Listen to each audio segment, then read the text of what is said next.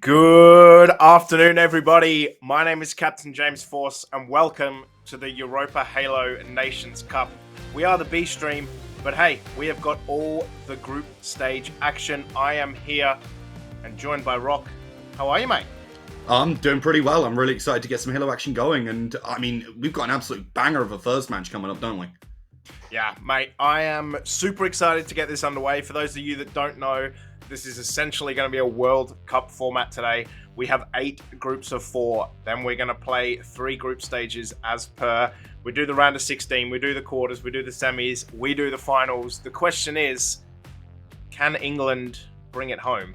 Is it coming home is the real question. And hopefully, we're going to see at least one England team get off to a good start, as the first game we have for you is England 3 versus Scotland 1. As you can see by our schedule, we also will have France 1 versus Italy 2, Ireland 3 versus Dach 1. These are not ranked, by the way, so this isn't like Scotland's number 1 team or England's number 3 team. This is just the order that they signed up. We do have a round of 16 game, we do have a quarterfinal game, and we will have a semi-final game as well. So we have 6 games to bring you, starting with some best of 3s and progressing through there into best of 5s, and the final is a best of 7. So lots of action, not only on the Bravo stream, but also on the Europa Halo main channel as well. We've got drops, so stick around. So yeah, we're going to run through those drops. They are a Gladiator's Edge Commando weapon skin, the Winner's Circle emblem, and there is a giveaway today. We have a 1-month Xbox Game Pass giveaway. So hang around for that later in the stream. But mate, I'm super excited, man. I'm so ready to look. What's the bit that you're most excited about? I'm pretty pumped, as I mentioned before, to see this first match. You were giving me the lowdown on all these players, and honestly, it looks a really exciting one. We've got a lot of different, very skilled players from a lot of different regions, obviously, coming through and hopefully going to deliver some good games. I think the other part as well is you were talking about potentially it coming home to the UK. I mean, sorry, to England, because obviously we're splitting up the UK. My bad for a second there. And I mean, so far, pretty much all the predictions seem to line up with that happening. Yeah, and if we have a look at the predictions, we asked some people in the know. If you look at seems to be England 3 almost across the board. DreamHack Halo thinking that England 3 is going to need to carry Gambit. I'm sure Gambit has something different to say about that. And obviously, the guys at Halo Creation, they're French, so they are thinking about a French victory here. But yeah, as you can see, a lot of people think England 3 are going to bring it home. A lot of people think Jimbo is going to be the player of the tournament as well. Newsflash, Jimbo is on that England 3 team. But yeah, I'm excited to kind of see how this goes. A lot of people think England, Germany 2 stands out as well. England 6, so the Dutch team as well. So there's a lot of kind of pros spread across these teams, and that's what I really like. Is it's not just, these teams have got all the pros or none of the pros. It's kind of, we've now got pros kind of split across all these teams. So I think it's going to be really cool. And like I said, we are starting with a best of 3. And that best of 3 is going to start with Strongholds on Livefire. Then it is going to be Slayer on Recharge. And we are going to finish on Oddball on Streets. The only thing I don't know, I'm sure pros will have GAs, or Gentleman's Agreement, for those that don't know about weapons. I don't know if they're going to be in effect today.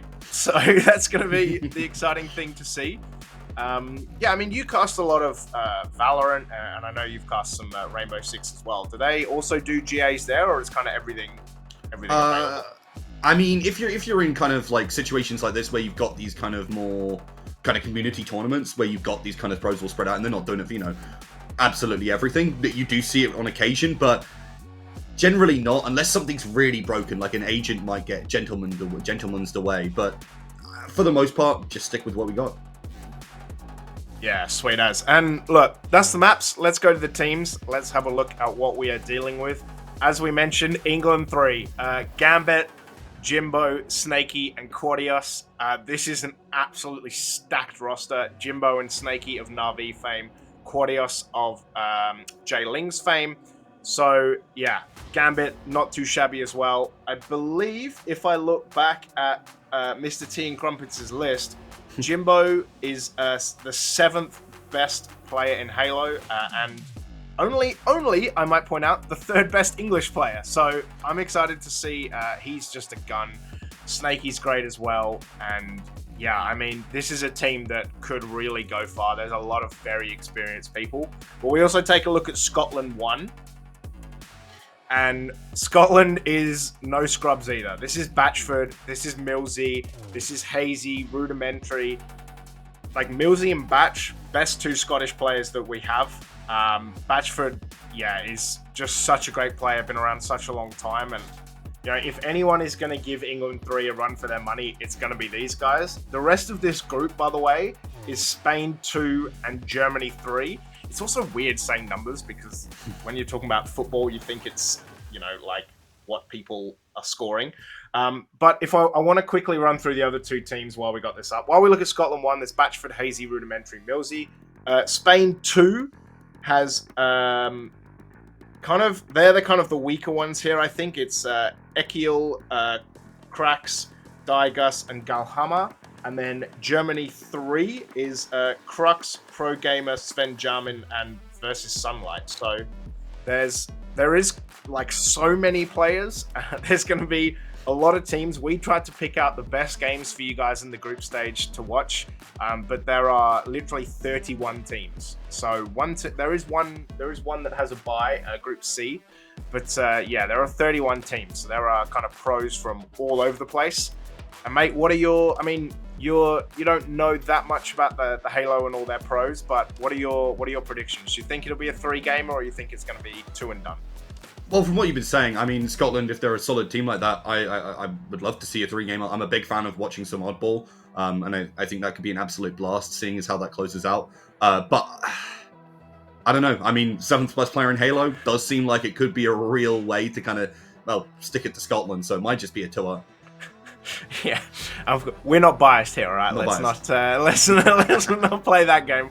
But yeah, I mean, like I said, I think it's going to be super good. I think it's kind of for Scotland 1, the important point is game 1, right? Yeah. Strongholds on live fire. You want to make sure that you are at least making sure you don't get overrun. You want to be at least competitive. I think for someone like Batchford, for someone like Millsy, they've played against these guys before. They kind of know. And luckily, they've been able to watch them a lot, especially at the kind of pro series and also with the majors in Seattle as well. So there's a lot of game tape on how these guys play.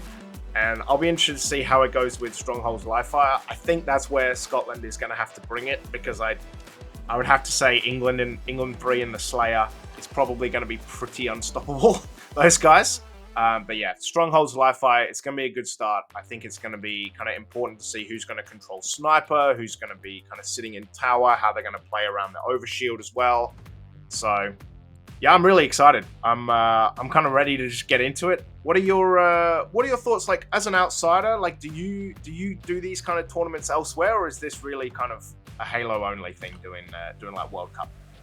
I mean, there's been a lot of World Cup stuff all over the place, but I don't think we've had the same level of talent in those World Cup games. Generally, when we have like a World Cup or a Commonwealth Games, which I've seen in some stuff as well, yep, it generally tends to be like tier 2, tier 3 guys, but you've got people literally from the very top, and I think that makes this one really, really exciting. So I think Europa Halo Nations Cup is a really special event, and I'm really, really excited to get to see some pretty high level Halo, with that kind of slightly more enjoyable twist of kind of having these teams be more spread out and be kind of slightly more balanced than, you see some teams absolutely dominating it, like the C9s and the Optics of the world.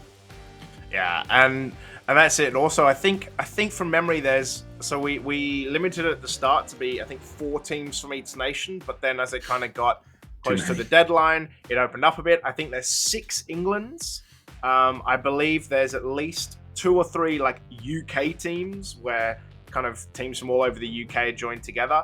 But we got teams from, there's a couple of Dutch teams, there's Irish teams, England, Dach, which is Germany, Austria, Switzerland, for those that don't know, the Dach region. There's Sweden, there's German-only teams, France, Italy. What else is there? I think that's it. Portugal have a team as well. Finland have a team. So yeah, Scotland, obviously, a lot of nations kind of all over the place. I'll be really interested. Like Finland only has one team, for example. I think Spain has a couple of teams. Sweden's got a couple of teams. So yeah, it's gonna be good to see. I hope it's not just all 6 England teams. I don't believe it will be. I think there's some good talent. But on that, while we wait for the game to set up, we are going to go to a quick break. We're going to bottle that excitement back in. And when we come back, we're going to release it for game number 1, which is going to be England 3, Scotland 1.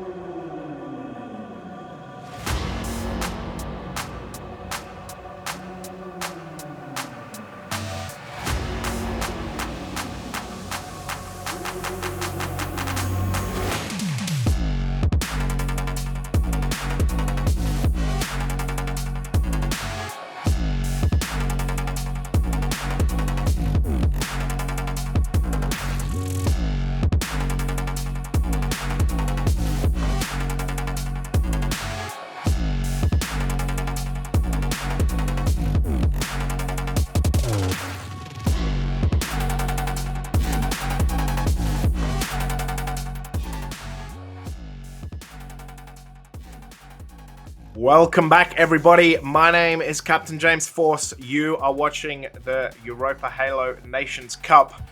And if I'm very not mistaken, Rock, we are just about to get into Game 1, England 3 versus Scotland 1, which is going to be weird to say the whole day, I think. Yeah, it is. Honestly, I might forget it, especially in the heat of the moment. So you might hear England, you might hear Scotland, but obviously those numbers will be probably at the top of the screen, I imagine, with those names. But yeah, I mean, you were kind of highlighting, just for those of them who weren't necessarily here before the break, that England are coming in looking as England 3, coming in looking as a really strong team, but this might be one of their most exciting matchups, mightn't it? Yeah, I mean, this is probably going to be the biggest test. And just like, you know, when you do the real World Cup, you have those games that you target as like, you know, probably one of these two teams is going to be the group winner and you expect both of these teams to progress. That's kind of what this game is. I would expect that both England 3 and Scotland 1 would progress out of this group. So this is kind of really important, especially as it's game 1, to make sure you get on the board pretty quick. And the other thing about it is because it's best of 3s, because you don't per se have goal difference, it's going to be match difference. So if you can win 2-0 or whether you're going to win 2-1, that could play an important part later on, especially you want to get a 2-0 here. No matter which side you are, you want to get a 2-0 because you're going to imagine that your other games would hopefully be 2-0, but you don't want to get choked up by like a Morocco-style, Saudi Arabia situation that happened in this World Cup. So you want to make sure that you're putting rounds on the board, but you're also not letting any rounds slip as well. So yeah, I think this is going to be great. Yeah, I mean, teams have really got to be careful around that, especially with the varying map types. I mean, and you were highlighting as well, this first map is really a must-have for Scotland, because when it gets to Slayer, I mean, you were highlighting Jimbo, and that looks like it's going to be pretty much a shoo-in for England 3, right? Yeah, you would think so, especially seeing as, you know, teams like Na'Vi, teams like Jailings, they've gone to the world stage, right? They were at the world champs and... So they were almost all the world champs. They were, what was I going to say? They were kind of these teams that, you know, Europe had so many teams at the world champs that for them it was really kind of how they could kind of stack up against these teams who were better. NA is just better. In Halo terms, that's how it is. In controller play, it's usually NA. I mean, all top 4, top 6, maybe even top 8 were all NA teams, right? So usually NA are the dominating factor here, but it's always great for EU to kind of go over there, try and take it to them, but also understand and learn how they play those games. Yeah. And usually NA just plays a lot quicker. They're a lot they like to dictate the pace. So it's kind of how these guys on England 1 are going to take that and kind of apply it to their own game, especially in the Nations Cup, especially when there's national pride, you know? Like, they've got to make sure that they're there and able to kind of bring it home. Whereas for Scotland, like I said, they've seen a lot of tape. So, you know, for them, it's going to be how can they stop that? How can they kind of play their own game and not have the game dictated to them? And speaking of game, we are in game right now. The only thing I'm missing is don't know who's who. I can see that England 3 look like they have C, whereas Scotland are capturing A and B. There's a HUD. There we go. Perfect. As we see Hazy kill Gambit. And you can see onto the side that Gambit and Snaky both have a couple of kills early. But yeah, they've got Sniper in hand as well. This is making it nice and hard for us as casters. But yeah, England currently up 5-0. However, Scotland are capturing C and getting some points on board. Yeah, good for a couple of frags as well to keep things going, and even looking to potentially get that trip, attacking both A and C at the same time. But look, there's some pressure coming on here. Looking for a chance to maybe contest it, uses a good nade to try and flush them out. But there's some backup, and there's so much pressure going on here. They do get something, but a little bit back it up of their own. And it's kind of a really interesting start as well, right? Like, it's this is what I mean. One of the things that I was talking about, as you can see where we talked about the AC setup, Snaky already on 5 kills, by the way, but the AC setup is quite unusual. But what I like about Scotland here is they're not letting England 3 run away with it. And this is what I was concerned about, is that I was concerned that kind of England would just take this by the haunches and run away with it. Having said that, though, as they are going to cap C, there is a momentary trip cap, but A is captured back by Scotland, who are doing some work. But you can see the heat wave here trying to do some damage. I've never cast without a HUD before. This is really interesting. But yeah, basically, if you're Scotland, you want to make sure that England don't run away with this. And if you're England, you want to just make sure that you control too. As a beautiful backslap from Jimbo, and is gonna find the assist as well with Snaky getting the kill. But yeah, as you can see, Snaky and Jimbo kind of taking control here with the most kills. It's Quadios who is slightly lagging behind for England 3. Yeah, a bit of a surprise, but I mean, no surprise that Snaky and Jimbo are dealing out some of those frags and already continue to fight over that mid control. As you can see, they've got control of A, they've got control of B and C, and they even take down another. They're just continuing to hold this trip. A double kill, nearly looking for that triple. But it's a good start for England, and they really aren't letting up the pressure. Look at how aggressive they are, but actually lose out on an all-important fight there means that there might be a chance for that C site as well, as A and B are getting capped. Yeah, that's it. And if you're Scotland, the thing that England are doing really, really good right now is that they're kind of making sure if they lose a point, they are coming back immediately and kind of grabbing another point. And you can see, look at this. Scotland capture 3, point C, sorry. And then as they look over, they just see 3 English players running it down mid. And Scotland have a temporary trip cap, but again, once again, England there to make sure that that is not going to happen. You can see some nades coming out, but England 3, Jimbo already on 10 kills. And they are going to cap B as well. Just get in there as Millsy tries to stop it. Unsuccessful, unfortunately. But England just stretching out that lead, 76-28 right now. Yeah, I mean, honestly, they're using their positioning really well, grouping up strong as a team, and, I mean, just looking to fight everything. They keep winning a lot of these 1v1s as well, which really doesn't help Scotland's case here, as Millsy's the only one alive at the current moment, still desperately trying to contest as that trip cap is becoming more brutal. Slides on in there, and you can continue to see that, I mean, Scotland, they're trying their darndest to contest a lot of this. That's why there's a lot of deaths. They're just pushing forward aggressively to find something, but it's unfortunately no dice as of yet, as they just keep on hemorrhaging some of these players in these fights. Yeah, that's it. And you can see, like, it was kind of like 70 points, and then England getting this trip cap, leading it all the way to 123. And Scotland have kind of got to work it out now that the game's kind of been settled into, and you can see these nades flying over, and you can see the heat wave as well. But as this game has kind of been settled into, as Quadios is going to get a kill, Jimbo's going to get a kill. You can see the ears there. Not going to get much done, though, as Batchford gets a double kill on both Gambit and Snaky. But yeah, it's one of those things that England just moving around in packs, and they're really building into this game. You can see Quadios gets a double, 3 members of Scotland are now dead, but Jimbo's on 15 kills. Snaky's on 12 as well, and they are just simply out-fragging Scotland, and they have less than 100 points until they take this map.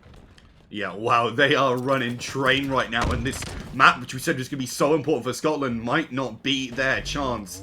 As you can see as well, just trying to get aggressive on through, but behind them constantly are these fights. But taking down Snaky would be good, if not for the backup that always seems to be there from England.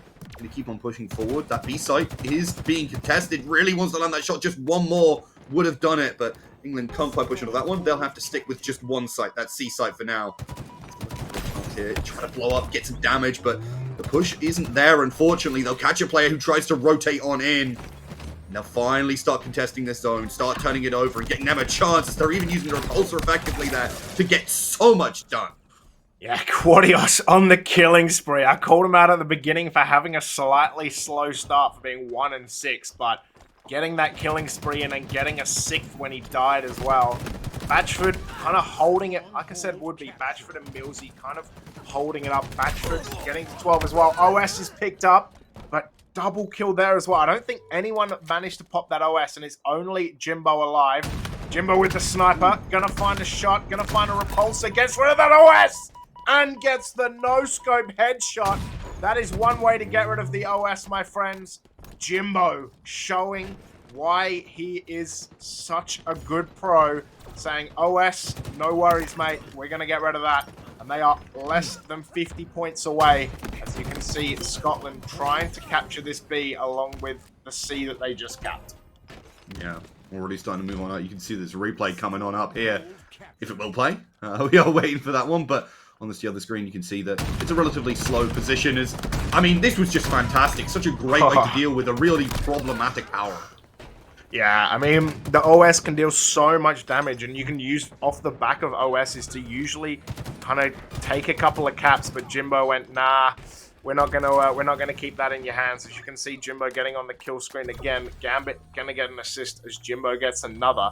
Jimbo dropping a 20 bomb already, 20 and 8. I will say though, Scotland not making it easy. They have 69 points. Nice. Nice. But yeah, they're making England 3 work for this. But you can see Snaky just getting a double kill. It's like, you know what? If I'm gonna have to kill all of them, is he gets a triple as well. The whole team dies while he's trying to capture B. And now England 3 have that trip cap. It is only going to be momentary though. However, while Scotland are capturing C, these points are building up. Only 30 points to go. As England 3 managed to secure C as well, Scotland going to take... Oh, they're not even going to take B either. That's going to be secured as well. So it's only A that Scotland 1 managed to get. But some absolutely great defense there from England. As you can see, the overshield in the cat ears right there.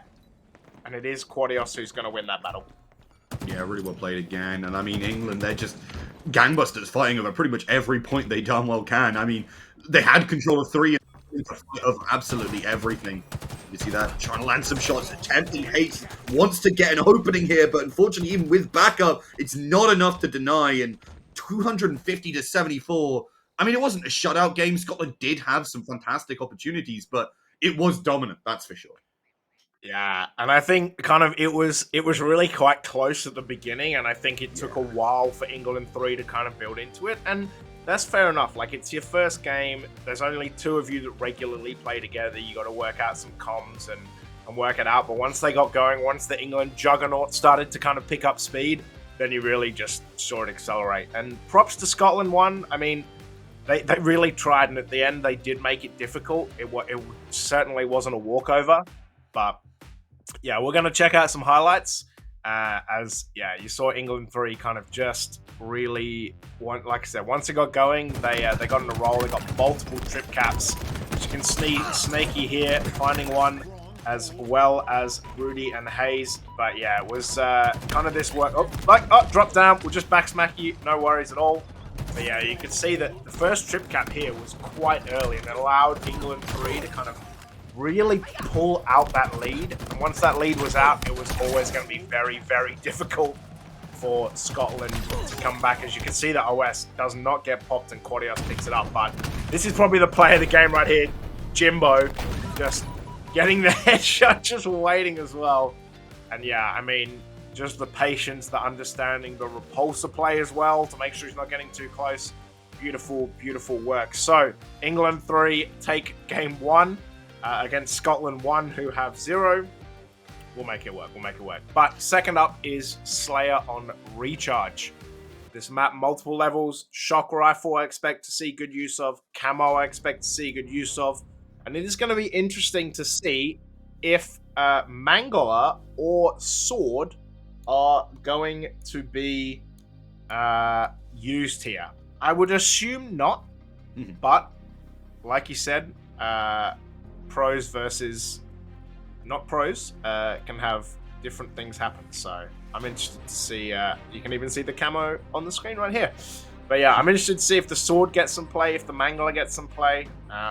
What do you want to see from Scotland in this game to kind of bring it back?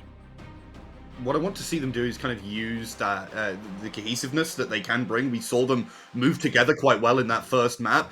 They need to be doing that here. Otherwise, they're just going to get outgunned. I think that's the biggest problem for them right now, is that England are just outgunning them in a lot of ways. And it makes sense, right? They've got some absolutely fantastic players on that squad, and they're leveraging that heavily.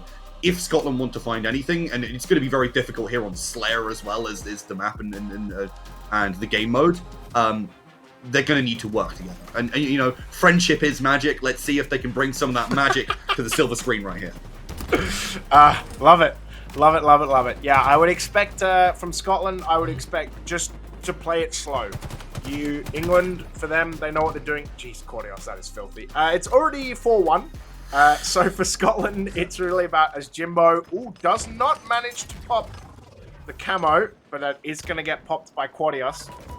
But yeah, for Scotland, the way that this is going to work is if they can take this slow, and if they can make England come to them, then it's going to go better. You can see Jimbo just outgunning Hazy there. So, yeah, there is... Scotland have brought it back, but they're going to need to do a lot more than this, as Cordios now has a shock rifle and camo, which is about the filthiest combo known to man on this map. Yeah, it's not going to be good. Does get another frag. And, well, it's a nice one of them to find, to continue to be ahead. But as you say, if Scotland are together, they can catch some of these players off guard, use well together. But when they're picked off like this, when you've got the camo, when you've got the shock rifle, such overwhelming firepower, it's very hard to really effectively contest. You can see Cordios on a killing spree. Like I said at the top of the show, like, gonna put this shock rifle to good use. I don't think anyone has got sword yet, so that might be working. As you can see, oh, you really thought there was, and you can see shooting the nade, so no one gets those as well. Oh, he's gonna miss with that shock rifle, but is gonna maybe find. He's struggling so hard. He's just like, let me kill one of you, but he is 5-0. Like I said, Jimbo 6 kills as well. So yeah, these guys really taking it. Snaky just letting everyone else carry for the moment, but it is 14-9, so more than a team wipe already in the lead for England. What can they do here as they see the shock rifle come on through? Can he find Cordios? He does, and he's going to pick up that shock rifle. Not a whole lot of bullets, though, as Gambit and Batch going to trade. And England 3 with a 3-kill lead. But look how slow this game is, right? This is what I was talking about. Look kind of how Scotland has slowed it down and making England come to them. And I think this is the key to Scotland's success. Yeah, honestly, it's a really good look for them when they're playing together, when they're playing slow. That could be such a big chance, yeah, and even though the shots are coming through, it simply wasn't enough. And, well, Cordios gets another frag, and England continue to pull away in spite of good grouping from Scotland. Because there's so much control of the map, they're losing a lot out on these power weapons. They're getting tested all over the shop, and it's difficult for Scotland to really break through when there is that chance to just kind of, you know, find frags like that. The shock rifle comes on through, lands another kill, and England 3 continue to hold that lead as it seems to widen as we go on through. It's, I think, 10 kills up. Yeah, and Snaky getting a double as well. Now they are halfway to victory. But I must say, this is a much slower game than I thought it would be. And I think that's down to Scotland. I think hiding is the wrong word. Pacing it slowly, as you can see. Tactically playing, as you can see, Jimbo finds one but gets traded by Rudy. You can see here that Hayes trying to find kills as well. Just going to wait for his shield to recharge. But yeah, Jimbo been leading from the front. And something we talk about a lot. Oh, as you can see, I think this is a Diamond BR in shot. But something we talk about a lot is in Slayers, you know, once you get past kind of 11 kills or 11 deaths, Cordios gets a double. If you get past 11 deaths, that's kind of the limit of where you can get to and still probably reliably win a Slayer game. Once you hit 11 deaths or 12 deaths, that's kind of, you don't really want to get much more than that. And you usually see the pros will try to avoid that. You don't really see pros having like 20 death games, right? So you can see Rudy already on 10 deaths is going to have to sell his life a little bit dearer as he gets killed again for an 11th time as Cordios finds one as well. So, yeah, for Rudy, it's just making sure Snaky finds Batchford. But for Rudy, it's making sure he's just selling his life a little bit dearer than that. On the opposite side, you can see Cordios, only 4 deaths. And that is why England is keeping that 10-kill lead right now. Yeah, they're just contesting things. The nades have been on point as a duo as well. Winning out. These 2v2s barely didn't get that escape. Didn't manage to punish it at all. So Snaky will have to chill out with the rest of their team, and Jimbo continuing to lead that charge. Really wants to contest here around Hydro, but instead focuses on the players who are coming for those flanks. They are ready for them, and they are moving as a squad. Quadios chases as they do lose at least a player there, but it's not enough again to give Scotland an advantage to find a way to get back into these. Frags like this could be good, but already Gambit had found a frag. Yeah, beautiful work by Batchford as well. And it's just sometimes a little unclean. It does look like they are not going for sword though. So that is good for them. As you can see, Quadios was going to get sniped in the back no matter which way he looked at it. But it is going to be... Oh, how does Gambit win that? Gambit and Jimbo getting kills, and now they only need 7. Trades will do it from here. It looks like the GA is still in effect. No one wants to pick up that sword, which is good. We like to see that. Nades are going to come through as well. As Jimbo return to sender, take the repulsor, and take that nade back. But Quadios 15, Jimbo 14. England 3, 4 away from wrapping this up and taking their first victory.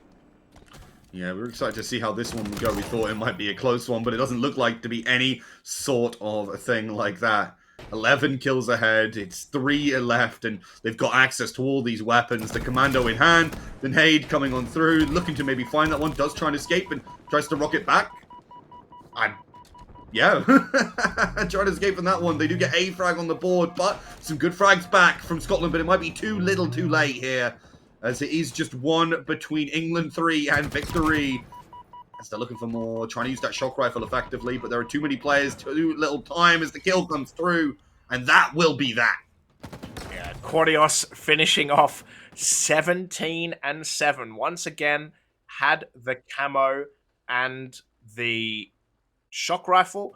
And yeah, I mean, Batchford played really, really well, but England 3 were kind of always going to dominate that, and in the end, it's kind of exactly what they did. Yeah, I mean, they absolutely did dominate. They got aggressive. They got access to all of the map. And that was also, right, kind of in part because Scotland were trying to group up, because they were trying to play as a squad, which was absolutely the right call, right? You've got to be able to play effectively together. And they knew that in terms of individual, pardon me, geez. In terms of individual skill, they weren't going to be beating England 3. So they tried to play together. But the problem is, when you're condensed as a unit, you don't have that same map presence. And as a result, they just got nickel and dimed out of that game.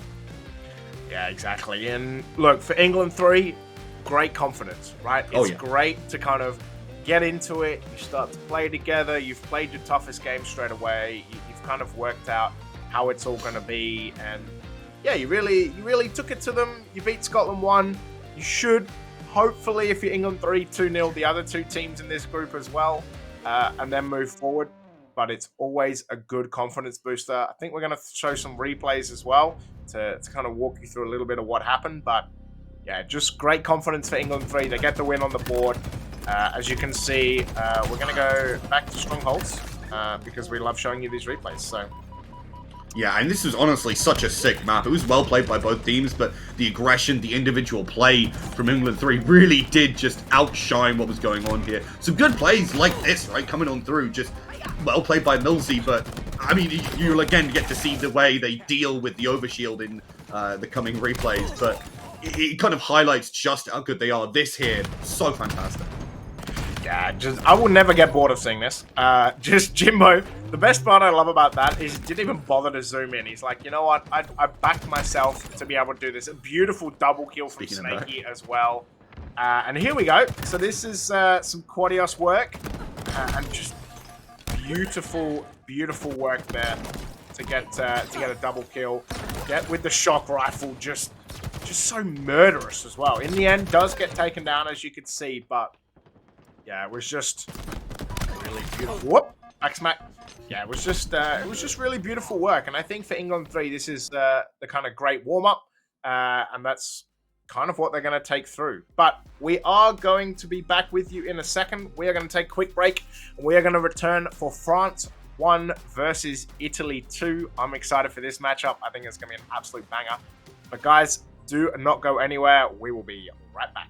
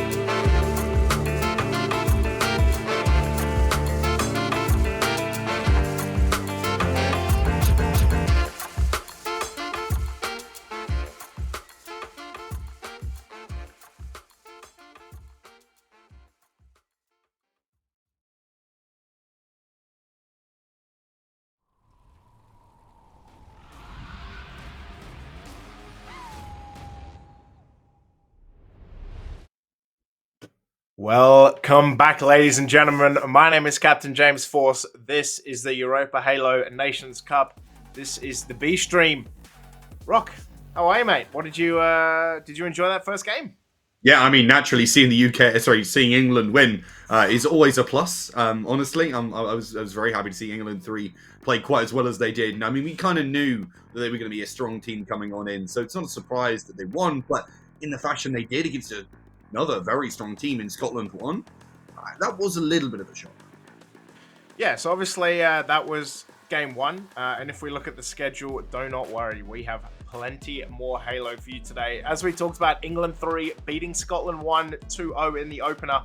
We now have France 1 versus Italy 2 out of Group H.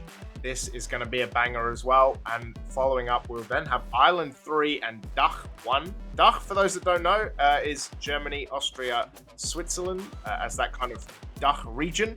And then obviously we have a few games later on as well. For those of you that weren't here at the start, it is basically just a World Cup. There are 8 groups of 4, and then we progress. Top 2 progress into the round of 16. We do quarters, we do semis, we do finals. And given that we are at the finals stage of the actual World Cup, who is your prediction to win, France or Argentina? I'd like France to win because then we only lost to the eventual winners, and that makes me feel slightly better about things. Yeah, no, that's fair enough. I want to go. I'm going to say Argentina just because I want Messi to win. But yeah, I also agree it would be nice as England, if we lost to France, because then it doesn't feel as bad. That's it. But bringing it back to this Nations Cup, we're going to look at some maps. Obviously, we are still in the group stages. Group stages are best of 3. And we have a treat for you today. We have King of the Hill on Streets. We have Slayer on Imperium, although, Imperium, we call it Pit. It's just Pit. And then we have CTF Detachment, which is pretty much the newest map on the roster. I'm super excited for this map because I really have not seen any of this map yet. I doubt very many people have. A lot of people know Pit. Pit's going to be really interesting. We're going to talk about it after game 1 because you can already see there is a scrap cannon in there. So we're going to talk through all the things that are in Pit. But we are going to start with King of the Hill on Streets. And one thing I'm super excited about is that King of the Hill is back. So there was a bug where it got taken out of HCS settings momentarily, which is what we run on. King of the Hill had a bug where the 3rd or 4th hill didn't spawn. So there are 5 hill spawns in total. Then it was going 1, 2, 4, 5, 1, 2, 4, 5. So thankfully they fixed that. So King of the Hill is back. So we have many more options. But let's go through some squads. We are going to look at France 1 to begin with. And there is one very, very big name in there, which is Shady. It is Asquizon, Shady, AX, and Yumul. I had the pleasure of casting Yumul a little while ago as well. Very, very good player. But Shady is by far and away the best player of Ascend fame for the first half of this split. The 4th best player in European Halo. And yeah, just an outstanding player. I'm really looking forward to seeing what France 1 can do here because, mate, this is exciting. Not only that, is they are going against Italy 2. Italy 2 also has at least one very big name, which is Mose. We'll get to Mose. First is Savia. Savia is a fellow caster, also very, very good player. Luridi, Jaspot, and Mose. Mose is also a fantastic player. The 6th best player in European Halo. Didn't actually have a team for most of the split, to be honest. But yeah, just is also amazing. So this is kind of the Mose versus Shady matchup, if I will say. But mate, I am super excited to see this. What are your kind of thoughts going into it? Obviously, kind of, these player names don't mean much to you, but yeah, what are you kind of looking for between these two teams? I mean, obviously, it is the heavy hitter show that you kind of highlighted, Shady and Mose. I think that's going to be really exciting to see. I mean, in the previous series, we did see a really interesting one, but it was relatively one-sided. I'm hopefully looking for something a little bit more even more than anything. I'm rooting for Italy here. I'm excited to see what Moses is really going to be able to bring to the table. And yeah, hopefully they take down France where we couldn't. Yeah, and if you kind of look at it on purely a numbers perspective, it's, you know, no one really in Halo is face at level 10. It's kind of very hard to be level 10, but basically both Moze and Shady are 6s, and everyone else is a 3. So for the Faceit side at least, this is a super even battle. And in fact, France even came up on a few predictions. So we're gonna go back to that predictions, and we're gonna have a look at that table. Obviously, Halo Creation thinks that France 1 is going to win it, but I think that's a little bit of French bias. But if you take a gander across the rest of it, you can see that Jersey has France 1 as 4th place, and you can also see Noob Combo having France 1 as 3rd. None of these guys include Italy, unfortunately, but you can see Halo Creation thinks that Shady is going to be the player of the tournament. And yeah, a couple of people thinking that France can kind of go the distance, at least make some semi-finals here. So based on that, I would have to say that I think France probably has the edge here, but I would not be surprised, and I think you feel the same, if this goes to the full 3 games. Yeah, hopefully we do. I mean, we've got some interesting maps, as we kind of talked about before, so that really could be a cool one to see. I'm most excited, though, for Empyrean, right? Obviously, Pit with a fresh lick of paint. Honestly, that map looks absolutely sick, so I'm 100% down for it, and it's a bit of nostalgia for me as well, so I'm down for that. Yeah, and I think it's really cool that they've kind of taken this map that's been there for so long, and they've kind of rejigged it. I think the unofficial name is Pit 21, but now, of course, it's just known as Imperium. There is a lot of things in this pit, though. I will say, if you go down the list, and there's also Argyle that might turn up later, so we'll talk about that then. But the pit has rockets, which comes with 4 rockets. There's 4 fusion coils. There's a couple of turrets you can detach. So pit has a lot of crazy things going on. We are, like I said, though, that is going to be map 2, which you're, you know, like you said, you're excited for. This is going to be King of the Hill on streets, though, so that's why we are doing the streets fly through. There is the Spanker in mid. There is also the rifle up in the top of Subway as well. So yeah, I mean, it's gonna be an interesting one. I want to see how teams control this map, whether it's gonna be, you know, kind of how they're gonna do this. And we saw the finals was, in fact, this was the final map of the World Champs, where Optic thought they had won, when they did not. So they started celebrating. All the poppers went off. And then they actually had to sit back down and take control of that final hill. So that was one of the craziest ends to a World Champ I've seen. But you can see France coming out the gate immediately, 5 kills to 0, and sitting on the hill as well. As Shady is going to find, this is probably going to be just a domination. He gets a triple. Can he find the overkill? But this is just going to be, honestly, the Shady versus Moze matchup. But Moze is 0-3 already, so on the side of Shady is going to be dominating. He is going to be killed eventually. But France 1, looking pretty in control right now. Yeah, shout out to Yume, who's also managed to find a couple of those frags already. And oh my lord, this is a completely different game from what we saw in map 1, where we just had, I mean, a relatively, you know, slow, standard, sensible pace, but this is out of the gate, just aggression. You can see it on your screens there. Players piling in again and again and again, and I'm absolutely here for it. Look at that from Xavier. Going to continue to fight away, does get the shot with a bit of backup from Law there, and that will be the hill going in their favor this time. Yeah, so it's just a really great start from France. Like you said, just right out the block. The first hill kind of placed near where B is, for those that play Stronghold. So yeah, just a great start. France, yeah, basically trying to kind of keep control of this and make sure they find another backsmack. But yeah, France just trying to make sure that they basically just control this objective again. And I think the colors keep switching, right? But yeah, Italy right now in control of this with Xavier, as you saw the Spanker coming out as well. As Yuumi is getting a kill, AX is going to find him. Yeah, it's just the pace has slowed down a lot. You can see both teams just trying to kind of take some control of this second hill if Bastos is going to kill Mose. Shady with the rocket's going to find Jaspot. Yeah, it's just slowed down slightly of France. What a start. Italy just having to work themselves back into the game as Shady with another double.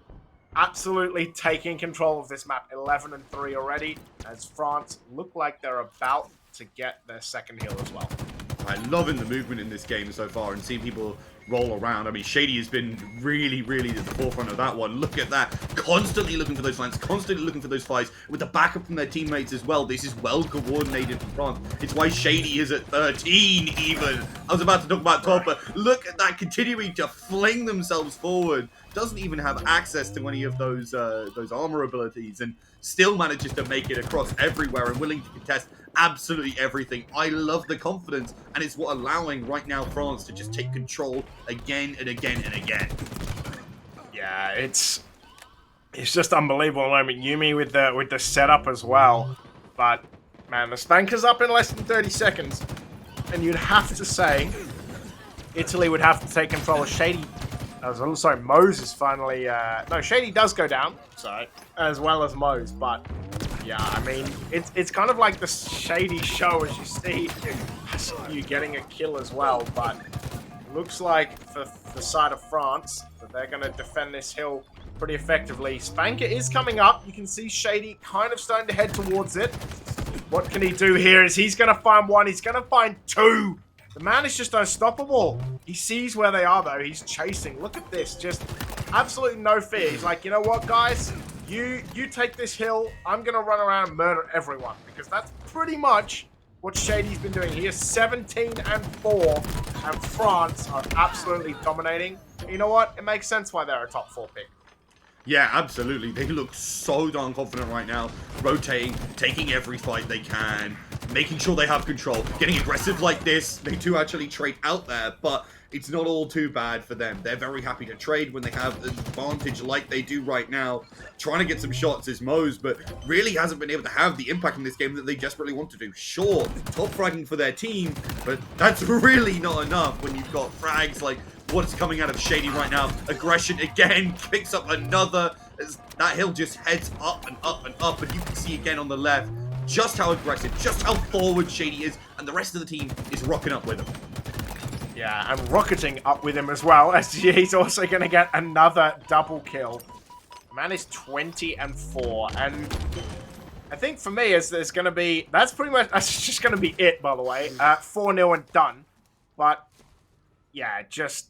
France 1 just came right out the gate and took absolutely 0 prisoners. And, yeah, I thought it was going to be a lot more even than that, but it just proves why Shady is one of the best players in Europe, because man just dominated. It wasn't even close.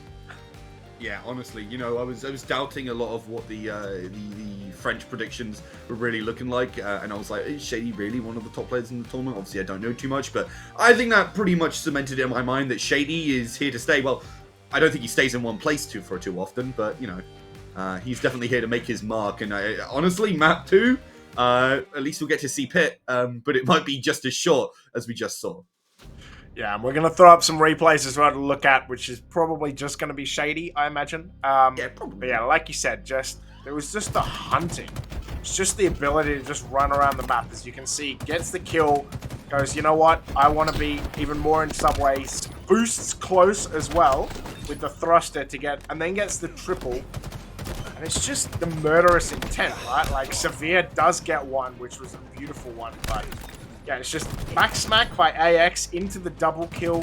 France just kind of had them all over the place. Shady finds another, gets the back smack for another double kill. The man was just everywhere. Double kill, and I love this, right? You get 2.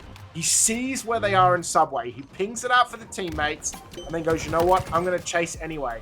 AskQ goes, there's 2 up here. Confirms where they are. Shady chases. AX gets one with the rockets. And then AX just chasing. Look at the, I love the rewind. the in-game rewind as well to get it done. And yeah, I mean, you take that kind of form into a Slayer, and you're right, we're not going to see any detachment at this rate. But it is the pit, and like I was talking about just before we went into Streets, there is a lot of things to go through pit. So usually rockets come with 2 rockets. The Spanker we saw there does come with 2 rockets, so kind of you have to use it pretty effectively. Rockets in the pit come with 4. There are 4 fusion coils, which you can just pick up and Kong at people. There's 2 scrap cannon turrets, which you can detach and walk around with. And they do make you extremely slow, but still.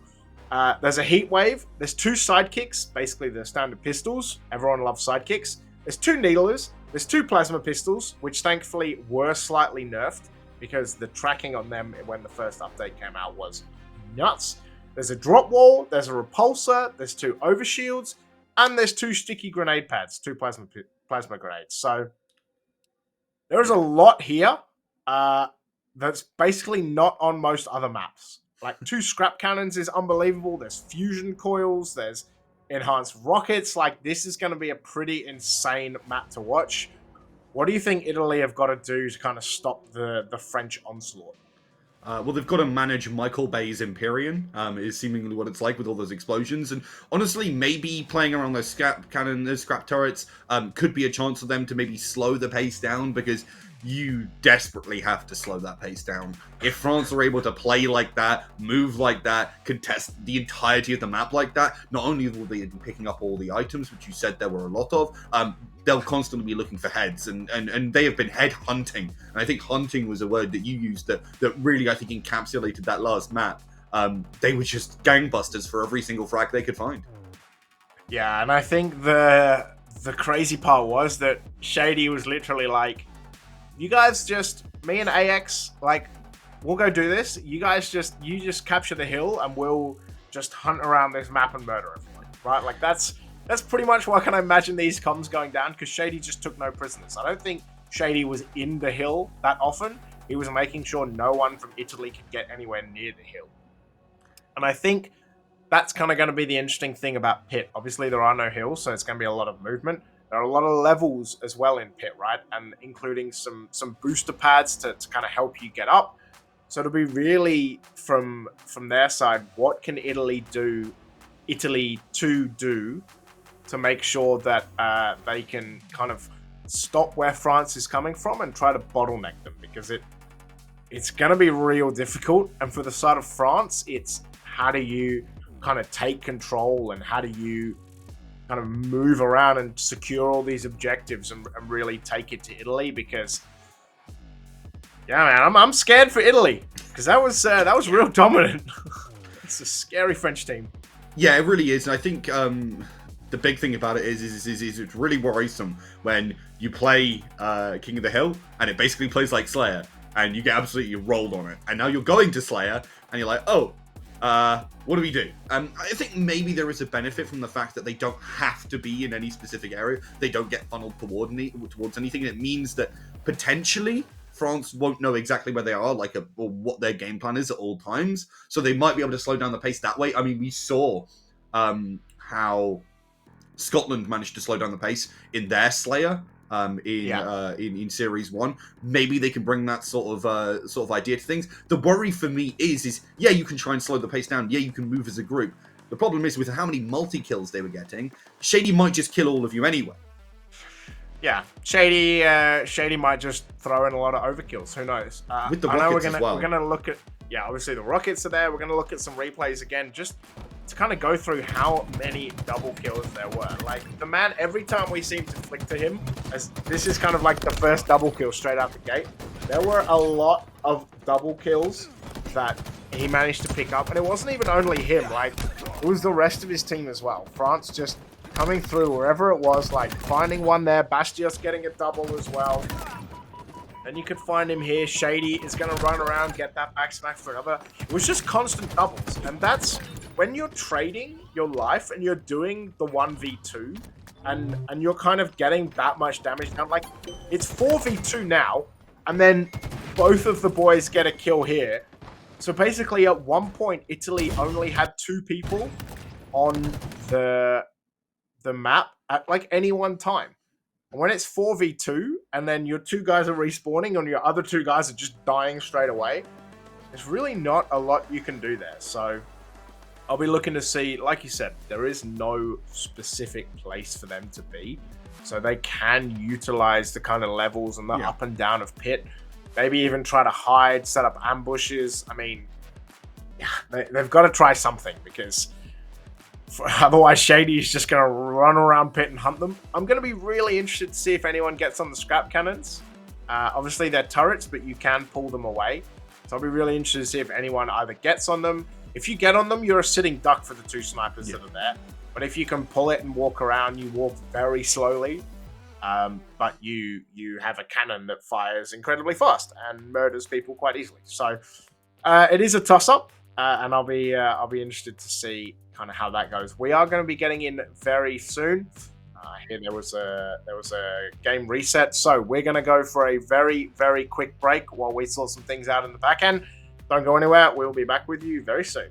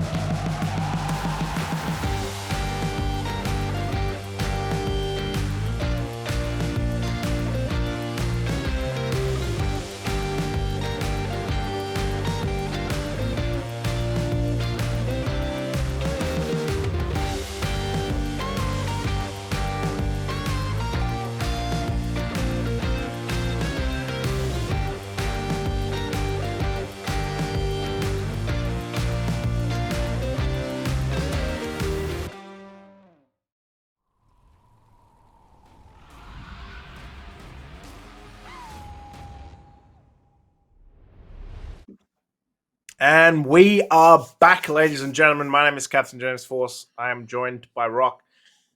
And this is the Europa Halo Nations Cup. And we are ready for group stage game number 2, France 1 versus Italy 2. As we ran through before, it is going to be starting with, it already was King of the Hill on the Streets, France 1 taking that victory convincingly. We are back for game 2, which is going to be Slayer on Imperium. No one calls it Imperium. It's going to be Slayer on the Pit of Doom. And I am ready for the Pit of Doom. What about you, my friend?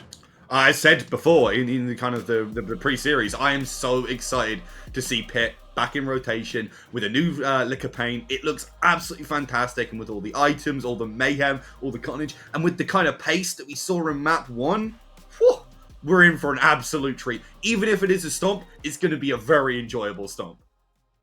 Yeah, and we are going to get right into it as we go. And here we go. Fusion coil already. Can he get the kill? Spanker's going to come out. Shady says no, thank you very much. Mose does get a double, and Italy 2 have the lead straight away. As you can see, the rocket does have 4 rockets, which seems incredibly broken.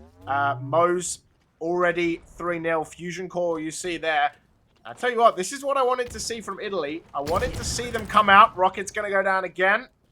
Bruh, just Mose destroying life. This is going to be an absolutely insane map. It's really insane just how many things are on this map. There you go. There is the sniper. Sniper v sniper. You can see the zoom in. And he just went past the turret as well. As you can see, Yumi for Team France. But Italy is 7-2 in the lead. Mainly because Mo's on a killing spree. Yeah, I mean, they got those weapons early and they contested effectively.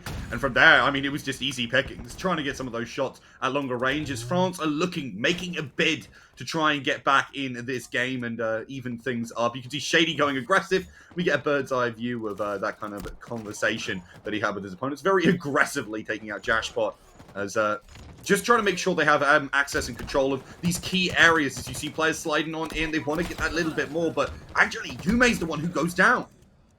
Yeah, and beautiful work from Italy as well. Just, you know, France was starting to come back, starting to make a push. Oh, there is going to drop the sniper. We are going to see this here. But what a beautiful shot there from Yumi to get it done.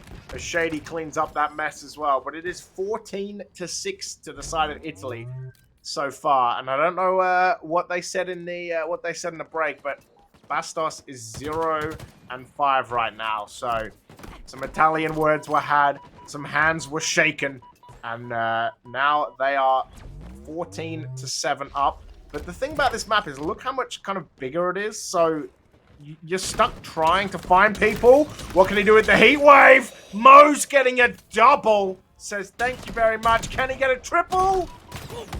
Maybe? No. Nearly. Shady is going to beat him back, but beautiful repulsor and heat wave play there.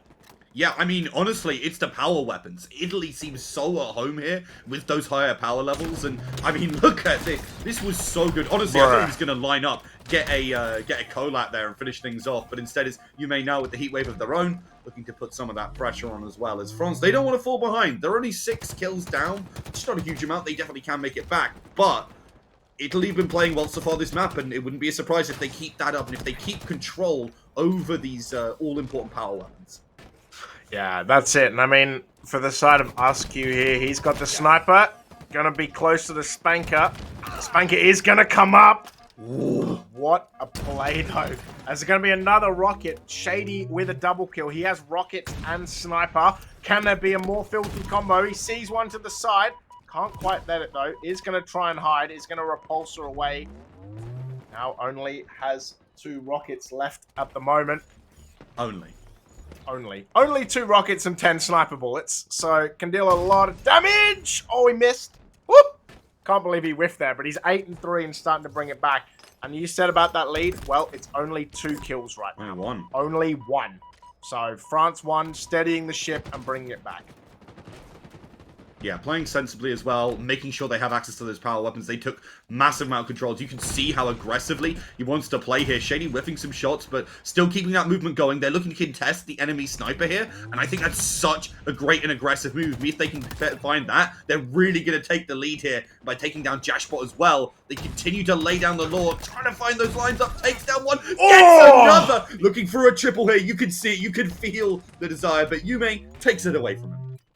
Mate, the fact that Yume and Shady both have sniper rifles puts Team France in this incredible position. Like, oh, sniper in the back, killing Frenzy.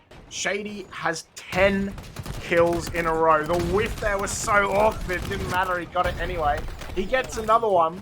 Shady is just unstoppable. As I say that, Mose is the one who finally stops him. But France 1 have a 6-kill lead.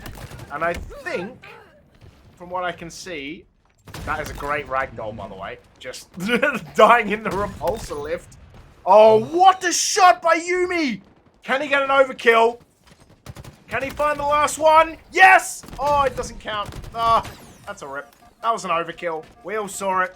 Beautiful work, but France won, extending that lead. Double snipers.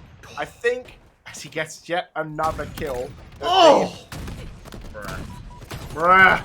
Not like this. Oh, he is gonna... It's Mose again, by the way, who finds the stopping power. But, jeez, I don't think people are using the scrap cannon. I think the turret is GA, because I haven't seen any single person use that yet. But Shady is 17-6. That's ridiculous. Yeah, especially given how this map started off. It was Italy with an advantage, but unfortunately that advantage has gone nowhere. You can see the frags coming through left, right, and center. Italy trying to find their way back in. But France, they're just keeping up that pace, and Shady's gunplay just seems to be, well, he's not playing. He's just absolutely going to work, taking these players to town. And aggression, again, Yume moving towards the Spanker, wants to try and pick that up, does in fact have it, and will be able to continue getting that for their team. And you can kind of see this has been a replay fest for both sides. These snipes from Yume, let's not watch that little bit. Thank God we moved away from it. And I mean, look, we talked about it at the top of the show as well when it came to Slayers, and about 12 deaths, 12, 13 was the max that you want, as Yumi's going to get absolutely rocketed by Moze. This might be the start of a comeback, you can see, but Shady and Bastos and everyone else getting into the lineup, and there's just one kill to go for France 1. Shady dropping a 21 bomb. Can it be 22? Look, they've just piled Italy into the corner. It is going to be 22. Shady finds kill number 22, and France 1 going to win 50-36. And I can tell you, at the start of that game, I had hopes we were going to see CTF detachment, but France just took that hope and crushed it and snapped it away like a Thanos finger. Yeah, that was pretty brutal, if you ask me. It felt like, as you said, that there was a chance for them to just actually find something and keep that momentum going for Italy. Moze stepped up in a way we kind of didn't see in that first map, and I was like, oh, that's great, we've got some exciting things going on. And then Shady, but not only Shady, Yume as well, they got access to those snipers, and then from there on out, it was dominant, especially when they had double sniper going, because they were getting so aggressive, taking their opponent's power weapons. That was just unfair. Right. We'll see some replays as well, but like Shady with a rocket and a sniper, and Yume with a sniper.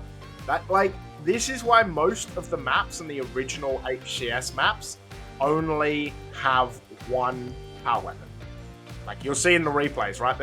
There's usually only one sniper rifle, or there's one rocket. There's not usually rockets and sniper rifles and kind of all these other, and fusion coils as well. I saw the fusion coils get thrown around as well. And yeah, it was pretty nuts, as we're going to run back through all the double kills, just to remind you how good game 1 was. And it wasn't just the power weapons. Obviously, we're going to see them now, but you saw the last bunch of kills were all BRs. All just solid play with what they were given. And, I mean, again, we're going to kind of see a highlight and focus towards those power weapons here on this map, but it was just fantastic play from across the board. So many beatdowns, so many backsmacks, honestly. I was kind of shocked by that, just because the movement, the pressure was insane. They weren't able to quite have the same dominance over the map as we saw in map 1, but this series was absolutely all Shady and France 1's shot. Yeah, props to Moze, really, at the start of this map, took it to France 1 completely, but at the end of the day, just once Shady turned the big guns on, it was pretty much all over, unfortunately. And France 1 going to win their match in the group stage. We are going to throw to a quick break, but when we come back, we are going to be in the final match of the group stage. So don't go anywhere. We will be right back.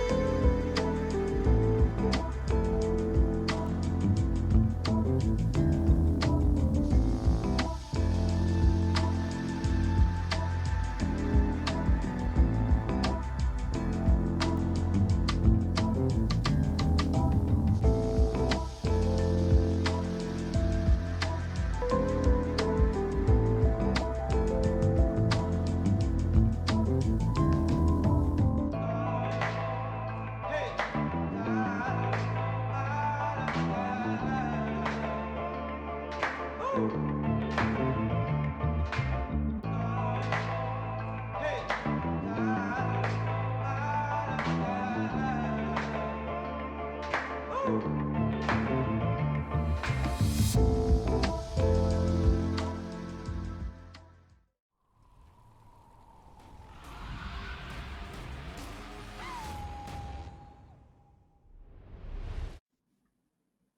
afternoon, ladies and gentlemen. Welcome back. My name is Captain James Force. I am here with Rock. This is the Europa Halo Nations Cup, and this is going to be round number 3 of the group stages. My friend, how are you? I'm excited. We've had some really high octane action. I think is a pretty easy way to surmise the last 2 series. I mean, they blew by. Hopefully we'll have something a little bit more, calm and actually relatively even. That would be my most kind of sought after thing. But we've also got some interesting maps as well, and I'm interested to see how this one's going to go as a whole. Yeah, and I've been told by the man upstairs that drops are enabled and working. Let's go. So this is what we have for you. Gladiator's Edge Commando as the weapon skin. There is the Winner's Circle emblem as well. And there is a giveaway that will be talked about later as well. A 1-month giveaway on Game Pass. But yes, let us get to the game at hand. I'm super excited for this. This is the last of the best of 3s before we get into the round of 16. Just like a normal World Cup, 8 groups of 4, and we will progress through the round of 16, through the finals, the knockout series, which will become best of 5s, with the final/3rd place being the best of 7. So this is the last best of 3 we are going to have. And today we have Ireland 3 versus Dach 1. Dach 1 being Germany, Austria, and Switzerland. As you can see, it was 2-0 to England, 3 over Scotland 1, 2-0 to France, 1 over Italy 2. Will it be another 2-0, or will it be a 2-1 between Ireland 3 and Dach 1? I'm super excited to get into this. I think we are also going to look at some rosters as well. We're going to look at maps first, though, because it is a best of 3. It is going to be Oddball Recharge to begin. It is going to be Slayer on Aquarius. So first time we're going to see Aquarius today. And there's going to be a King of the Hill on Livefire as well. Obviously, we also looked at Livefire earlier. We also looked at Recharge earlier, but I'm excited to see Oddball, mainly because of the amount that you can play on that map.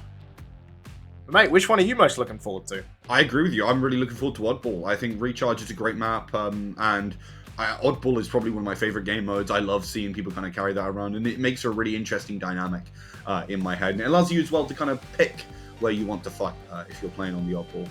If you've got access to the Oddball. So that makes it very fun. But as you kind of said, Aquarius as well, we haven't seen that yet today. That could certainly be interesting as well. And maybe, just maybe, we will get that third.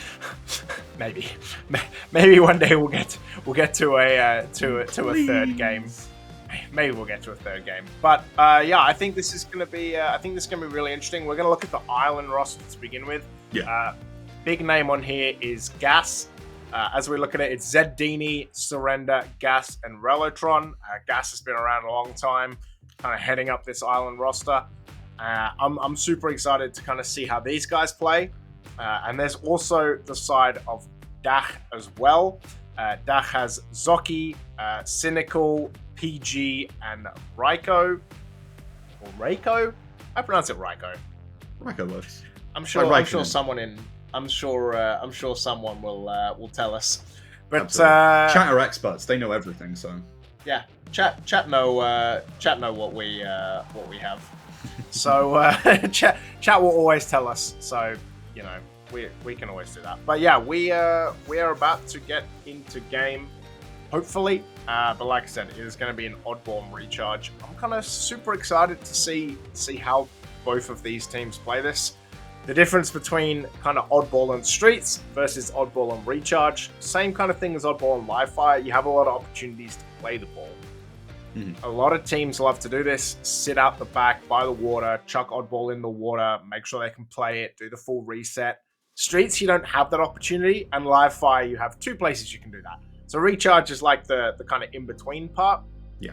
So I'm excited to see kind of how these guys deal with the camo, shock rifle, and how they go about playing. I'm just really hoping that they fixed Oddball, because I know there was an issue where when you grab Oddball, you are visible to everyone else. Like, hey, I've got the Oddball. But there was a bug where if you picked up camo and then picked up Oddball, you would be invisible. Oh. And there was no sign to point out where you were. So I'm hoping they fix that. Otherwise, you might see some sneaky camo plays with the Oddball. So, mate, what are your predictions? Who you think is going to win this one? You know what? I got my trust in Duck. Because, I mean, they've got access to more regions. That's my answer, right? In terms of countries. As a region, they're bigger. So they must have a wider talent pool, right? Right? True. Yep, I can see that. There is also a couple of German teams. So I think Duck has just pulled people. I am actually going to, on the fly, try and find where this Duck team is actually from. It is because PG is Swiss. The other three guys are German, but PG is Swiss. That is why they are technically the Dach team. I'm not even sure, actually, because I think they're the only Dach team that there are actually any Austrians. So, yeah, it's more the Dusch team, I guess, in this case. The Dusch team. But, shout out to the Austrians. We'll keep the Dach name going. But I heard there was a game restart, so we'll be with you for a couple of moments longer. But yeah, what have you found kind of over the first two games? We've kind of had a couple of 2-0s, but what has been kind of the thing as someone who is a kind of an outsider to Halo? What's the thing that you've been most excited about seeing? There's only one answer for that. I hate to break it to you, but Shady's movement and all the movement, honestly, of the French team in Series 2 was so exciting. I mean, shouts to Moses as well for playing really well into that, especially on Pit/Empyrean. But I genuinely didn't know that you could move like that in Halo, and they really showed me like an aggressive style that was so exciting and fun to watch. So shout out to the French team. I don't normally big up French people, but they deserve it for that. Brilliant. so English. We don't usually big up the French. Everyone gets one, and that's theirs. Everyone gets one. But yeah, as we are doing the fly through on Recharge here, yeah, I'm kind of really excited to just see how this goes. Like, not a team. Neither one of these teams, as we're going to go into it, fair play to them, are like top level pros. But you know what? It's still going to be some fantastic Halo to watch. Island 3 versus Dach 1. This is Oddball on Recharge. Dach 1 with the early kills. Yeah, good to see them setting off the pace well. But obviously, that ball is where the kind of, idea's got to be. Already got that invisibility, looking to make sure they can secure the zone. Messing up a little bit of that parkouring, but will eventually get some control for their team. Yeah, exactly. And don't worry, once I called Gas out for being the big name, Twitch chat loved to remind me that Zed Dini was a LAN winner. So, obviously, another big name out of that Irish team. Thanks, Twitch chat. That's what you're here for. As PG 120 bringing that Swiss flag out, and is going to find almost a killing spree before eventually getting put down. But it's Island 3 who have first dibs on the ball. It is only going to be 5 seconds worth so far. As you can see, Zoki trying to get this ball away from batteries and up into Attic. Is going to go down though, and that ball is going to be stolen back by Surrender. And Island 3 taking an early lead. Yeah, let's hope they can do some position control, but look at that, they're right in point blank, but there goes the oddball as well, as trying to get aggressive, they actually have to throw it out. Do manage to get a good backsmack though, and they should be able to reclaim control of that. Surrender plays so darn well in this position and will even manage to make it out. And it's obviously batteries is the focal point right now, but nobody's got control of the oddball, so they're going to have to make a move towards it. They've got 3 players nearby, but there is 2 players in very, very close proximity, and it'll be down to Surrender again to make them, absolutely disappear.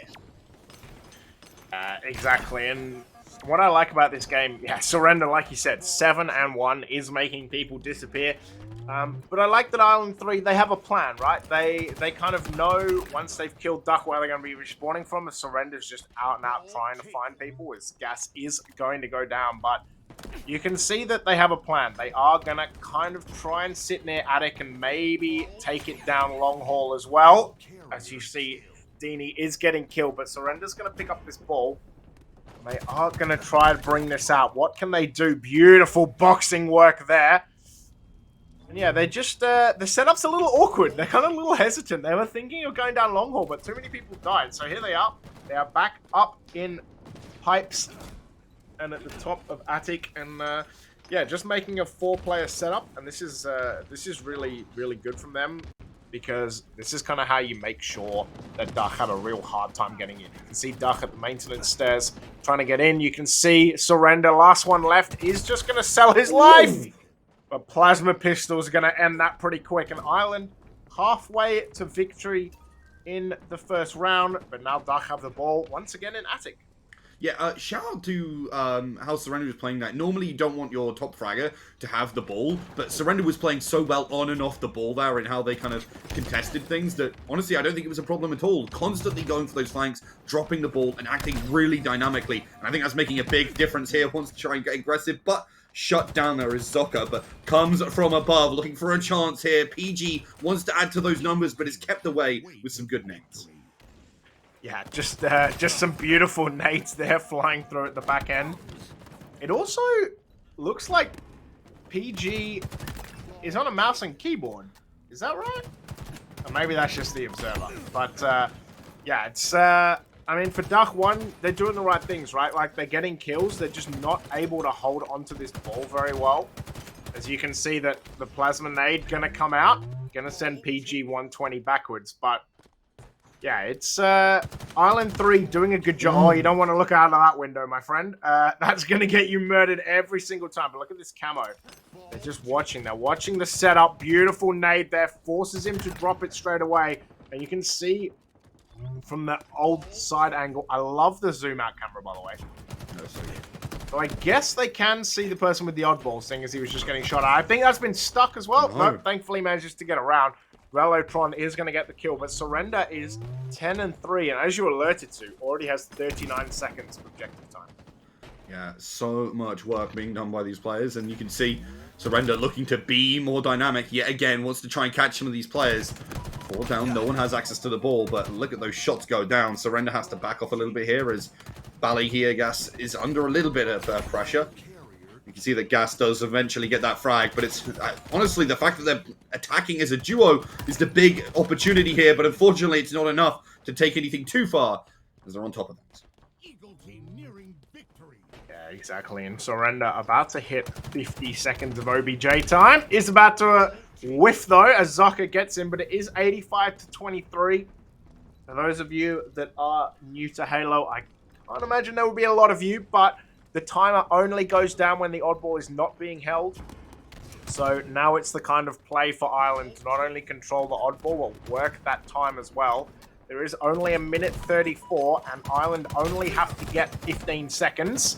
They are going to find a kill. They are not going to find that kill, though. Zoka once again going to get a melee kill. However, that did burn about 13 seconds off the clock. So every time he drops it, every time he's having to hunt for these Irish players, this time is ticking down. But Duck 1 do have a very good setup right now at the top of Elevator. EG does happen to die at the bottom, but they are going to play this ball and see what they can do to kind of bring this out. Obviously, Energy Sword being GA'd, no one's going to pick that up. Ball is going to be played out the front of Elevator, but there is only a minute 15 left now. So this actually works in Island's favor. There are 3 of them dead, though. It's just Relotron alive, and now Zoka going to pick up the ball again, bring that back to the safety of Elevators. He is going to make it around the corner. But what can Island do? Because this lead is getting eaten into, but the time is also coming down. There's 2 kills there, and you love to see the ragdoll. But there is 55 seconds, so Duck 1 do have to do something pretty soon. Oh, good stick there from Zadini. Does mean that they're able to keep that pressure up, keep going forward. Some nice shots going down range, but not enough to take control of it. As you said, the clock going down again and again and again, and Duck really need to be winning these fights and taking that forward. Surrender will pick up a good frag as they try to slip away, but with ball in hand, they're trying to keep up and keep that pressure going, but with so much from Ireland coming their way. Dark really need to be winning these fights more aggressively and then bringing it back to somewhere safe, but they've just not been given a chance to do so. Yeah, that's it. And time becoming a very, very important factor here. I mean, there was 1 minute and 40 seconds to go, and Ireland still needed 15 seconds. And guess what? They still need 15 seconds. So now it's about, as you see, Deanie is going to get killed. But this is all important now. There's only 5 seconds left. Dachwan actually have to pick up this ball. Otherwise, they're not going to be able to save this. But a double kill from Gas as PG gets surrender. And now there's 2 seconds left if they drop this ball. Even if he punts him over the edge, but he can't quite kill him. But the kill's going to go down. And Ireland 3 are going to win round number 1 on time. And that's kind of the most important thing about going out to such a big lead, is that you can play time. And Duck had over 1.5 minutes. But because they kept dropping it and they kept having... Ireland 3 kept pushing in and kept harassing them, they kept having to drop the ball, and eventually time just ran out. So great play from Ireland to bring up that lead and then just not let Duck hide it in a corner. Right, speaking of hiding in a corner. Oh, beautiful. Oh, doesn't actually... What? How does he not kill it? What? Oh my god, I thought Surrender had him for all money with the grapple there, but apparently not. But a good trade, and ball going to get taken first up by Ireland, who are going to put a couple of points on the board. Yeah, good time usage in that first half as well, and first round as well, and Ireland looking comfortable with some great players, not just Surrender really dishing out those frags and getting that objective time, but but Gas managing to find some good frags as well, backing them up, and it's looking like they're really well coordinated as a team. That makes a big difference. Yeah, and that's kind of the thing that makes this really interesting. There's also a lot of experience on this Irish team, right? And, you know, I recognize a few of these Duck players' names as well, so they've been around. Killing spree for Gas, though. Gas is 20-15, and Surrender is 19-9. So, Gas, not a lot of time on the OBJ, doing a lot of time in the kill feed, though. So, you can see, as I say that, Gas manages to pick up the oddball, is going to go and hide in top of elevators, and then the bottom of elevators. So, just going to wait. Plasma Pistol here. Ooh. As you can see, did get a tracking nerf because old Plasma Pistol right after the latest update would have hit that. So, thankfully for Ireland. However, it is only Gas alive. Gas goes down now. It's Dach. 3 of them. However, the ball did manage to get reset. So, there's already 32-2. We're going to follow Dach as hopefully they can find a place to get this as we're watching as you can see how many nades there are next to the camo, which is up. Just stopping anyone getting camo. But it looks like someone got camo. And hopefully they're popping it. It looks like it was... Yeah, Zeddini got it for Ireland. So now what can they do? They're going to get a kill on to Zucker straight away. And now they know where the oddball is. They're going to go hunt. Yeah, you can see them. So, oh, misses. Oh my god, he missed! Oh! Did get that back smack though, so it's not all bad. You can see Relotron is in position here to pick up that oddball, claim it for their team, and move it more towards them. You see Gas is here to back up, but there are a couple of players looking to converge on this location already. Surrender giving some backup as well, spots out some of those enemies, but actually gets caught here. And that means that the oddball holder, Relotron here, is wide open. With that not being able to throw out into the middle, that means there's an opportunity for Dak to pick that one up and start closing the gap. Yeah, Gas gonna come through with the commando though. Says, no way, Jose. Or whatever an equivalent name for Jose is in Irish. I honestly don't know. Pardon? I just said an Irish name, don't worry about it. Yeah. Seamus, I'm sure. Don't hate on me, chat. But Gas leading the way, and yeah, the thing about that was, even though Relotron knew they were going to drop top, they made sure to hold on to that ball as much as possible. Because once again, you know, there's a lot of time left, right? There's almost 3 minutes. So there is a lot of time still on the board, but getting those valuable few seconds, if you know you're going to die anyway, why not just hold on to the ball? Why not just keep it and make sure that you can actually, you know, get yourself a little bit closer to that lead? And you can see that whoever that was, PG, trying to get the kill from up above. But Camo is up. Can someone go and get it? It looks like Duck will be able to go get this camo. PG does have the oddball. Oh, Plasma Pistol's going to miss. How costly is that mistake going to be? Is it going to try chase? But PG is going to get the kill before getting traded. Duck 1 still have this. Oh, that was I mean, he's still got the ball. It's not all bad, honestly. That was just an awkward grapple hook. But yeah, Island 3 with a 10-point lead. Gonna be a kill from Dini before getting traded. The time still ticking down, but plenty of time for both these teams. And this seems less about oddball and more just an out-and-out slayer at the moment. Because Duck just have to find some kills. Find a way to move that oddball. And of course, the other way to get an oddball to reset, as it just did, is not touch it. As it just reset, probably moved about 2 meters, I would say, for the reset. But look at this. A cynical wrapping up kills left, right, and center. And I think Duck going to try and take this oddball and move. Having said that, though, Ireland doing a very good job at stopping them. They are. Oh, trying to test out the repulsor, gives some space, but not enough here. Getting hunted down. Surrender with a good shot as well to finish that one off. And right now, I mean, you can see that Ireland are just looking to take control. They've got some of that power. They've got some of those weapons. But with a couple of those players dead, it's not so easy to try and contest in the way they want to. See the shots coming through. No replay. Not for you guys. You didn't earn it this time. As instead, we're going to see these players continue to try and contest and pick that one up. Wants to try and pick off at range. Does exactly that. Good play from Zocca. And they will continue to lay down fire, but not enough to take down Surrender there. This has got to be also one of the weirdest oddball games I've ever seen, in the fact that, like, the ball has reset twice, and both times it reset, it probably moved, like I said, like 2 or 3 meters. Like 2 minutes has come off the clock, and they've touched the oddball for 6 seconds in those last 2 minutes. It's just literally been sitting there, and no one can control batteries, or B, as most people would know. No one can control B enough to get this. Now Duck finally going to find that oddball, but they are going to be taken down as Surrender's going to say, thank you very much.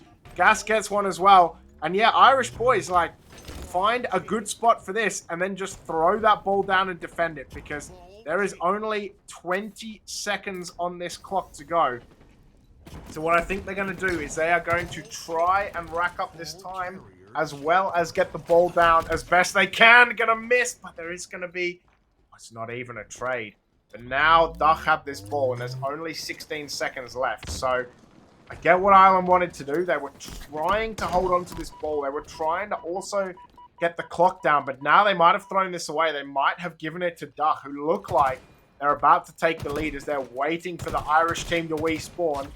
And it is Duck 1 going to take the lead. There is 16 seconds left. I think they're going to throw the ball on the floor now and try to play the rest of time out, which is correct. They will do. There's only 10 seconds. What can Ireland do to clear this? They found one. Can they pick up this ball? There's 5 seconds, but they've taken the ball. They're going to get in a winning score and then probably drop it again. There's 3, there's 2, there's 1, and Ireland 3 are going to take this victory. And what a finish that was. Not only for Duck, who had the right idea, which was pick up the ball, get ahead, and then drop it with like 15 seconds, but Ireland with the final push, 2 seconds left, grab the ball, get those winning points, and they're going to go up in the series 1-0. But what a close round 2 that was. Honestly, it really highlights why I love Oddball. It's such a fantastic game mode. You've got so many different things to think about, obviously resetting, whether you want to go for time, whether you want to play for points, whatever you're looking for. And I think it was such a great highlight of that, because neither teams really wanted to approach it. They didn't want to put themselves in that position where they could give up an advantage and then go down players, and then the opponent gets the odd ball, they get so much. And also, it means we got to see so much more Halo, is my simple answer, because obviously we've had some stomps recently, but that one was a grueling one. I mean, we saw players hit 30 frags in that game as well. Really impressive performance across the board for both teams, and I know it was a 2-0, but it certainly doesn't show quite how well Duck were playing to really contest this effectively.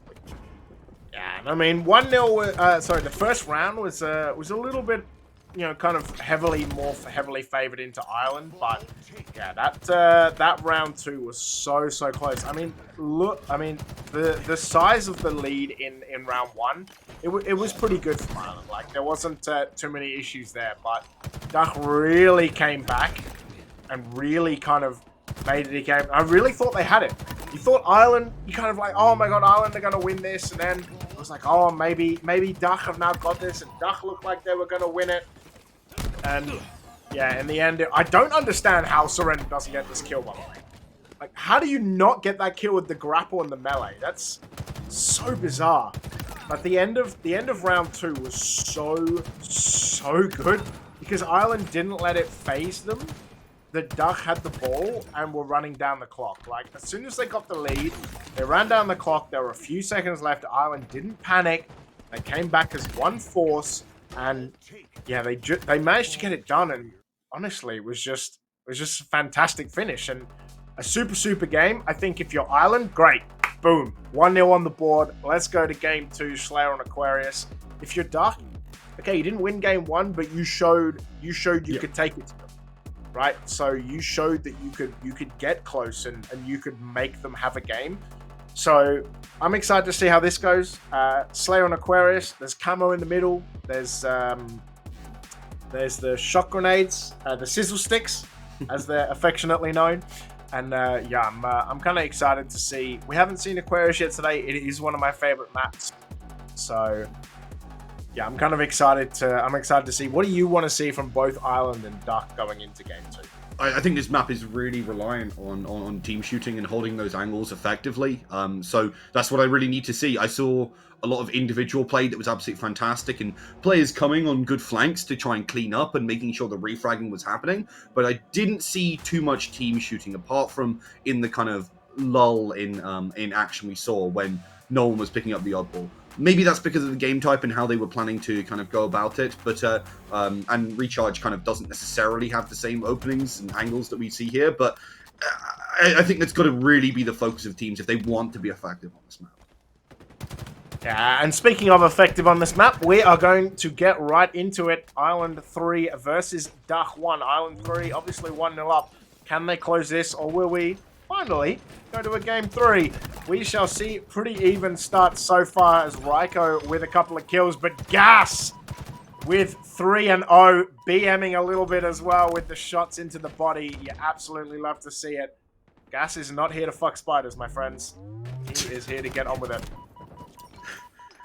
Absolutely, he's putting his foot on the gas, and well, he's looking for a chance to get a bit more aggressive again here with those thrusters. Really looking for a chance, but gets taken away from him by his Dini. So they will be able to look on their own, but again, playing well. You see the flanks that Ireland are calling in very effectively here to try and save some of their members or secure frags, and I love the way they've been playing for that in the previous map, and good to see that they're continuing to do it here.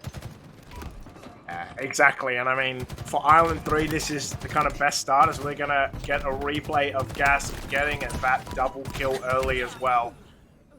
And yeah, it is going to be the killjoy, as Gas does go on the killing spree before finally dying. But yeah, was just going to look at his dead body as well, just because. But Ireland 3 do have that early lead. For the side of Duck, it's kind of, you need to slow this down. Cynical not yet on the board, as the sizzle sticks from Zoc going to get a kill as well. Can see that Dini is going to find kills with that Optic VR skin as well. You love to see that. Yeah, it's you see how much this game's kind of slowed down. It's definitely not the fast pace that it was. But Ireland 3 trying to maintain this ascendancy, but it is pretty close, and I can see that active camo is up as well. Surrender is going to find one before Gas is going to be traded, but you can see here, looks like it's going to be Duck 1 getting the camo. They're going to pop it, but die! So that camo is instantly out the picture. No one gets to use that at all. Yeah. Got access to the sidekick, and Gas looking for a chance to kind of put that to good use. Get some good damage with the BR there, but doesn't quite finish off, and sometimes that can be the problem on this map. There are a lot of sightlines and a lot of sightline blockers as well. You can instantly change angle just from a couple of steps here. Some nades to provide some space for Dini to look for a chance, but unfortunately, they got pincered themselves. Some good refrags potentially coming on in, but the fact that Zoka managed to trade that one was absolutely fantastic for Duck. as right now they are up, oh no, they're down, sorry, 2 kills, but that's not much of a difference, and with Ryko playing like they are right now with 8 frags to their name, it wouldn't be a surprise to see that one come back. Just as I say that, Caster's Curse, he's instigated by Ritual, and Ryko goes down.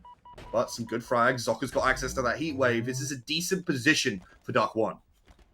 I love the Caster Curse is not just, you know, Caster Curse is game eternal. Everyone has that absolutely. Caster Curse. Yeah. But it was nice and all good. Zocker pointing out kind of where the people are, so is Ryko, making sure to give information as much as they can to each other. For the side of Island 3, they do have the 4-kill lead at the moment. As you can see, waiting as PG's going to get killed and ragdoll to the top of the door frame. And they extend that to a 6-kill lead for Island 3. So a full wipe and a half, and you can see Duck just look like constantly kind of going down. There's never all 4 of the team up at the moment. Of course, they are now, as per usual. But yeah, Island 3 doing a good job, halfway to victory already. It's just been a quality display, but it's been like nice and measured, and I think that's what I've loved to see. Oh, the sizzle stick comes out, is going to get the kill. As Cynical does find a double kill, Surrender's going to find one back. Yeah, 6 kills in between it. Dark right now looking for a chance to maybe collapse on someone, but they're quite spread out. Island holding these angles quite well, looking to really contest properly, and a lot of these angles are kind of just getting flanked on by Surrender, who has really been playing the kind of libero for their team, finding a chance to really open people up. It's obviously Gas, who's kind of that focal figure. You can see from the 8 assists, a lot of those are kind of, they're doing a fight, someone else gives them a hand. Yeah, and that's what it is. Like, the thing about Gas is always a lot of damage. Right, always a lot of damage dealt, and you can, like you alerted to, you can see that from the 8 assists. They are putting down so much damage right now to make sure that his teammates have the best. Surrender's just going to be like, you know what, if one smack in the face doesn't work, we're just going to give you the second one. But they're always laying out a lot of damage to help their teammates secure these kills. That's why Island still has a 5-kill lead. It's about to be 6. It is about to be 6. Surrender gonna find another kill as well, but yeah, these guys really kind of pushing it together. This is still a very close game. Only one team wipe from the side of Dark, and we'll bring this back to basically even. So it's really going to be, I know Camo, is going to be up sometime soon, as Deanie's going to get a double kill. And when Camo comes back up, it's going to be imperative for someone like Duck to take control. As you can see, Island 3 here hunting in a pack. Yep. Absolutely is pack tactics. Player on the flank looking for a chance. Obviously, the high-powered weapon in the hands of Zadini here, looking to lay down some damage, but it's getting flanked. Takes some damage from one of those nades and has to be worried about the position. So I think moving around here is absolutely the right call. But there's someone right there, gets the second melee, and the contest over the camo is still ongoing. The old commando from Deanie. Here's Camo right now. You can see Island heading towards Camo. What a double kill from Zocker, though. Zocker says, thank you very much. Picks that up. Is going to jump down. Is going to try and find a third as well. Is going to get blown up, though. And once again, Duck picking up a Camo and then basically getting insta-gibbed and not being able to use it. Island 3, you know, part of the reason they have a 9-kill lead is because, sure, they give up Camo. But they give up Camo and then instantly get it off the map. But you can see here, goes down, tries to find the third one, but then gets naded from behind. So Island 3 doing a very, very good job at kind of not allowing the Camo to be utilized by Duck 1. It's now a 10-kill lead. It looks like at this stage, without a miracle Duck comeback, Island 3 will be able to close this out. Only trades needed, and they only need 6. Indeed. A little bit of patience here from Island 3. So don't push too hard on this one, knowing they're a player off the map at least momentarily there. So they're going to try and pick up those weapons, make sure they have something extra in hand. But with players from Dark playing like that, the gap is closing it a little bit, but not really enough. I mean, it's now 10 frags difference, and Ireland are keeping up that pace, as you say, holding angles well. Dark maybe jumping the gun, trying to get to some of those power weapons or a bit armor abilities, and unfortunately finding themselves and then in a position where they just, well, overestimate their ability to kind of take it, and they keep dying for it, as you said. So Gas is playing this weird game of like ring around the duck rosies where he keeps running past duck players right out of line sight. He is about to be cornered though. They do only need 2 kills. What can he do here? He's going to be shoved in the bag. What can he do with the side kill? Gets a 10th assist. And Ireland 3 going to close this out 50-39 and end their group stage with a win. I mean, yeah, it was. They started off pretty even, but then Ireland really stepped in on put their foot on the gas, I guess you must say, and took it from there. Absolutely. We've got some replays coming your way, and you can see just how the action went down. I mean, it was really exciting as well to kind of see matches that were relatively close. I mean, the second map, a little less so. Kind of, I think at some point, Island 3, they just took control, and then they really knew what was going on. There were some strange moments. I mean, this map was awesome in general, just how the guys were playing on and off the oddball like this. I mean, you can see Raiko trying to do this, and Surrender had a lot of success doing, well, pretty much exactly that, able to deal with some real problems that kind of were constantly approaching them, knowing that the DAX squad were looking for a chance to kind of play aggressively and deny them any way of doing it. And in the second half, we saw that, unfortunately, Duck just couldn't get that going. The angles were being held too well, and I think the thing that Ireland really succeeded in this map, and obviously here as well in Aquarius, is that they were able to hold down those line of sights, deny away a chance to really take those power weapons, and we often saw them with the commando in hand, or maybe even 2. Yeah, and I think, you know, on that as well, I love Surrender just like, oh, one's not going to get you, that's fine, we're just going to get you again. A beautiful work as well by Dini, who almost got caught, but this kind of, this kill was kind of like so important for Zoc to get that double kill and get that camo, but yeah, just like we talked about, the way that Ireland were able to shut down that camo, like 2 or 3 times Duck picked up a camo, popped it, and then instantly died. So got absolutely 0 use out of it. And it's like, if you can take one of the main power-ups, like almost the only power-up on the map, if you can just neutralize that the whole time, then you're just not giving them an advantage, and it becomes just a simple, just an easy kill on kill, and Ireland 3 were just better at that. So, yeah, it was really interesting to watch. Mate, what have you kind of seen over the last 3 group games that you're excited to see now that we go out of best of 3s and into kind of best of 5s? I think the aggression and the pace, and not just of Shady. I'm not going to discuss that because I've already gone at length to talk about how exciting that was. But I think especially in the Series 1, where we saw England, I want to say 3. I can't remember exactly the number. 3, yeah. Really show a lot of control over the map. How they were kind of playing around. Team shooting was fantastic from them as well. And individual skill. I think that's kind of the highlight in it. When you're not in teams as though, you know, you've been practicing again and again and again for this tournament, like, you know, you're not on your main teams. I think individual skill becomes really important, and the ability to adapt on the fly as well. And I think we saw that actually really well from Ireland just now. As soon as the way they were playing oddball changed on the first map, they were very willing to go, okay, we won't touch it. We'll chill. We'll let that top clock tick down. We've got a small advantage, but it's enough. And it was really unfortunate actually for Dak, because Dak saw that, left it down to like 3 to 2 seconds on the clock, and they were up by 2 points because they picked it up. And as soon as they died, Ireland, they slid in, got it, ticked it over, and just ended the round. Yeah, and that was beautifully done. And you're right, I can't wait to kind of see how it progresses. We're going to have a look at the round of 16 maps as well, just to kind of show you guys, give you a little taste, a little sprinkling of what's up next. We're going to start with CTF Aquarius, which is my all-time favorite map. I absolutely love CTF on Aquarius. Then it is going to be Slayer on Streets. Then it is going to be Stronghold on Recharge. If we need it, it is going to be Oddball on Livefire, which I also love. I think that's a great map for Oddball. And then we're going to finish with Slayer on the Pit if we get to a game 5.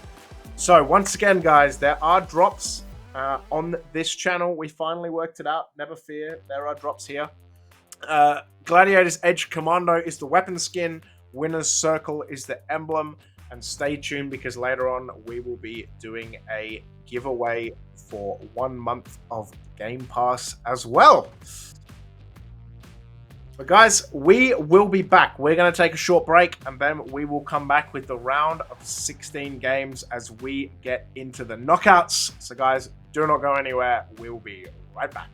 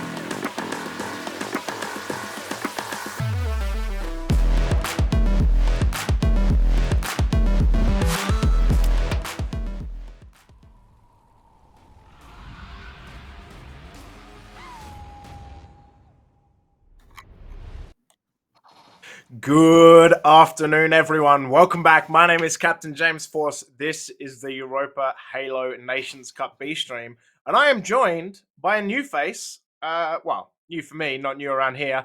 This is Reed. Reed, how are you, mate? Welcome in. I'm doing great. I've been in the back lines watching these games. They've been some very close games, especially that game one, and it's been great viewing. Excellent, mate.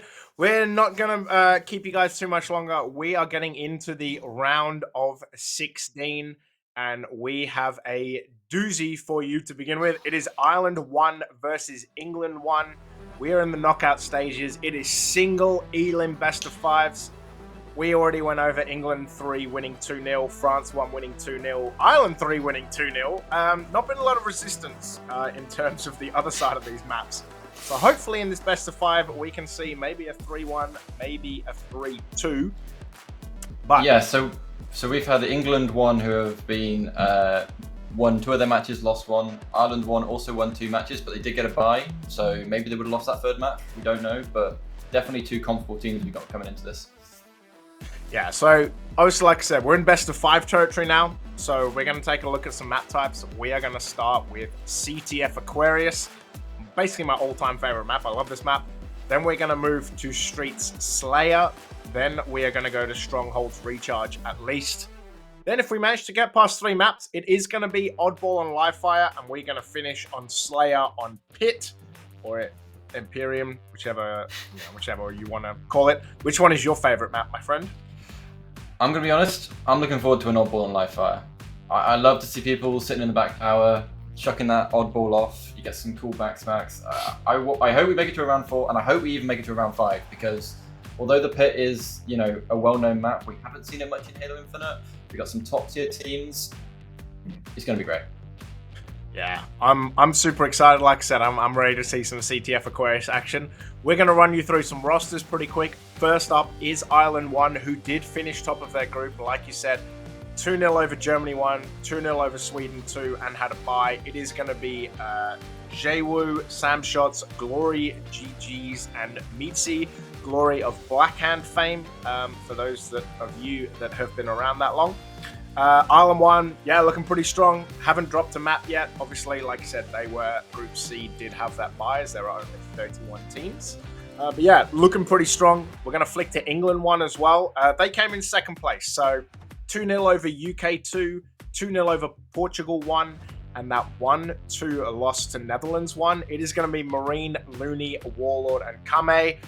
Yeah, this is a pretty strong team. Warlord and Looney of Mocket and Vexed fame. Marine and Kame also stonks as well. That Dutch 1 team is really impressive, so it is understandable, but these guys also have a lot of experience, and yeah, I'm looking forward to now that we're in the big boy knockouts. I'm expecting to see these guys kind of take hold of it, and then I'm really drive it home. I expect their experience to kind of do wonders. But it must be said, we are not going to be casting that game. We are going to be throwing it over to your play-by-play casters. Any last words you want to say? Anything you're excited about seeing this series, mate? I just want to see England 1 live up to their name. They're all legends in themselves, and it's going to be a great series. Excellent, mate. We're going to throw it over to Echo on the play-by-play desk, and yeah, we will see you back after this series.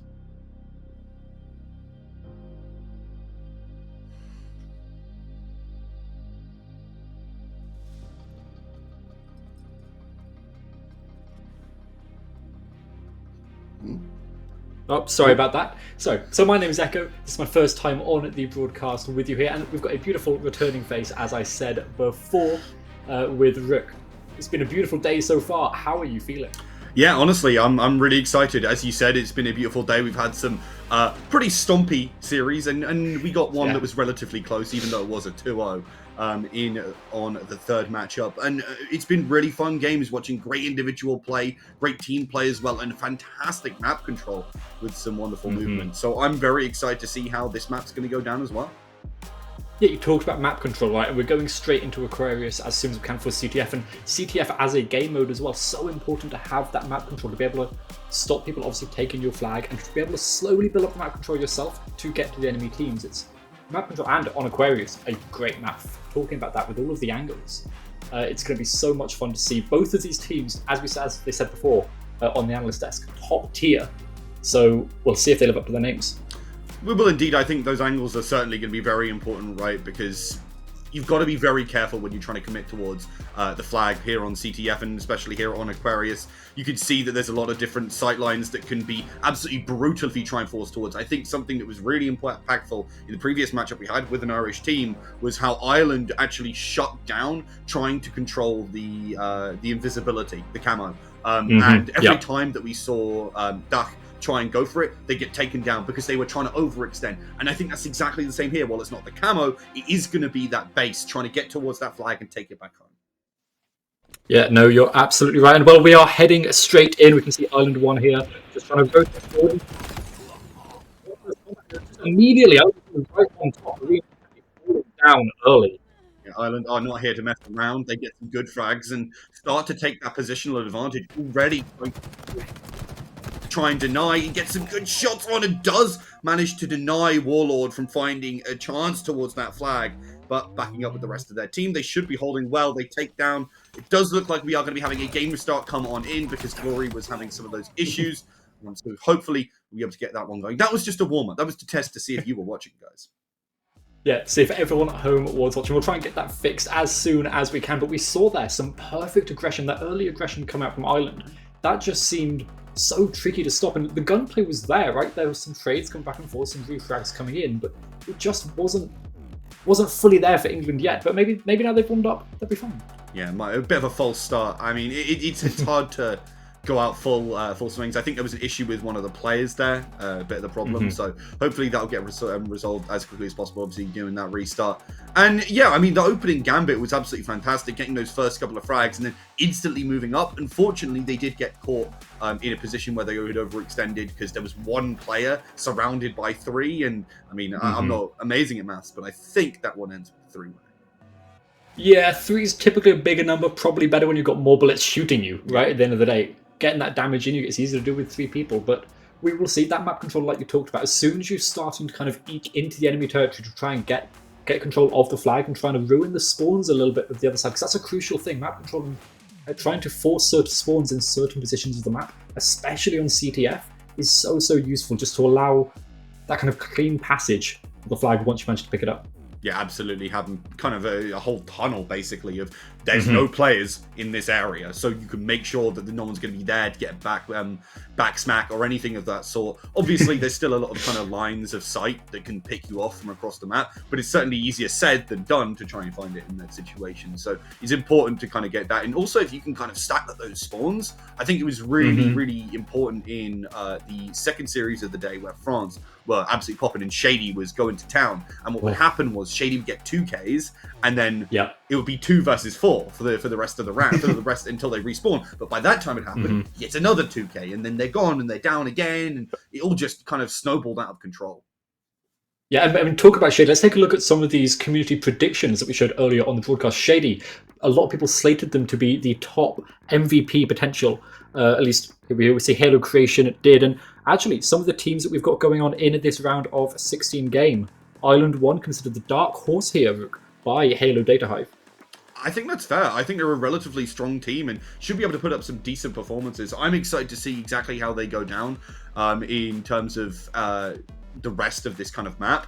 But I think England won as well, kind of sitting up there. Some teams, some people even considering them to be top 1 in the case of DreamHack Halo. But they have some interesting opinions. They didn't really have a great opinion of England 3, which I think is a mistake considering how they looked in Series 1 of the day. But I mean, I think the predictions do give us an idea of what exactly is going on. And I think Ireland are definitely a team to watch, while people might not necessarily expected them to pop off. Yeah, no, you're exactly right. And we saw that in that early aggression previously, and we're hopefully going to see the same kind of thing come in as soon as we can jump back in to Aquarius. And here we go. We are jumping in the aggression. Looks like it's coming out again from Ireland. They're holding these angles nice and carefully this time and playing a little bit safer. Oh, indeed, so many nades coming, and Mitzi's the first one to fall, but easily followed as you see the nades just coming on through so darn well. England looking for a chance now that they have the player advantage, moving towards and do pick up that flag, starting to maneuver it back towards, and they've gotten relatively far, but with it being stolen, that camo used effectively. Yeah, and removing the flag is just so useful. You can see, you can't take it back to your base in that situation. The fight comes out, the smack comes in, and they just fall down Island.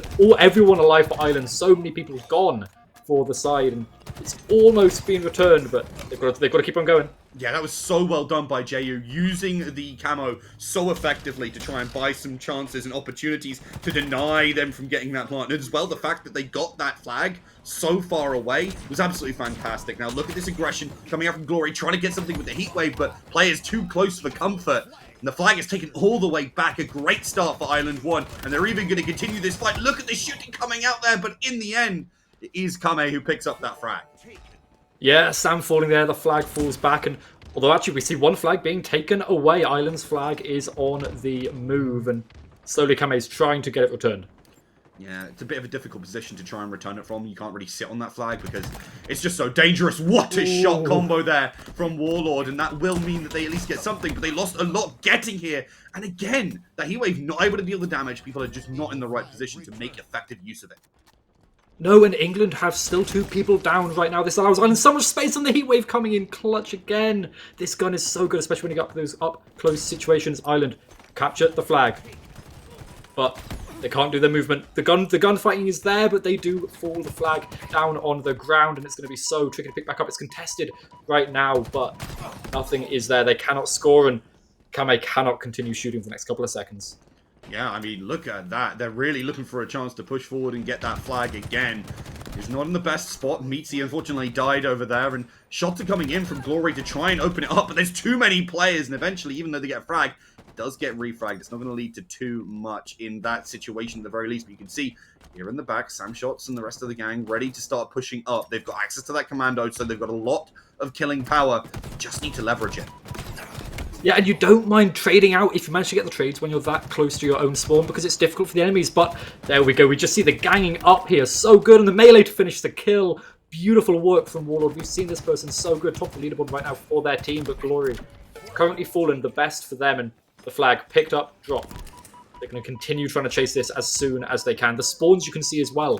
They're being forced out the back, but the kills are not there. Everyone from Ireland now falling, and England slowly respawning. Looking for a chance to kind of move on up, get control of that flag. England on the back foot right now, so Ireland, they just need to play it slow and steady. Make sure you don't make any really offensive mistakes that could open you up, but this heat wave is a chance for them to make plays of their own. Keep an eye on it. England open things up, and it's their time to strike forward. Yeah, and strike forward they are. We can just see right now England, they just have Kame down. They can still move forward, and right now we see that happening. Warlord looking for something, but nothing is found. They got a kill, a beautiful headshot actually out as well, and Warlord spotting so many people. Looney pushing forward. They're going to be the tip of the spear to try and capture that flag, and they're actually going to get it relatively easily. There's only one person defending the base right now for Ireland. Yeah, they're also keeping an eye on this active camo because they know that could be a chance for them to kind of push behind. As you said, the tip of the spear, you need some heft behind it to make any real damage, and that's what they're looking to do. Jo, keeping an eye out, obviously has dropped that flag off the top, but needs a chance for them and their team to really move on forward. Now, Glory has access to the camo, will be able to slip away, gets a back smack, and continues to move around, catching nearly another frag here, but doesn't quite make it. Instead, has to get that assist, and now will be able to back up Ju, and that means that they can get the kill, start moving it.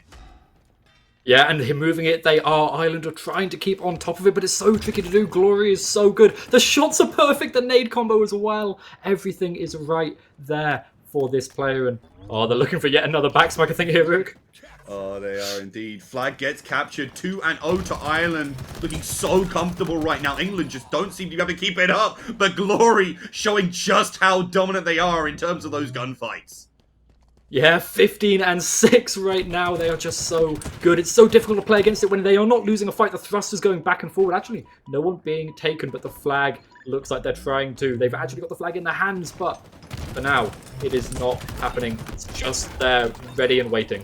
Yeah, really love as well the usage of the thrusters, making a slick non-committal, and if they can get all the more, that flag is down there, and you can see that Glory is looking for a chance to kind of protect it, make sure no one gets it. The heat wave is there, and the sidekick isn't enough to save the hero this time. We pick up the flag and start to move it back. Yeah, but we can see Warlord already there to pick up the flag. Again, England, they're trying to make their comeback here, and it's going to be so tricky to do. We can see they've got the heat wave, but they get traded out. They get the kill, but it doesn't matter. And the nades coming in, the spam coming on in, but Warlord falls. It's just down to Luli and Camo right now. But I don't think they can find anything. They've got to wait. They've got to play defense. They do indeed. I mean, Warlord does that fantastically here. He's looking for a chance to surge forward and pick that one up. The pressure's here. Look for it. They've got some backup, so it's not all bad. Some shots and Meatsy do manage to hold it down and will get the flag for themselves. They start to try and haul it towards their spawn. Yeah, Ireland want to go 3-0 up as early as possible. That almost secures them the entire victory, and it looks like for now, that is just the way they're going to go. Sam shots, you can see, we talked before about the passages, the corridors you can create in this game on this map, and that is exactly what's happening there. But for now, they decided to drop the flag, they're going to go for the kills instead, but they get taken down, and finally England look like they're trying to come back into this, but the flag, it gets returned. Ireland 3-0 up. Rook, is it in the bag already? I honestly think it is, with the way they're playing, with the way they're aggressively moving and manipulating the opponents on the map is fantastic. And they have control of things like the active camo, like the commandos, like some of the other pieces on the map that have just been so fantastic for setting them ahead. Some good shots here. Glory continues to win those duels, picks up the heat wave, and is yet again sitting in position, ready for someone to try and push.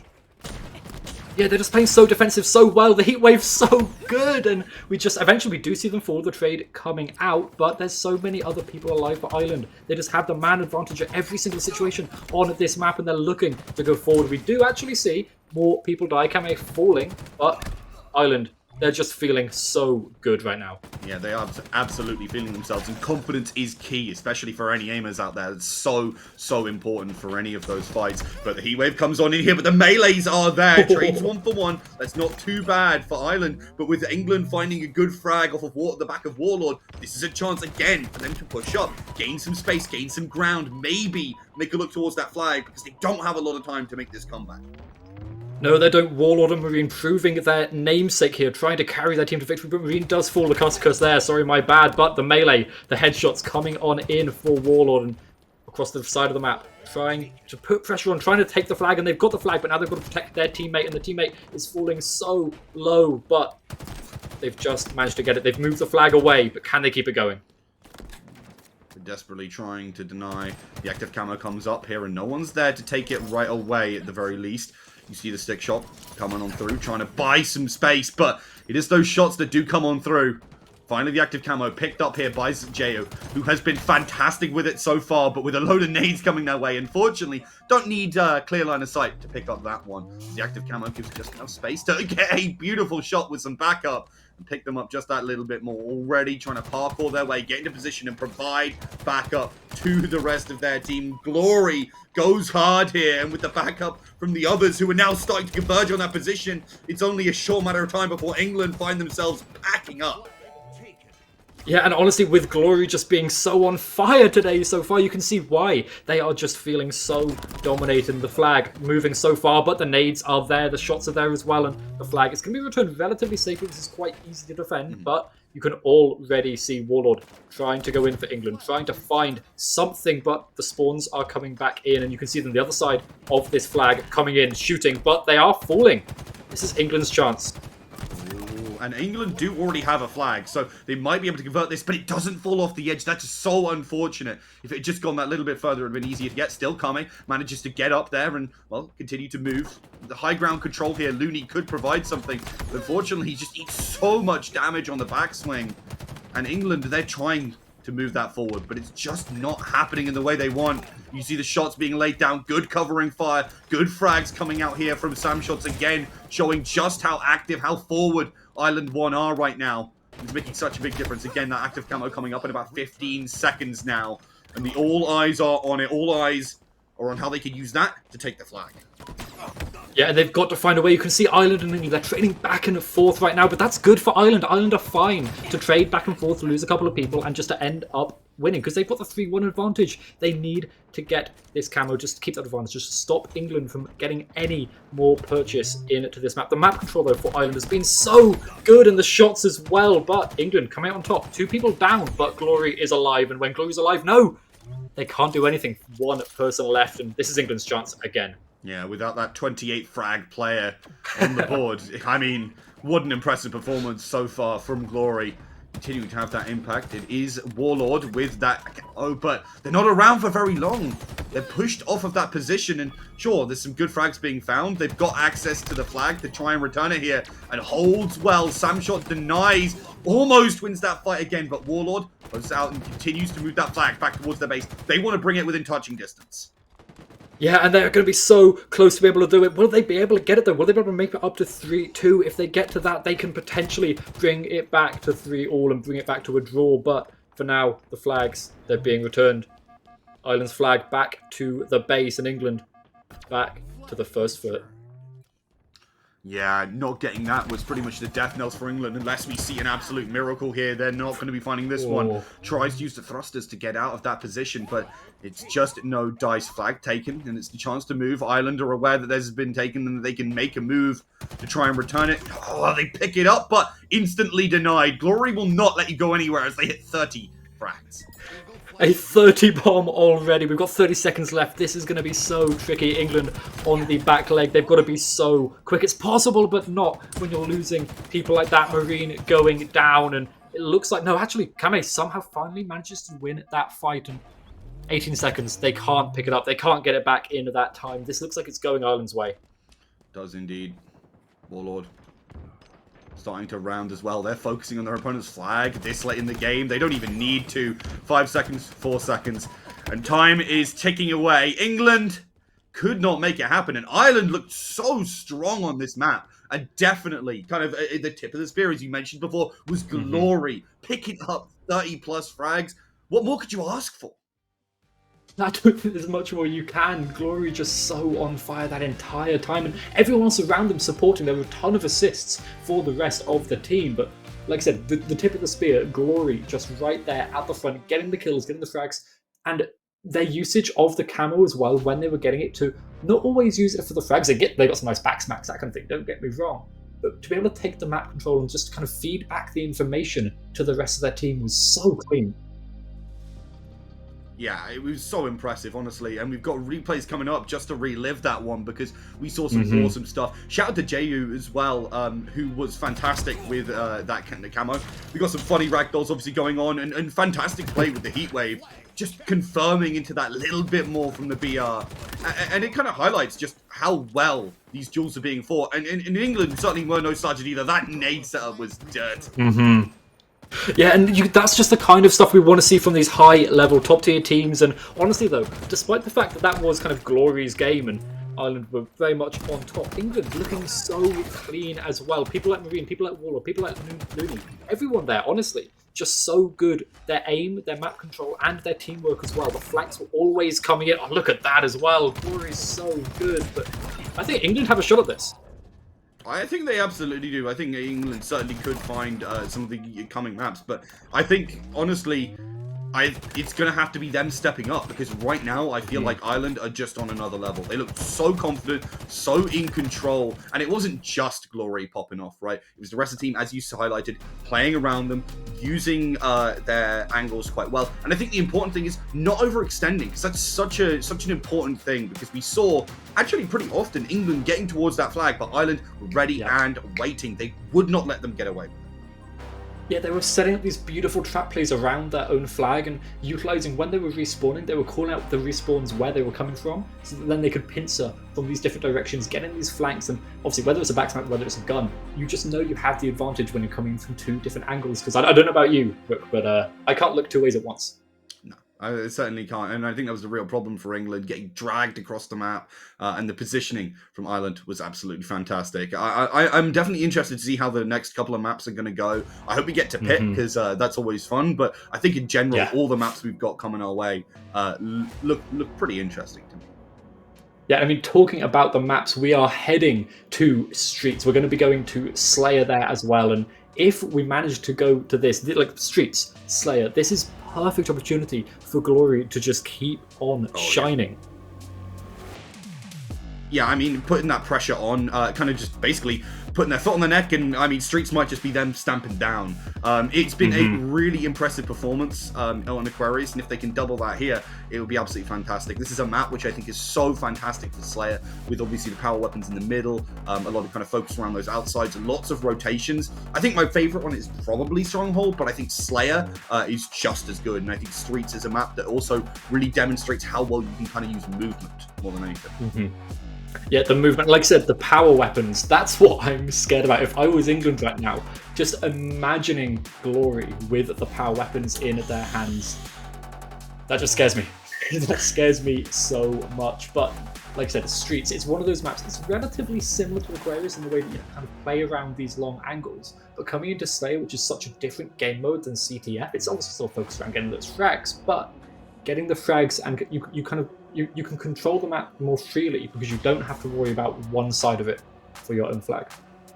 Yeah, I mean, you can kind of rotate around. You can really pick your fights and where you have to do anything. I think that's something always to focus on as well, is if you've got a player who is at standout, it can be difficult sometimes on Slayer unless they understand how to navigate the map well, for them to have the same impact, because there's not players getting funneled in towards a certain area. I think it's definitely true that people who net frag on things like CTF, on things like King of the Hill, don't necessarily have the same impact on Slayer because people aren't pushed into stuff, for example, their ambushes and stuff like that. Especially when you got focus on things like the active camo, which I think works so well in that scenario. Yeah, no, exactly. But the focus this time around, like we said before, and a few times already, on Streets, it will be the power weapons. Be able to get them into their hands, or be able to stop them going into the hands of the enemy team. That is going to be the most important thing for both of these teams, is to control. We see it right there, the power weapons on Streets. And, well, I'm excited, Rick. Yeah, I mean, I certainly am. I love explosions. I'm a simple man. I like explosions. I like the smanker. And, I mean, it's not any of Empyrean, but still, 2 rockets is just good enough. I think it's also going to kind of be the focus on a lot of those nades, whether people can have access to that, because there's a lot of corners in this map that can be easily flushed out, and you can see players set up really nice combos with the nade landing into a nice headshot. I think obviously rotating around, making sure you have access to that, and obviously to thrusters, which can be brilliant in making those aggressive plays work a little bit more effectively, will make a massive difference. Yeah, no, it absolutely will. But we're starting off with Sam shots, and Jo just falls immediately. I think we're maybe restarting. I don't know. I'm assuming this is going to be a restart here, Rick. Yeah, that's my guess. Honestly, unfortunately, having some issues again with getting Glory, Warlord properly into the game. Hopefully, that should be sorted quicker than it was last time, but should just be a simple restart, maybe a restart of their game as well. So it shouldn't be too long before we get you some action going. But, I mean, we talked a little bit in the last kind of tech pause about the predictions, and I just want to talk again about the fact that Island 1 were considered a dark horse coming into this. And, I mean, I'm seeing that. I'm seeing, well, not just Glory, but the rest of the team as this dark horse, where maybe, they weren't expected to be as good. England 1 were expected to be top by someone's predictions, but Island 1, they're looking extremely strong.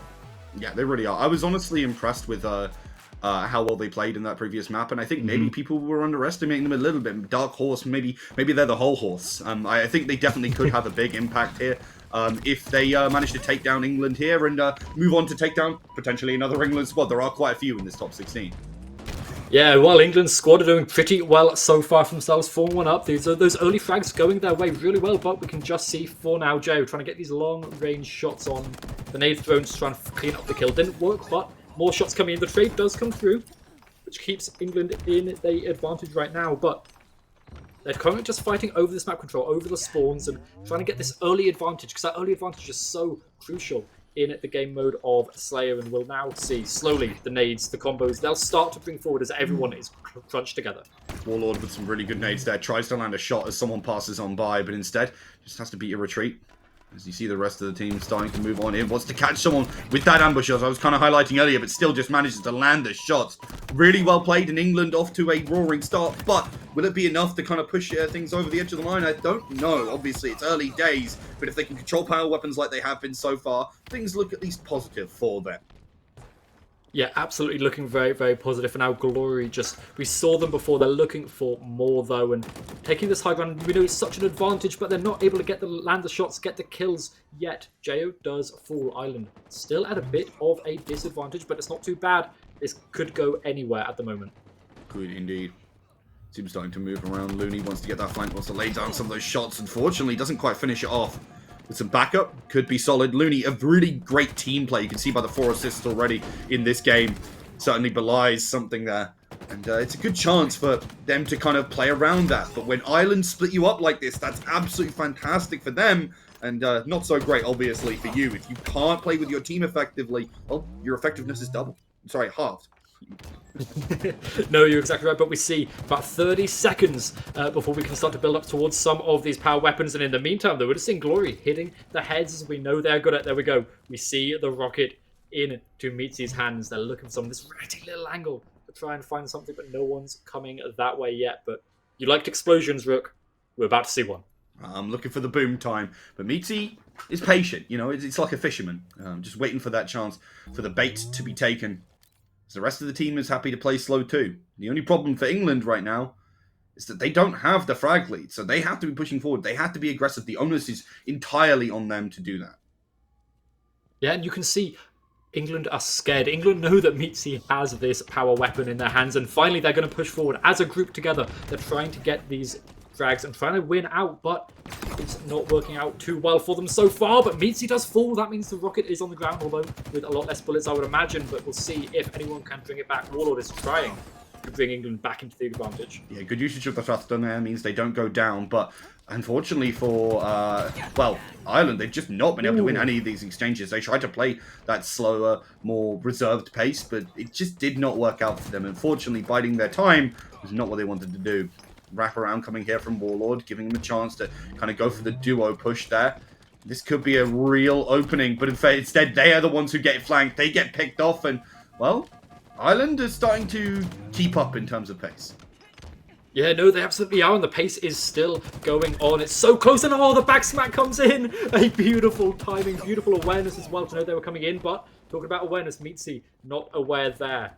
Punch comes in, takes them down, and we're 10 seconds away from yet another rocket. More booms coming very soon. We can see the rotations already coming in to try and take this power weapon control. Yeah, shotgun in hand for Glory right now. Could do a massive amount, but just hasn't been in the right positions, unfortunately. They've been denied away by England much more effectively here on this map, and it feels like England are a lot more comfortable. They're able to play around each other a lot more. That's why this one is so much closer. Yeah, but Mitzi has the rocket again, and they get one kill. The first boom, pretty good for them, but they can't find another. They get taken down immediately, but there's no more bullets left in the rocket launcher. Like I said, the shotgun.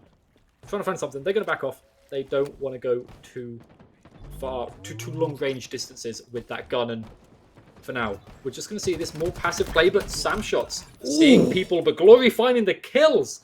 2 of them are 2K. Beautifully done by Glory here. Again, top of their team. All guts looking for Glory here. Oh, beautiful boost. Well, actually had such a good opportunity to get that flank. Takes down Warlord again, showing mastery of movement that's so important here on this map. Yeah, mastery of movement, mastery of map awareness, and everything going on here. The nade's perfect as well. The throwing was just beautiful, and we're going to see this replay. This is so good. Glory 2K there, and you just see why this person is the top leaderboard for their team every single time. Yeah, showing that combined arm skill as well, playing long range, close range, and then even going for the flank. Real tactical know-how as well. Brilliantly done. And has set Ireland in a comfortable position at least. Well, not a comfortable position, a small lead, which is easily taken back as Warlord gets a good frag. And, well, they've got access to the power weapons as well. They've got access to that shotgun. They've got access to thrusters as well to really make these positions a little bit more comfortable for them as Warlord plays well on the long range, but those nades keep on coming through. Yeah, the nades on the flanks are just so clean. The nade being thrown in the face there doesn't find anything. It's not going to explode as it hits their face. But for now, like I say, these rotations, this map control is so important. Trying to crunch, trying to get these flanks in is so good. And we saw for a minute there that trying to happen. Marine, though, they're picking up their gun. They're trying to find it. The headshots coming through, but nothing final. No final blow for them. And for now, these trades are so good. Couldn't they find another? They found one. They traded it out, which is good, but eventually they got taken down. And Rook, this is so close. We're neck and neck still. Yep, Spanker in hand for Glory here. Does get that frag.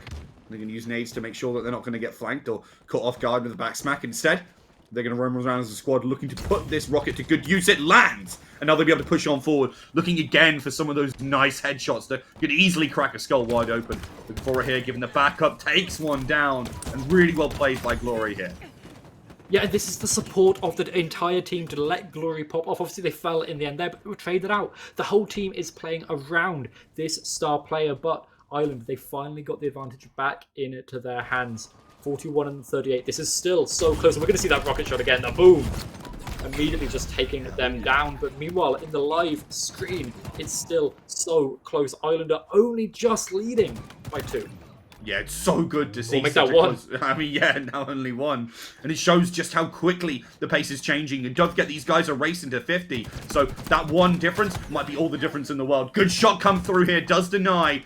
And it's those nades again that are putting the pressure on, that allow them to take down Sam shots, that mean that it is England just trailing slightly, but only slightly for now. Yeah, the trades, honestly, for either side, if they mess up their trades at this point, they could easily loot. Ireland, 4 kills left. They can now start to play passive. They can now start to play these more trading positions. But England are pulling it back so well with Jazo falling down. We have to see something good here coming out from Kame, but 3 more kills. Who are we going to see winning this? Oh, it tries to thrust it forward. It tries to get aggressive. But Marine was on top of that one. Would not let them get away with it. 2 kills, though, for Ireland. That's all they need to pick up. And they're looking for every single opportunity they can.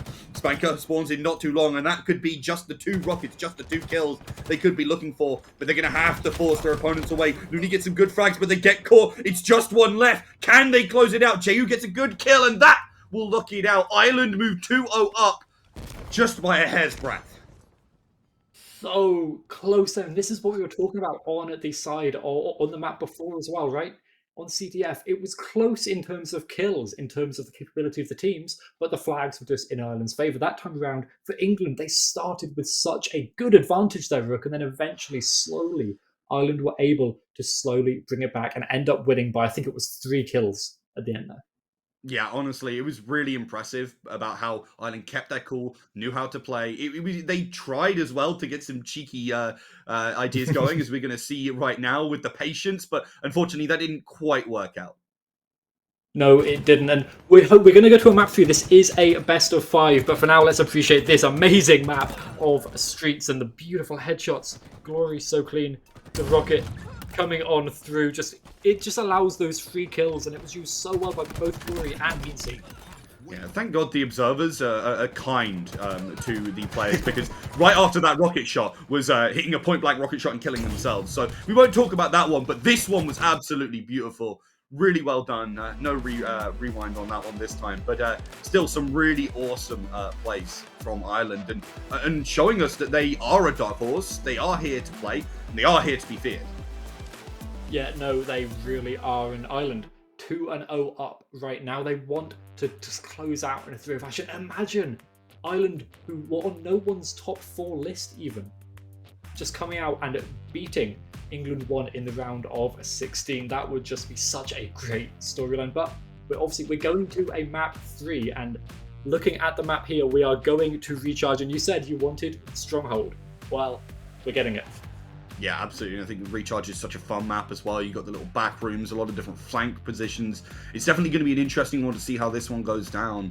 And I want to go back to Ireland very briefly, because they did actually come out of their group with first seed. They put on a really solid performance, showed us what for, and I think England one coming through as that second seed. It shows that even though it's different groups, there's no kind of like group of life, group of death. Mm-hmm. These teams are here to play, and if England don't step up their game dramatically, I think they might be taken down here as well. Yeah, and especially with the map control, we're looking at the beautiful map that is Recharge right now in this beautiful fly through, but England, their map control hasn't been their biggest thing. Their striking ability, I don't have any doubts in that, but in their ability to control the map as a team, to rotate around the map, that's what I'm doubting. And this map, especially with Stronghold, is going to be so important to do that. Looney trying to find something immediately out of the gates, but England, they're just trading back and forth right now, the Stronghold. These points. For now, the first cap looks like it's going the way of England if they can take B. Take B. Well, that would be a nice way to set them off well. But it's these early frags that are going to lead to that. They're the ones putting in the work to get control of these sites. Almost, well, briefly a trip there, but not for too long. As the retake comes back on in Ireland. Really want to make sure they're not hemorrhaging these points so much. And, well, they're looking for a chance to push on towards that B, but they're just shot out. Meeting with some nice shots themselves, and that does mean that with England down a player, it should be a chance to take control of this A site, but those nades are so well placed, and right in the nick of time, Looney denies. Yeah, the perfect nades, like we were saying, the kills coming in as well. Beautiful there, just to keep control of that stronghold. And for now, A and C firmly in control of Ireland. Ireland trying to slowly bring it back, but... Oh, sorry. Yeah, so Ireland, sorry, I'm getting... Team colours are changing. That's confusing, but... C is finally going in the favour of England. That was a beautiful shot there from Marine, though. Yeah, really good usage of the shock rifle as well. Should be able to really put the hurt on. And allows you to get some fantastic early frags. Does whiff on that one. Gets a shot, and that's the shield broker. Wants to go out for it and takes him down. Marine playing so well. Does eventually fall, but gave more than enough space for their team to take back control here until Ireland forced their way through onto that B side. Yeah, but whilst B site is being taken, A is being flipped back. So they will actually gain the advantage. They wanted the melee comes in to get them the replay up on the left hand of the screen as well. We're going to get to see that beautiful headshot again. So good coming out from that player. But meantime, Ireland, they are currently scoring. They're trying to bring it back up to 30, but all three of these sites could be open at any point. Could be indeed. Marine.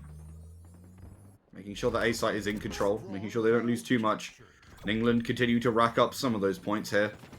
And then they want to try and deny. They're trying to take that B control, and they hold it well. Meatsy gets that frag, and is continuing to contest one of these players on the edge of it. But with the backup, they will eventually do it. However, these shots at range from Marine are trying to deny. It's just not quite enough. No, it's really not. And we're seeing actually, we saw the active camo there being used perfectly as well, just to play around the site. But for now, Ireland. Two strongholds they're trying to build up. They're just about going to match to England right now at 34, and England have got to make a move. They've got to find a way to sight. It looks like they're heading towards C.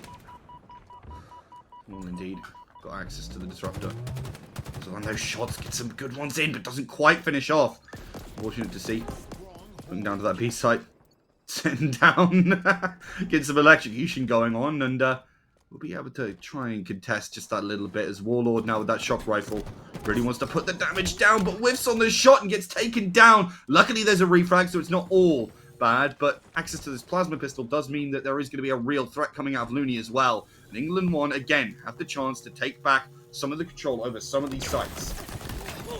Yeah, the Seaside, beautiful charge as well there from the pistol, and looking for more. They're trying to slide their way in there, but they don't have the thruster to utilize for that. And actually, the kills come on back. Ireland with the advantage right now. All four players down for England. This is their chance to try and get a trip cap going. It is indeed. Sees that there's access to some of those abilities, but doesn't want to commit towards it. Glory actually going for a sneaky cap here to try and deny. Gets a good kill, but gets refragged there. Marine on watch for their teammates. Yeah, the trip cap coming in for just enough to get them up to 89, but the rest of the strongholds are still in control of Ireland, and they're looking for more. England are trying to get themselves back into this, but Joe is so good, just putting a little bit of pressure on to scare people out of those open positions. And talk about open positions. Glory taking perfect advantage of two people there from such a good angle. This player's so clean, Rook. Yeah, they absolutely are. And this game was really, really close for the longest time. And then, unfortunately, within the last minute, Ireland has just been in such control. They've moved up to 115 points and are ready. That's such a nice stick there, though, from Warlord. And that could provide an opportunity for them to break things wide open. They know there's a player there, but how do they deal with them? How do they get the shots? They're not quite landing. Finally, JU does get it, but they're the only one left alive, and it wasn't even for that very long. Ireland will be down again, and it might even be Trips coming through here. Seaside looking to get captured, so it won't be Trips for very long if it is, but it will be at least a little bit of extra points. But no, the Trips is continued, as that Seaside was denied for a little bit of time there. Yeah, Ireland still with the advantage right now, but England looking to close it up as much as they can, and the shot's coming through, but it's traded out. And for now, being taken here by Mitzi. They want to try and bring Ireland back into the lead strongly. Obviously, they are right now over double, but they've got another 2 times to go. Now they've got 2 people, 2 versus 2, but the immediately kills coming through, and England have the advantage to try and take the A site now. They do indeed. Ireland in complete control. Good shots coming through from Warlord, which could lead again to a chance to take this A site, but they know there's players around. They've got to deal with them, try and get those shots. That nade is fantastic. That'll clean them up. As there is a push towards that A site, taking control of it now, but don't know where Ireland are going to come in next. They're already laying on shots, but they're on the other side of the map right now. They're not going to be able to contest you from there. And they don't need to rush now, right? They have C-Site on the complete locked down, but A and B, they don't need to rush. They've got so much kind of this buffer in the scoreline right now. They're still double the score, and they're now pushing over towards B, the big, large open site in the middle of the map, and beautifully done. Ireland are just in control yet again, but C-Site is flipping over. Yep, will be taken right on back. England not allowing those points to go the way of Ireland for very long here. You don't want to let that one happen at all. C-Site is looking to flip. They're so close, but with those frags coming through with Glory down, it won't turn on over, and they'll have to choose another site to be hitting now, and they've got access to that shock rifle. They've got some firepower. They just need to make good usage of it. Yeah, they absolutely do, and you can see B, it's this wide open site, right? There's so many angles that you can come onto it, so it's so difficult for England to try and take this, but they are...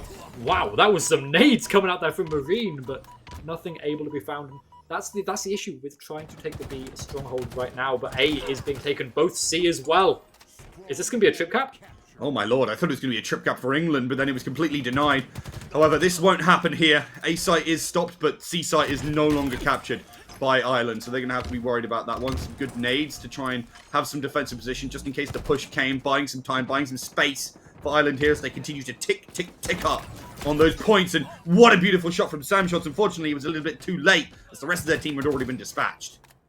Yeah, Sam trying to keep their team in this game, but for now, England got the slight advantage in terms of the strongholds and the map control as well. The players all falling for Ireland, maybe, but A site cannot be flipped over that easily. The melee coming for Glory. They're looking for more, but they can't find it. Headbutt against the wall, and they fall to the ground. Warlord keeping control, but they didn't see the person behind them.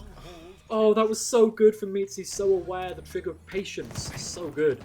Yeah, unfortunate. I thought Warlord would have noticed that, but it doesn't turn around in the time, and as a result, it's trips for Ireland, who are just racking up those points right now, heading towards that 200, but B is captured. England deny that trip from being too much of a problem, but still, things are in the purview of Ireland to fail right now. They just need to hold on, play sensibly, and just get frags like that, denying away, and you can see it, brilliantly played.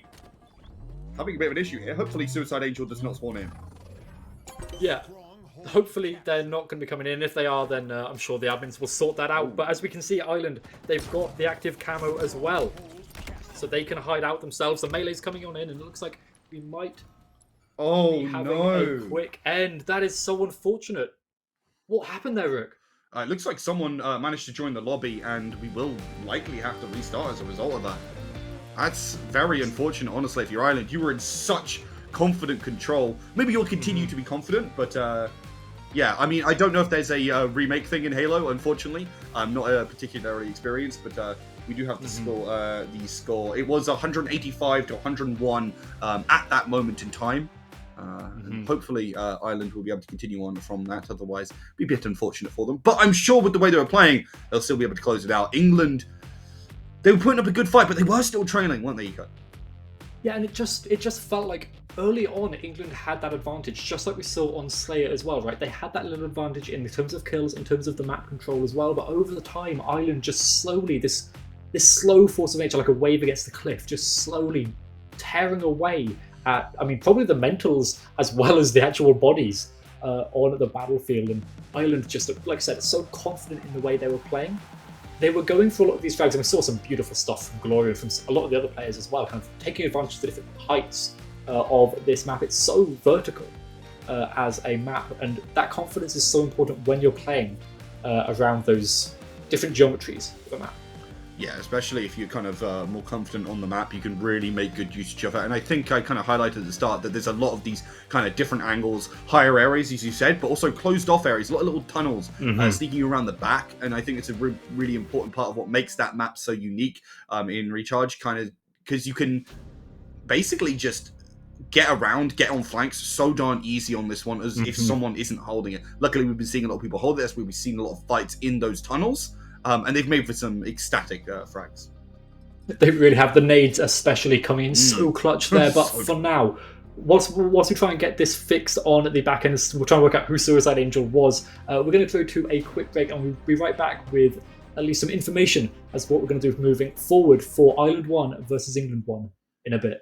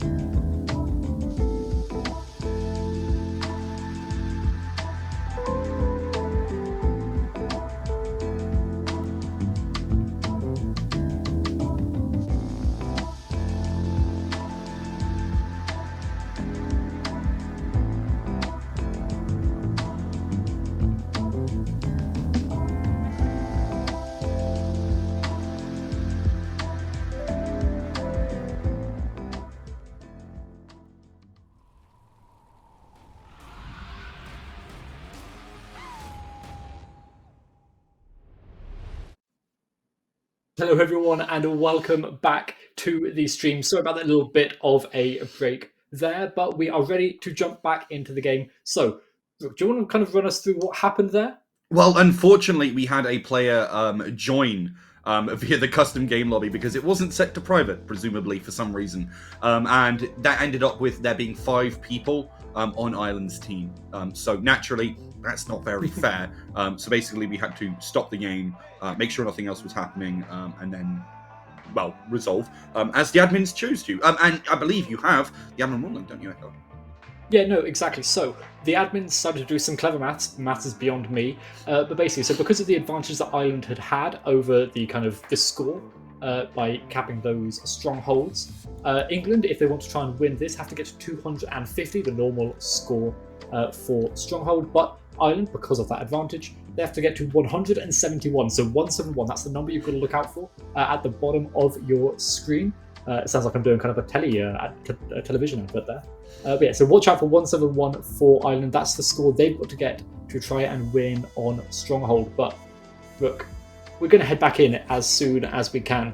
Just run us through what we saw in the last showing. Well, we saw a lot of map control from Ireland, right? They were using the tunnels very well. They're rotating around. Great grenade usage, I think, from both sides. I think that's the most important thing. But in the end, it was kind of the fact that Ireland had the control over the power weapons and were actually rotating around each other really well, meant that they were just able to push that advantage just a little bit more. I mean, about 70 points more. And, well, show them why Ireland came out of that group top. Yeah, like Ireland won the dark horse of the tournament. They came out on top there, like you said, because of their control of the map, of the power weapons, and of the corridors. Like I said, crucially, a map obviously like Recharge that we were just on there. Going around the corridors, trying to avoid all this line of sight is so important to do, and that was just so well. But we are going to be heading in as soon as we can. Let's take another look at the beautiful map of Recharge before we start. And well, Rook, so the teams, they're both starting from their neutral positions again. So despite the fact that Ireland had the advantage in the score, the map control is neutral. Do we think Ireland can bring that back? I think that England could potentially bring it back, but it will rely on them just having really airtight defense. They can't really give too much away. They have to make sure, even if they are only controlling the 2 sides for the majority of the game, they should be really careful about that. I think something you highlighted at the beginning was control of that B site is very important, right? Because if you have access to that B site, it means it's really hard to take back.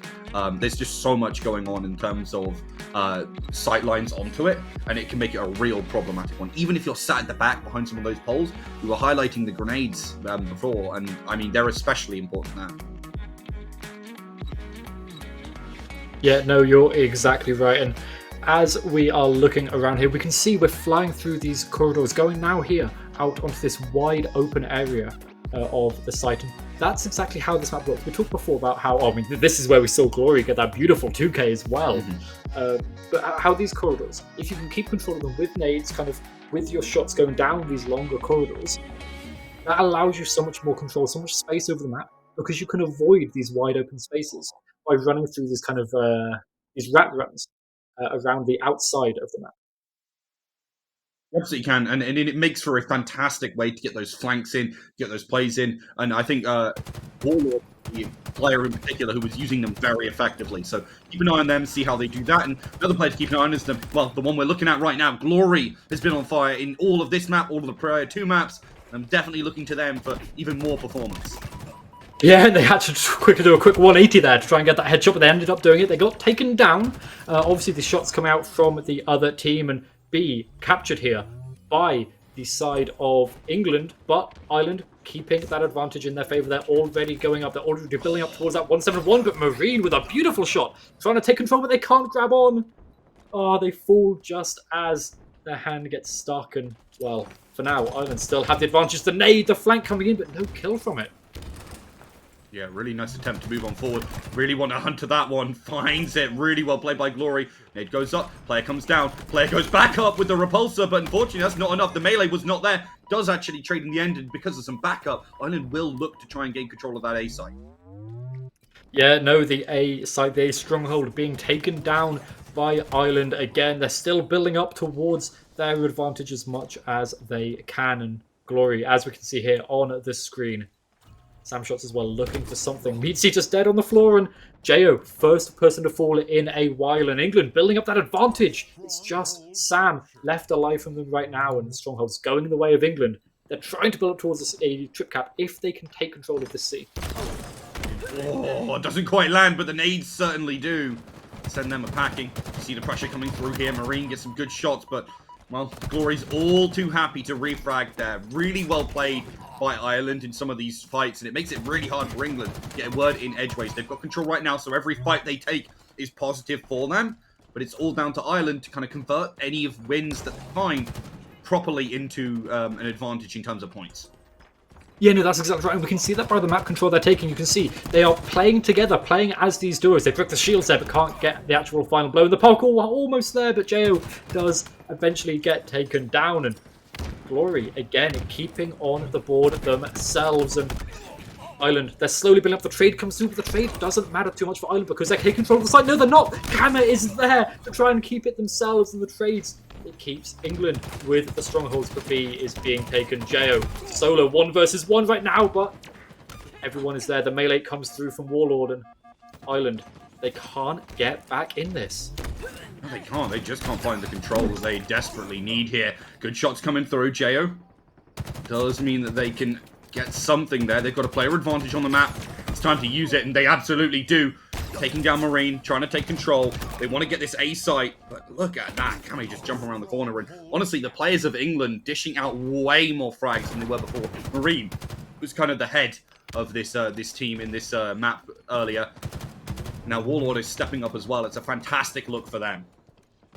Yeah, no, absolutely is. And we're seeing so much good play from Ireland. They're playing around each other so well. Little bits of baiting their teammates to try and gain the advantage, but the advantage is not going their way right now. Beautiful work from Marine there to try and tip England back into the advantage. And A-Site is going their way. The kill as well going the way of Kame. Perfectly done. They've got the energy sword if they want to pick it up, but I don't think they'll want to go for that. Not with everyone from the side of Ireland there around, and the trades coming back and forwards. Rock, this is still so close. Yeah. We'll hold up behind that one. Warlord does go down, but Ireland still trailing in terms of points. Not had the same kind of pressure, same kind of control, and it feels like this mental reset has been so welcome for England, and it might be just what they desperately needed. Yeah, no, it really, really could. And England, they are looking so good. Their coordination is extremely good as well right now, but the active camo comes on in. We're looking for Looney to try and find something sneaky here, and they're moving up towards the B site. Like I said, that big open site, having the camo is so good to get up close and personal, and it happens. Beautifully done as well. Back into the camo and firing the shots out, but the trades come on through, and England, they're trying to win this out, and the trip cap almost there we go. They got the trip cap coming on through, and the advantage going to be swinging so heavily in their favor. Oh, this is so big. The fact that that B site did not get properly taken is so unfortunate for Ireland. At the literal last minute, you could see the invisible player moving on up, and Looney really denied that massively. Good usage there of the repulsor from Jeyu, and they're looking to take back control. They just need a little bit to start them moving forward. They do try it. Good usage of the repulsor again. Deal with those nades, but there are two players on top of them. And even with that, even with Ireland playing well, England step up to the plate and deliver just what the doctor ordered. Yeah, no, they really, really do. They A site in their control. B site, this wide open space being locked down by Marine. The shots everywhere, just hitting these heads. The double kill coming on through from them, and England are looking so clean, building up their advantage so well, and well, they've got double what Ireland do right now. They do indeed, and I think Ireland are well aware that they need to really shift themselves into high gear. They had so much control previously on this map, and it just doesn't feel like the same. It's sad to see if you're an Ireland fan, but England fans must rejoice, and fans of more Halo action must be absolutely ecstatic right now, because this could mean we go to a fourth map.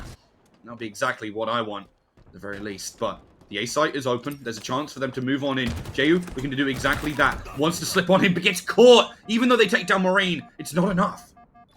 No, and this is the thing. If you control B site, you can control A site kind of by proxy as well with that long angle that we can see there. And that's what this map is all about, is taking control of these longer angles or the corridors. Although Ireland have the corridors, they aren't able to take control of this big open space. We can just see England mowing them down every time they walk into the line of sight. But talk about line of sight, the melee gets traded out there. And that's fine for England. They don't care because they are building up towards that 250 points that they crucially need. Yeah, we'll be seeing straight after that one a big old smack to the noggin. Exactly what they needed to try and open things up. But site getting taken, B site being contested and captured even. That's big. Even though they lost the other two sites, it's not the end of the world. This one is easy to hold. They just need to get one more. And Ireland could pull this back. But there is such a disadvantage right now. 200 and counting points. And that B site gets flipped. That is awful. But the C site, it's being slowly taken. A as well. These strongholds are looking to go back and forwards between these two teams, but everyone from Ireland is just falling the melee. That might be the final nail in the head, I guess, this time around to close it out. 218 and counting. But Ireland, they're trying their hardest. Looney, though, so clean. Ireland can't find anywhere to stand. 225. Not long left. Ireland have got to make something happen.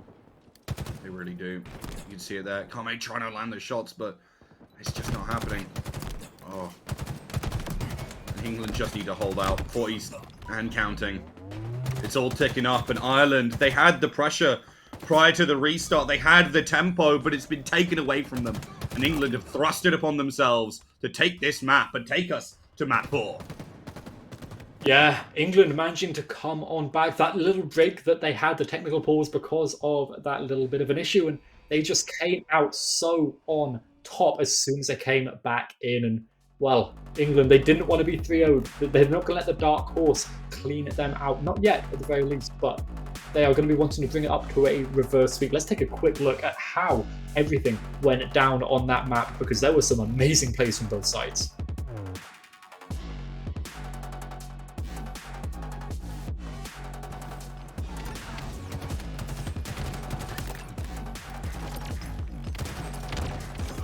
Honestly, I was so impressed with how Marine has been playing this one, because they really stepped up to the plate, because things weren't looking so good for them at the start of this map. They got a couple of frags, but then they really went to town later on. Got a couple of really big killing sprees and continued to find frags like this. Honestly, I think across the board, everyone in England just showed a level that we hadn't quite seen.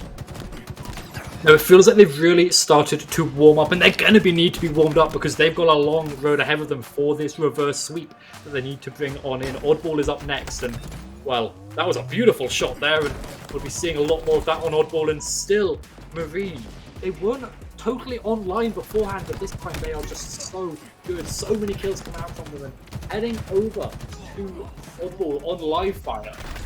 Anything can happen on that map, and especially on that game mode. I think it's a really interesting map as well for Oddball. I think as kind of James talked about before, there's a couple of places to chuck that ball off if need be. There's a lot of different angles as well you can kind of hold very defensively. But while you're traversing the map, it can be very difficult because it is very, very open in a lot of those sections. So that's always something you've got to keep in mind, is where you're moving, when you're moving, are more important than anything on live fire for Oddball. Yeah, no, you're exactly right. We saw how good England were before on recharge of taking control of these long angles and heading onto live fire. Like you said, it is about those long, wide open spaces. And if you pick up the sniper on live fire, you will just be straight on top, straight up winning on that map. And even with the assault rifles, we've seen how many shots England can hit with them. And I wouldn't be surprised if they try and take control of this wide open space in the same way, and hopefully for us at least, send us to a map 5. Yeah, honestly, I'm really excited for that map 5 if we make it there. Empyrean was really fun to watch the first time, and it is definitely a very different map from a lot of the others. It has access to so many power weapons, so many different spaces, even those fusion coils, which are so fun to watch.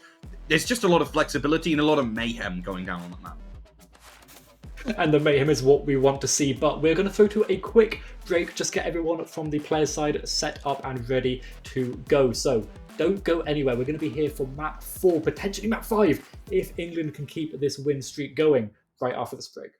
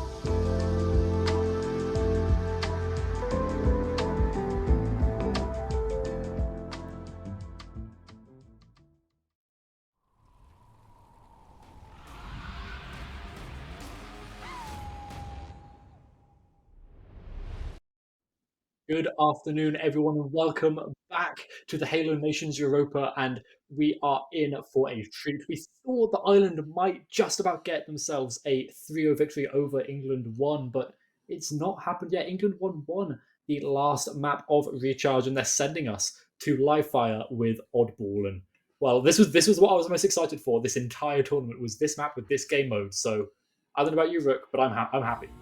I'm pretty excited as well. I think Live Fire is a really fun map, and as I kind of mentioned before, what James said about Oddball on this map is especially true. It makes for a very unique kind of set of plays, and if someone's coming for you, you can kind of chuck it on off. I really like that. I think it's interesting. Obviously, it can make it really frustrating if you're playing on it, but obviously, mid control is always going to be important regardless of what happens.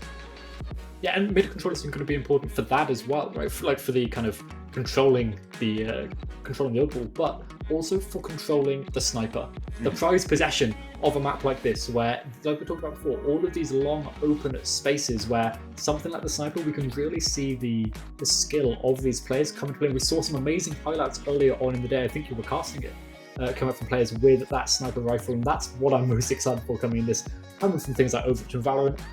I want people to snipe stuff. Like, I love Widowmaker plays back in Overwatch, and I want to see that here as well. Look, I'm so ready for this. Yeah, I mean, it's especially cool when you kind of see those no scopes coming on in. A bit easier in Halo than it is in some other games, but it still looks nonetheless cool, especially some of those flake shots. And the way the overshield dealt with as well was absolutely fantastic. Definitely really impressed by that. I'm also looking forward to, if we get there, seeing it on Imperium. Gonna have a lot of snipers there, and that'll make it for extra spicy.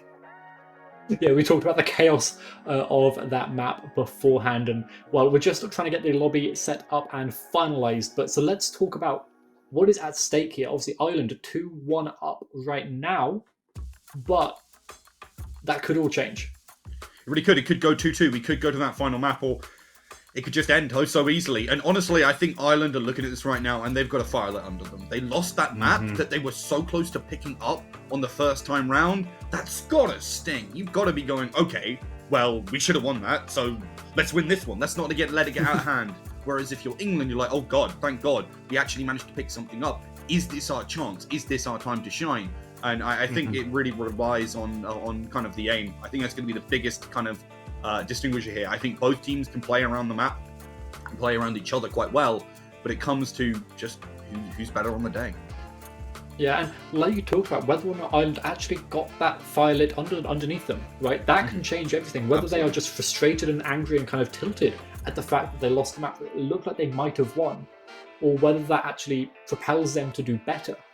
There's that two different mentalities. They can really come to play, especially in these best of fives, and if they manage to make it to top 4, those best of 7s later on in the day. But we're just talking about best of 5 right now. It's first 2, 3, and Ireland, like I said, if they've got that fire lit under them, if they can win out here on live fire with Oddball, that's it. They've managed to make it further and further than no one expected them to go top 4. They were the dark horse, but that is about it. So Rook, I think we are almost ready to head in and talk to me a little bit more about live fire as a map.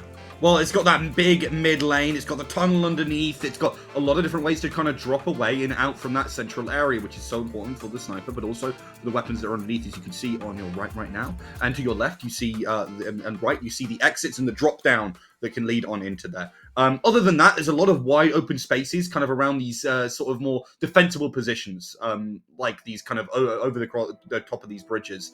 You can kind of see some of the more defended and kind of barricaded up spots. Picking up this repulsor in this area as well is really nice place to hold the oddball, because you can still throw it off if things go too wrong. And it's also got a load of cover to play around. So that's something nice to keep in mind. And we see a lot of nades come out as you're trying to secure that sniper. And, well, unfortunately, JU tried to get a little bit too much, but is actually landing the shot. They managed to escape with the sniper, thinking about dropping down, but look who was waiting for them. Yeah, that was just so perfectly played. And the oddball already in control here for the side of Ireland. They're holding in one of these positions, like you talked about before, where you can drop it off relatively quickly if someone is coming towards you. They can also take perfect angle in some of these fights if they need to, right? They can provide that extra value, not just getting the points, but like I said, they can drop it off the map if they want to, but I don't think they managed to there. No, they did not, but they took down Warlord, so they might be able to reclaim it, but being pushed back like that. Ooh. Good usage of the repulsor, but it wasn't enough. The ball goes off and it's straight back picked up. That overshield is huge though, and gives a little bit of extra space, a little bit of extra way for Ju to really put that pressure on. This sniper is watching that angle. You peek out, you're going down, doesn't even need to be the sniper. Yeah, no, exactly. And this high ground so crucial. We talked about it before, the mid control, the tunnel, and the high ground so important on these maps with wide open space. The heat wave and the sniper in the hands of Glory. Meanwhile, you see Sam. They know they're going to die. They're going to throw the skull off the map and send it back to the center of mid. Indeed. Go for that pressure on. Oh, look at that melee coming through. Maureen has really delivered across this map and the last so far, and I'm excited to see more from them because they've been so aggressive in the way they've been playing. Yeah, we're seeing some really good hitbox manipulation here as well. They're looking down to avoid the headshots as soon as the shields get broken. Everything like that is going on so well, but the melee, so good. The trade comes on through, and for now, England, they're building up their points. Marine has the oddball in their hands, but the sniper still here. Looney. They've moved. The oddball, it's off of the map. It's back to center. They've got to try and win it back. Yeah. Oh, what a usage of the repulsor. It even manages to get the 2k there with the melee coming through. That's so darn good. And Warlord should be able to net this ball now for their team. Yeah, no, exactly. They're going to pass it away, take it over to another defensible side of the map, but it's a little bit risky. They know that there's people nearby and they get taken down. These wide open spaces, Ireland already waiting and delivered. They pick up the ball themselves. Jo has that and they're going over towards yet another one of these good places. And we see, again, England falling. Jo still has this skull and look at the points right now.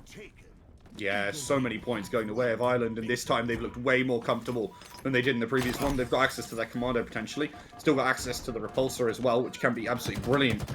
You're playing in those corners where the oddball generally wants to be playing, so you've got access to a lot when you're on this oddball, and it's exactly where you want to be. Have that oddball sit back, ready and willing to punish players who try and come a little bit overextended. Yeah, and Glory just picked up the sniper rifle as well, so we're going to see what they can do with that. Meanwhile, though, Mitzi just mowing down people and just destroying the equipment, destroying the power-ups so that they can't go into England's hands. That's such good, such effective use of this map control, and oh, Ireland are just so clean with it. Warlord gets one, but that's all that they can find, and Jay is still building up these points. 85 already. The sniper and the heat wave. What a combo here for Glory. 8 frags to their name. Not the top. I mean, Mitzi's definitely sitting up there and delivering for their team, but they're defending the objective well, and just look at that one. It's almost already over. 97, 98, 99, and that is the first round going the way. Oh, no! They dropped it. Wait, the last second. Oh, wait, was that just a bait? Yeah, yeah. Oh, they get that Ireland. first round in. Ireland having a little bit of fun there, aren't they? God. But they're enjoying themselves, and like we said before, they are confident, and, well, I don't think it's shaken them up too much that they lost that. They're throwing some nades over towards the overshield, expecting that's one of the crucial points in the sniper. Aiming to be picked up, but they had to dodge out the way, dodge down the hole, and fly off the map as well. But now, Ireland, a lot of people falling. They can't take any control in England. In full control of the skull here, moving up towards that high ground. Yeah, really well played, honestly. The fact that they managed to hold out in that position was absolutely brilliant. And now, as a result, they net the sniper, which should be fantastic. Holding down these angles, but the shots are whiffing. They're not managing to land them like they want to. It's not happening, and there's 2 kills. That's big for Ireland. They can get the oddball now. They can charge towards it. Good usage of the plasma pistol to provide some anti-shield. But they actually managed to take down one of these players. They take down some shots, and that gives them the space with Meaty down as well. They've just got so little to work with, and finishing people off is easier said than done. Yeah, but they just did get finished off there with the sniper rifle. In the meantime, though, we can see Jo being cornered, being surrounded by both sides, trying to survive. They fall, everything. All of their equipment falls from the oddball. Able to be picked up now by England if they can keep control of this tunnel section. Below the map, they're looking for it. You can see Ireland are rushing in, but they're being surrounded. The nades coming on in, and so many shots, so many nades. And, well, no one's actually got it. Some shots got some good frags, but it's the heat wave that allows them to pick that one up. Sniper rifle as well. You have to upgrade on over to that one, and the objective again in the hands of England, and then sent back from whence it came. It's not coming home yet, not at the very least, and well, no one can even make it into the tunnel. All angles are being covered up in the oddball. It's going to try and be picked up, but it doesn't matter. Samshots yet again protecting that with their life and stopping England from getting any advantage in this island. They're playing so much more passive this time around, but it's working so well for them. And, well, finally, Ireland picked up the odd ball, but Jail falls, it gets dropped, and, well, no one's picked up yet. Yeah, big. Oh, I thought it was going to be a headshot. Oh. Didn't quite finish him off, hitting the shoulder instead. Or it might have just been the fact that it's the overshield, but that absolutely will do it. They managed to take down with a couple more shots. And they send that oddball back from whence it came. I'm enjoying this. It's so much fun. Obviously, the extreme high level of play we're seeing in the melees coming out as well, like we saw there. So good and so fun. But just seeing people fall off the map with it, it's just entertaining anyway. But the heat wave, so good up close. It's out of ammo now, though. They've got to switch weapon. They can't utilize that gun anymore. And, well, for now, we're just going to see Joe. They've got to go. They've got to hide. They're being revealed. They know. The side of England know exactly where they are, but the shots are always here for Ireland. They're so clean here, Rook. No, indeed. Keeping an eye out, making sure they have the information. Throw some nades, gets the melee as well as they approach Mitzi. And the rest of the gang as well, helping out with that one, making sure that it's not too much. Sniper spawns again in just a second, but good shots of Marine means that, well, neither of them are going to get it right away. Samshot's looking for a chance to push up and take that one, and does in fact net it, but is looking the other way. At least they have some backup from Glory, so they can try and contest this one. Players below with the oddball, trying to make it out. That heat wave was so darn difficult to hit with in that position. So Looney goes down here. Yeah, Looney goes down, but no one's actually got control of the objective yet. They're still needing to take this ball, and, well, you can see England, they're trying for it, but Glory is going to do whatever they can, and, well, they're fighting for honour, they're fighting for glory, and they're fighting to take us, or not take us, sorry, down to the 5th map. Ireland just want to win this right here, right now, and they're doing so well with it. The repulsor as well, beautifully done. Yeah, nice movement here. Tries to land the shot. Doesn't quite finish them off, unfortunately. Heatwave, not going to lead to that one. See the sniper as well.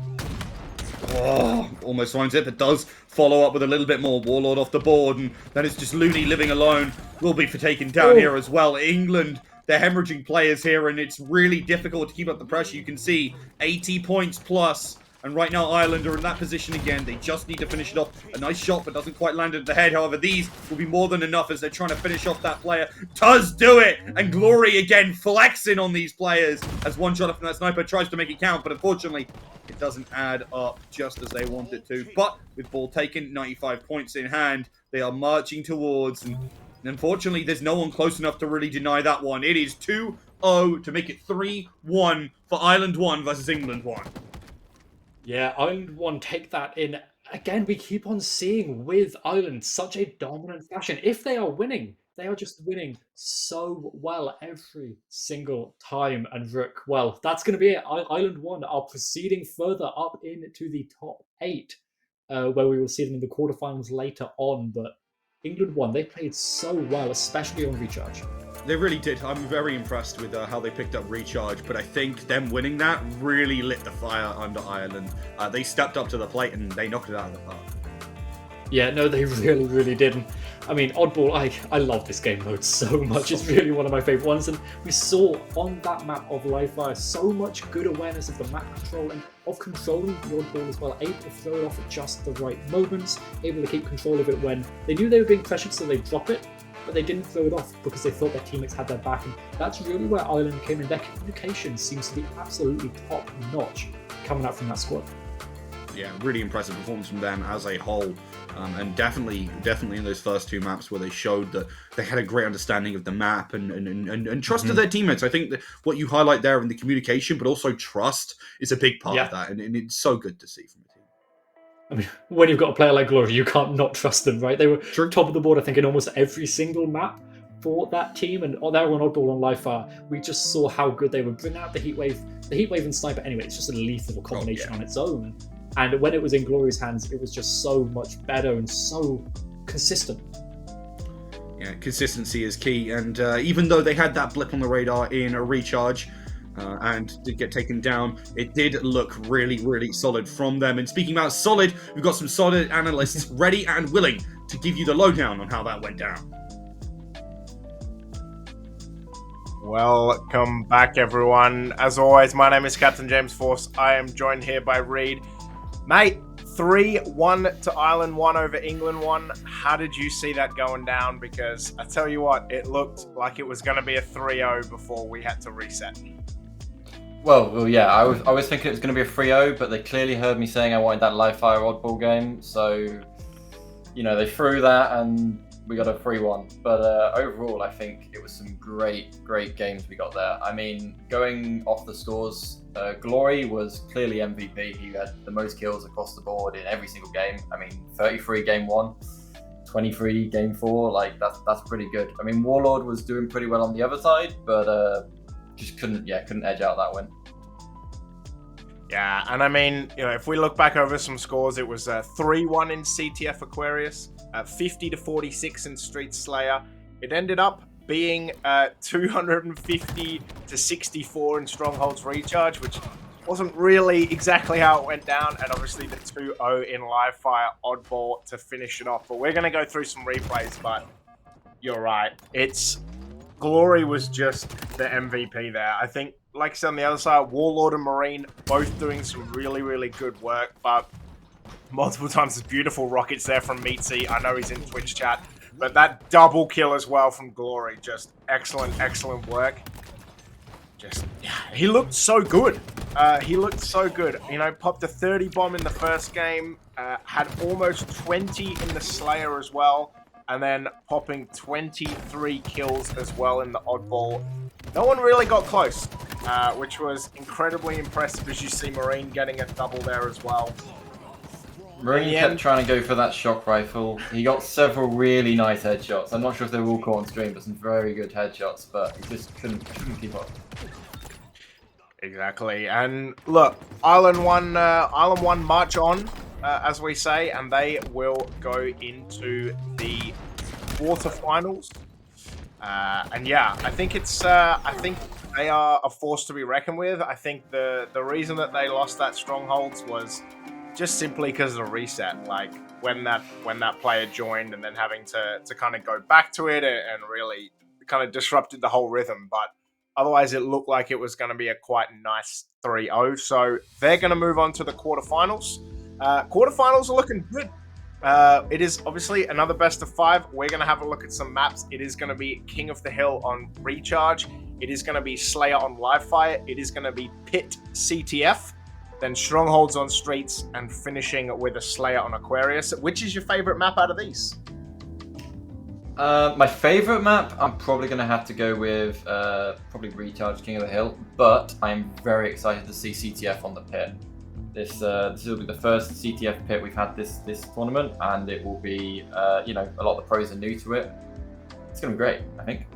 Yeah, I'm with you. I'm really looking forward to seeing a pit CTF. I'm really excited to see how, if anyone caps. Like that's kind of my thing. It's like there's so many rockets, there's so many snipers, there's the scrap cannons. Like I'm just interested to see how it goes. Like I've played a couple of pit CTFs and it's just chaos. Like you think you're going to score and then you just get fusion coiled from across the map. So it's super disruptive. So it's going to be really interesting to see kind of how they play that, especially with the respawns and how that's going to go. It's interesting, right? Because the pit is essentially the same size as it was in Halo 3, but the movement is so much quicker in Halo Infinite. If people get on a roll with those flag runs and they wipe a team, they can be back in their base before the enemy team even has a chance to grab a fusion coil. But I guess we'll have to see.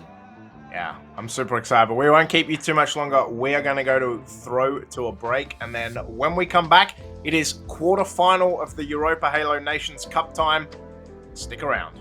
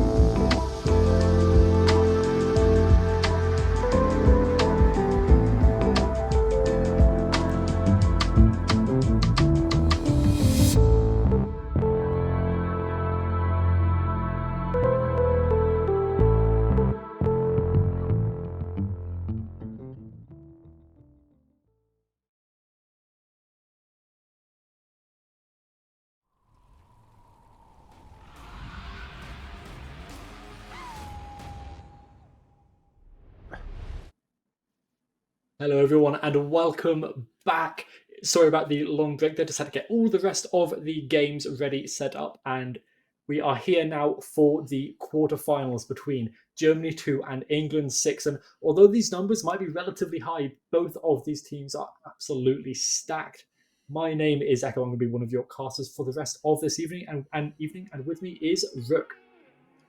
Yeah, and I'm also really excited to see how this game is going to go. I mean, we've had some fantastic matches. The previous one was just as nail-biting as ever, with a 3-1 scoreline. Finally, we had a non-sweep. I know I said they've all been nail-biting, but we've had some very close games despite the 2-0 scoreline, and they have been very enjoyable. So I'm certain we're going to have some more fantastic games coming our way. Yeah, and it's not just fantastic games coming your way. We have a couple of other extra things for all of you watching on Twitch as well. So we have a giveaway going on here. You can type !giveaway down in the chat below or to your right to have a look for the 1 month Xbox Game Pass giveaway. And obviously we have Twitch drops as well on currently. Both the Gladiator's Edge weapon skin and the Winner's Circle emblem. That is beautiful. And I would not want to not get that.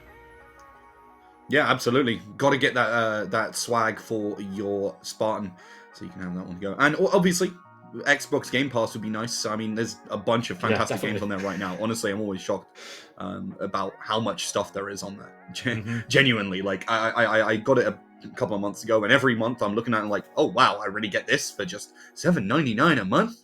I think it's $7.99. I actually can't remember, but either way, it'll be free if you win the giveaway.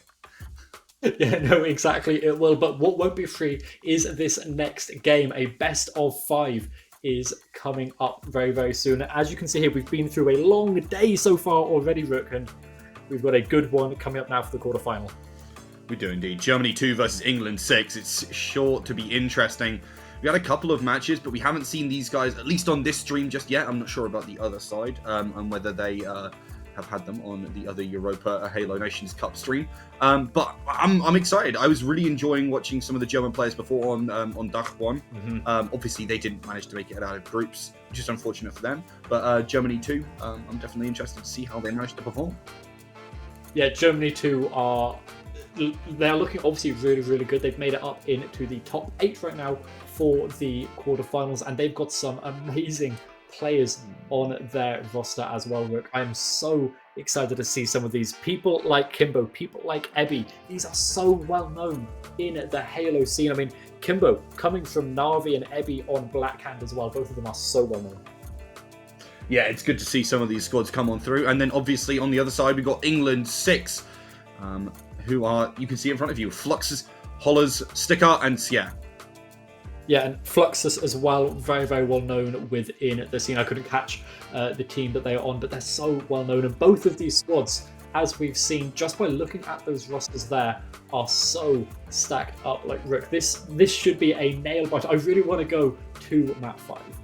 Yeah, I hope so too. Honestly, I was really sad that we didn't get to see any pit in the previous map, but this time we have all but assured that we're going to get Imperium on CTF nonetheless on that third map. But obviously we're kicking things off with a recharge on Koth, Live Fire on Slayer, Imperium obviously on CTF, Streets on Stronghold, and Aquarius on Slayer if we make it to those 4th and 5th maps.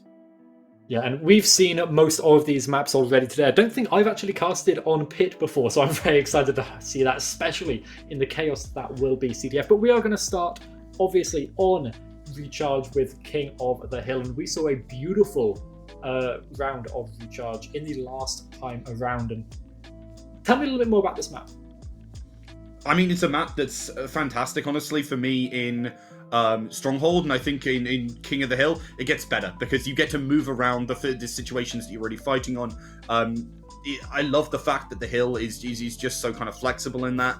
And there's some really interesting positions, for example, when you're fighting out towards the edge where you've got access to the repulsor and people get knocked off all over the place. Also, it's got a lot of really interesting sight lines, a lot of very fortifiable places that when the hill is there, it really changes the dynamic of the game. So I think it really benefits from being played on a game mode like King of the Hill. Yeah, no, exactly. And all of, like we talked about before, all of those little rat tunnels, all of the little rat runs around the outside, and then when you get towards the center, you have this wide open space, which for Stronghold obviously was the B Stronghold. And well, like I said, this benefits from this game mode so much, and Rook, I am so excited to go into this map. Yeah, me too. Definitely interested to see how the players utilize that, and already we're off to a flying start. Players sprinting on out the gates, but we might have as a couple of players are already gone, unfortunately, having some connection issues. So we'll get that sorted as quickly as possible. It wouldn't be a game, an esports stream, if you didn't have technical issues. And we've been having plenty.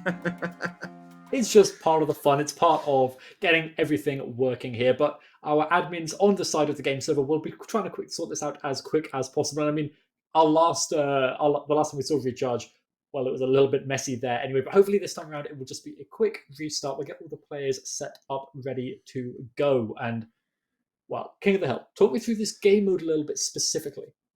Well, we were talking about map control. That's none the more important here. Obviously, in Stronghold, you kind of have that focus around those three. The big difference for King of the Hill is obviously you've got just that single hill. And it can be very difficult to hold at times, depending on where it's spawning on the map, exactly what you're looking for, and how many points you're going to be able to get out of it effectively. It does mean that you get to focus on different parts of the map. And on this one, where you've got such different, unique sections, it is particularly interesting here. You need to be able to focus, though, on properly collapsing, on denying your opponent as well. Good nade usage, we highlighted the previous time we were here, and I think it's nonetheless true here.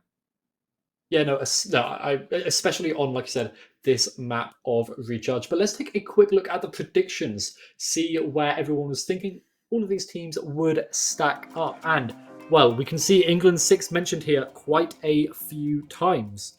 And Germany too as well. Yeah, it's good to see, honestly, that we've got two teams, both rated pretty highly. I mean, Jersey consider them to be second and third place. And obviously, some players considering Germany to be better than England. There's a lot of flexibility here in terms of who people think is on top. But I'm excited to see Germany 2 play, because they're not a team that I've seen much of. And the fact that they're able to kind of have this high level play and be kind of match up against the relatively strong English squads makes me really excited to see what they're going to be able to do in taking down England 6. Yeah, well, we've seen England be taken down before, not on this map though. So is this the map of the English, or will Germany manage to win it out? We'll see. Obviously, like we said, we have some amazing players on the Germany squad coming from these pro teams that are so well known, but we will jump in and we will have a look. We've already started, we are already in, and well, that was a beautiful little melee kill from Hollis there, just to close that out. Yeah, even Stevens in terms of kills, at least early on here, but obviously kills are not the focus. It's the King of the Hill, and the hill is the idea, the main game, the main plan. You already say players looking towards it, but obviously picking up those weapons, picking up those extra pieces of utility are going to be fantastic, trying to give you a chance. So yeah, in a bit of a difficult position, but still manages to get out of it. Obviously, we saw that at long range, and the hill in control of England 6 right now. Yeah, Flux is perfectly positioned here with this longer range weapon to just take control of that fight from a distance using the nades, as we talked about. These little rat runs around the map to try and keep that control in their favour. And oh, a beautiful kill! Shocked right in the back was Zafoa, and they fall. These respawn timers taking a while to come back from Germany 2 and England 6. They are feeling strong, confident as kings of the hill. Yeah, good couple of frags, and it doesn't feel like Germany are probably able to contest that. After that initial exchange, they've only gotten 1 frag since, and opening people up has got to be really, really important. You can see these kills coming through. What a nice shot coming on out from that lightning gun. It's so big to kind of find those shots just so easily with this one, and obviously can do decent damage to groups as well. They've got control of that early one, and already got 1 point on the board of England 6. Yeah, but the shock rifle actually falls. They're in such a good position, but that's going to be difficult to retrieve from anyone on either side of the board this time around. It looks like Germany, they are getting this early control because of their map control before. They gave up for the first stronghold, but England are coming back in fast and furious to try and bring it back. Yeah, they are not messing around, but they eventually get cleared out regardless. Going to be England 6 making their move towards that stronghold now, to build up a little bit of their own section on that one. It's about kind of keeping control of some of those high grounds if you can, because they're so difficult to deal with if there's a multitude of players raining down nades, raining down shots from the PR from above. And Fluxus, with this active camo, is really looking to be a big pressure point for their team. Yeah, the communication and the nades as well. We talked about it. It's so important to get your nades perfectly aimed, and that was exactly a good example of it. Flux is getting another kill after that as well. The active camo proving so clutch, even though Kimbo is getting a kill. 4 and 5 right now. They're not doing too well as a team. The melee comes through. Kimbo does fall yet again, and the stronghold goes over to England 6's favour. Germany 2 haven't got anything on the board, even though their kills are doing pretty well with the fights, just not keeping control of the objective. Oh, what a nice combo there with the nade. Blizz takes down one. Continues to buy space for their team, but will it be enough to take control of this hill properly? They've got some good control for it. They've got that number going on up, but England struck right on back, clear them out. Now it's them. We're going to be racking up the points, racking up the time, racking up exactly what they need. The duel here on the site is won by England 6, and that was so big for Sticker to find. Still has access, still has quite a lot of damage potential available to them. Was even ready for the players to push around the corner, wanted to try and find something else. Instead, leaves a parting nade.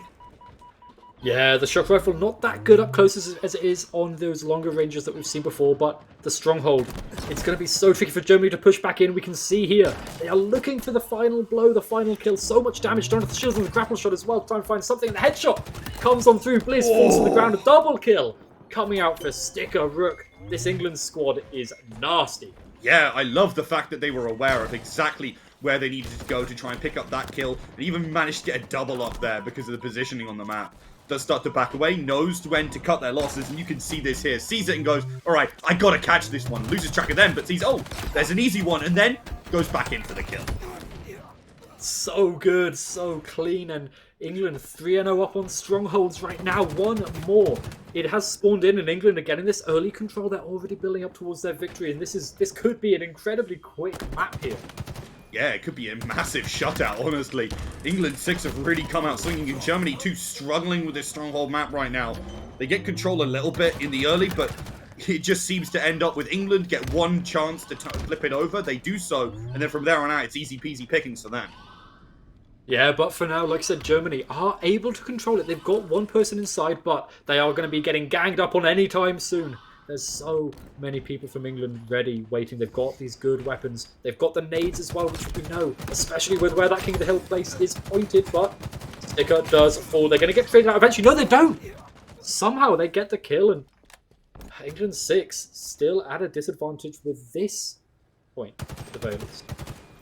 Tries to catch.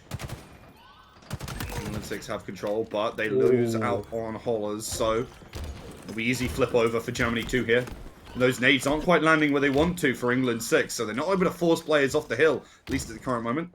They finally do, but For how long? That's the big question. We'll be able to pick up that Disruptor. Fluxus does have access to some decent weaponry, but converting that into a kill, yeah, well, we'll take just that. An opportunity. Yeah, but the sword being picked up and dropped down immediately. Sticker spotting people out and getting those kills. And Sierra wanted to join in on that too, removing the player from Navi from the board. And England, they're trying to get back into this. They don't want to lose out the stronghold. They want to have this as a 4-0 sweep for Germany. Look like they are in solid control right now. Yeah, Germany do not want to lose this one quite so easily. Start to back off. Hollows has pushed the players away. They need to stick on that point, though. Otherwise, things can go south pretty darn quickly. Germany are just a smidgen away from picking this one up. Some good shots coming through. Will it lead to a frag? Hollows is desperately trying, but instead falls themselves.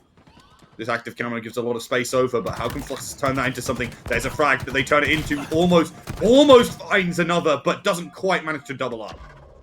No, but there's time wasting going on because of the active camo.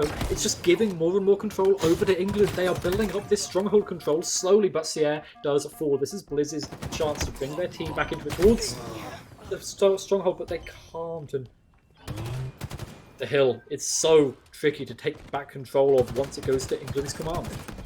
Yeah, really well played there by Sierra. Does manage to back off. This is looking good for England 6 yet again. They're racking up those points, and they've almost caught up to Germany on this hill.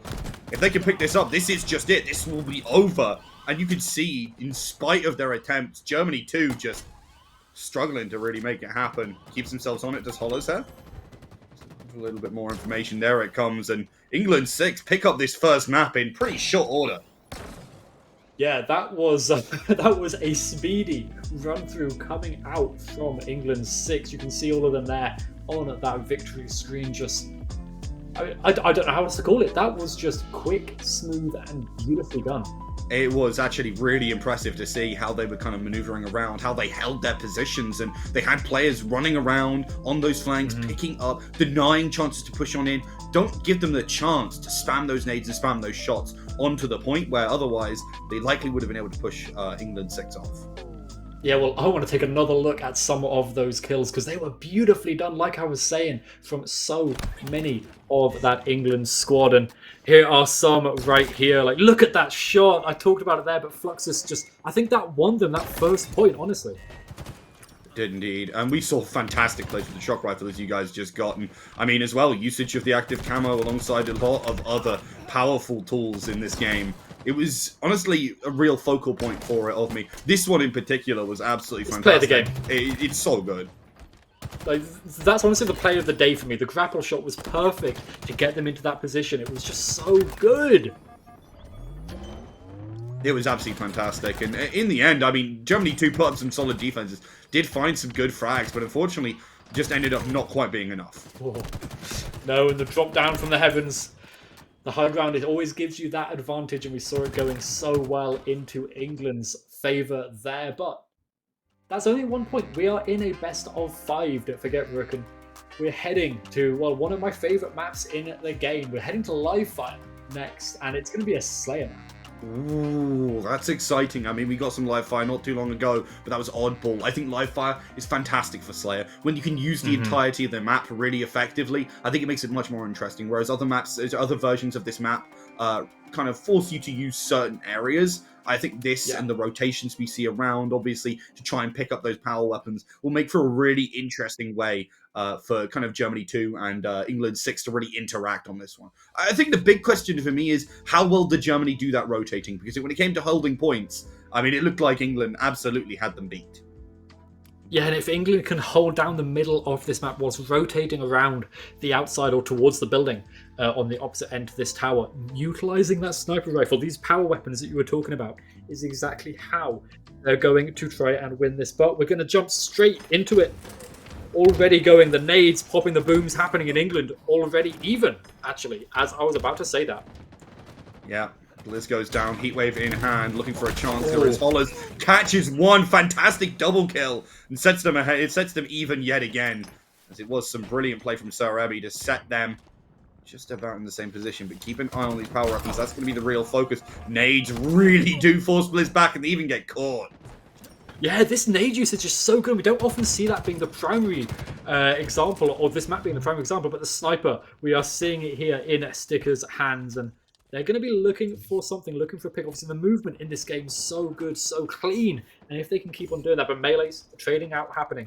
We're still only just in England's favour with the kills. The sniper looking for a headshot, misses the nade coming on through, and the shots coming through afterwards, but they can't find it. The sniper failing them this time around. Yeah, unfortunately not quite able to hit those shots. However, Fluxus absolutely will get some nice shots down range, but doesn't quite lead to a double. However, some backup from the other side could be enough to get Serebi and the gang control of that middle section. Tries to lay down some shots, but unfortunately gets flanked here. Is aware now that the pressure could be coming on in as they're losing players in that mid. So yeah, goes big for their team. And actually, this is such a crushing masterstroke for England 6 here. They set themselves ahead now by 4 kills. Yeah, and Kimbo is trying their hardest. You can see Blizz not able to find any kills, not even on the board yet, but Kimbo so good so far. No assists, just pure kills coming out from them, and the rest of the team need to find something. Blizz falls yet again, and Ebby actually ends up going down too. But as we can see here, Fluxus, they're good with the shock rifle, but they're not as good in those close range, and it's going to be tricky for England to keep this control going. If they can get this advantage, that could be it though. Yeah, it could be indeed. Good trades for Germany. It's not all too bad. As long as they keep pace, it's not the end of the world. But with the way Kimbo's playing so far, they have a point of power on which to play around. I say the focus needs to be on that. Sticker and gang uses good nades to try and keep themselves away, but now looking for a chance to gets the melee in. Does get refragged, so that heat wave now in the hands of Germany too. However, the shots will go down range, and actually England 6 managed to regain control of that section, but get caught off guard, and Kimbo turns himself up to 10. The flanks and the reflanks are just coming over and over. All of these teams are going around. The double kill there coming out for Kimbo. Like you said, the power point for this team. They need to keep on sliding on in, but for now, Kimbo waiting around the back end. They've got the heat wave, they've got the nades available, and we know, we've seen what good players can do with this weapon before. They missed the first couple of shots though and have to switch and still hit the headshots. They don't always need these power guns. They can do it with anything, but they want this sniper. Oh, they do, but they built way more than they could chew. But look at this flank. This is going to be important as they try to move forward for the sniper. England 6 are getting flanked by Germany 2. They do, however, get control of it, but they whiff on the first shot. Let's hope they manage to land some others. Yeah, they're going to back off towards this building, these close ranges, and then move over towards the corridors to allow them these long angles to shoot. And Sucker actually just getting 2 kills here with the nades, but the sniper finally coming on in, and so many people falling. This is so back and forth. This is so close compared to the King of the Hill, and oh, we're seeing the frags just going back and forth. Yeah, I mean, we often see this. Teams keeping track until those last seconds where things really start to blow up. Germany 2 right now, a little bit behind, but not enough to really keep them out of this game. Again, they've looked strong so far. They just need to put that on display here. Going to be able to fight over that overshield, but the shots go down and they manage to deny England 6. It should be in their hands if they can just walk up, pick it up, and go from there, but looks like it might not end up that way. Instead, you see running around, ring of roses, Serebi looking for a chance to find the shots from behind, but they don't even know where each other are. Climbs up on top, finally takes him down. It is a yard sale as they upgrade to that sniper and land a shot right away to get that kill assist. Yeah, we can just see Ebby. They took them a while to get that control, but it was so worth it. And they see more guns. They see more dead bodies dropping things up. They're looking for it. The melee comes through, doesn't get the final blow, and they just back off. Don't know how that happened, but Ebby still on fire with these headshots. So clean is this player. And they don't have any more bullets left from the sniper, but they've got their gun to go around and find something. Yeah. Use that deflector while to keep people away. The distance is needed, but look at them go down. As soon as the gap is closed, England 6 go hard. Look at this shot here. Managed to pick that one up with some backup on the replay. But in general, England 6 starting to really pull away. Only 9 kills between them and picking up this map too. We've got some high-paced games, just like in the last. And they look like they really don't want to give up. No, so yeah, looking for something, but they've fallen. Actually, a lot of England 6 are going down. Germany are trying to close up this gap in any way that they can, and those kills from Ebby are going to start to do it. Ebby really building up towards what exactly they needed to do. Kimbo obviously still top of the board for Germany, but Ebby is doing what they can, and Rook, this is looking so close. Sticker, though, has the sniper in their hands, still looking for more. Indeed they are.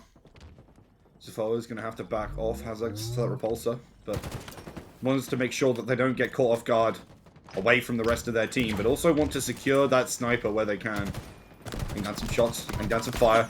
Really wants to try and duel that, but that's just not a fight you can take. However, on the flank, their team does start to find some space, find some energy, find some chance to take it. But with 4 kills between them and losing, they've got to be oh so careful here. Yeah, like I said, 4 kills left for England, 6, and Germany 2 just aren't able to find anything. England are playing so passive, so careful, and so together. They're trying to just play this with trades, but it's not working out. Germany 2, they are building up this gap, and although if the trades keep happening, if England 6 just play trades at this point, they can win, but if they get flanked like that, they can't trade it, and Germany are trying to come back in. Indeed they are. They're only a couple away, but there's only one between England 6 and picking this one up. Tries to land the shots, pushes aggressively, has to back off because of the nade. You can see England 6 looking for a chance to strike out, looking for a chance to find something, so they're grouping up. That's the idea, just find one person, and you can see both groups now together, just making sure they don't go down. Some good BR shots are on target, and that will do it. England 6 move to 2-0. Oh, and it was so close there right at the end. You could just see Germany working out exactly what they needed to do, but as soon as you get to those kind of 3 or 4 kills left, you can just trade your way out, and that is exactly what England 6 did so well. And you know what else they did so well? All of these shots that we are about to see. Yeah, I mean, these replays were absolutely insane in the way we kind of saw some of the combos from some of these players, and as well, just the coordination. Look at that there. Olo's taking down 2 in shorter. Sure goes down, but you know what? Looked good while doing it. Yeah, if it looks good, that's what matters. We want to farm clips here, right? Not just farming the win, but Kimbo as well. So clean. I want to see the ring around the roses again. That's what I want to see. It was quite funny. It was quite funny. I mean, there was a lot of kind of positioning in this map and playing around that cover. You can kind of see it there. Tries to hold themselves away from where the rest of the opponents are, but instead outed themselves in the open. Nice shot into another confirm. Holo's good with that follow-up on the BR. Here we go. What a beautiful play. And taking advantage of this high ground to then just change it up a little bit, right? It's that changing up the mental. A little bit of BM at the end, but you've got to do it when you get a kill like that. Oh, absolutely. Yeah. You can see again here, the kills were racking up, but unfortunately it wasn't enough for Germany to stop England 6. And I mean, they darn well tried. They showed that they are almost capable of going tit for tat with them, but in the end, not able to quite confirm that one at all. No, they need something extra coming out from their roster. Specifically, we could see Kimbo just getting all of these kills. The Na'Vi player is so good at getting that. And you can see the coordination around that player as well. Everyone else was kind of playing with them, supporting them, getting the assists where possible. But heading off into map 3, obviously we are going to Pit. And it's CTF there as well. And look, I know you're excited for this. Yeah, I am really excited for this. We got to see Empyrean earlier today with France 1 playing on it, and the aggression we saw from them, the pace, the raw mayhem that comes with having 2 snipers and a rocket launcher with 4 shots. That's a pretty terrifying prospect, and I think this game really takes it to the next level. We didn't see any usage of the scrap turrets, but I would love to see them being used. That'd be really cool. It just really depends on what teams want to go for. I mean, a game mode like CTF is exactly where you might be seeing that, right? Because of, you know, the fact that you have to go along typically these quite wide open spaces that we're about to see on this, honestly, is a beautiful map. And unless you can get towards the underpass, well, if you get to the underpass, then you're open towards the rockets because they can just throw them in there and get the kill from the high ground. So it's so tricky to gain that map control and to continue on. But CTF, talk me through it. I mean, again, this is going to make this map entirely different from the last time we saw it. Last time we saw it, it was Slayer. It was way more open. This is going to be teams more rigidly adhering to the sides they're on. We're less likely to see those snipers getting stolen. But what we are likely to see is these lines of fire be particularly brutal. With the high weaponry count, with the high power weapons, there's going to be a lot of pain going either side. There are fusion coils if the teams need them, but it's going to be that first frag for Flux as they potentially look to move on out. And I think something someone talked about in the preamble was this map is fantastic, especially in Halo 3. But the big difference between this and Halo 3 is there's a lot more movement in this game, which makes it go from being actually quite a large map in Halo 3 to being just not quite as sizable. So players can scale it very quickly, and that can be a real problem. Yeah, and you've got to make sure you hit those shots. We saw Germany; they have no trouble hitting those shots when they are able to, but England just seem to be better. And the flag is already having to be returned. It's out in the open, but this sniper rifle looking for angles, but those spawns are being blocked right now. There's no one coming from there, and the repulsor just about saves their life. Yeah, keeps them away just in the nick of time.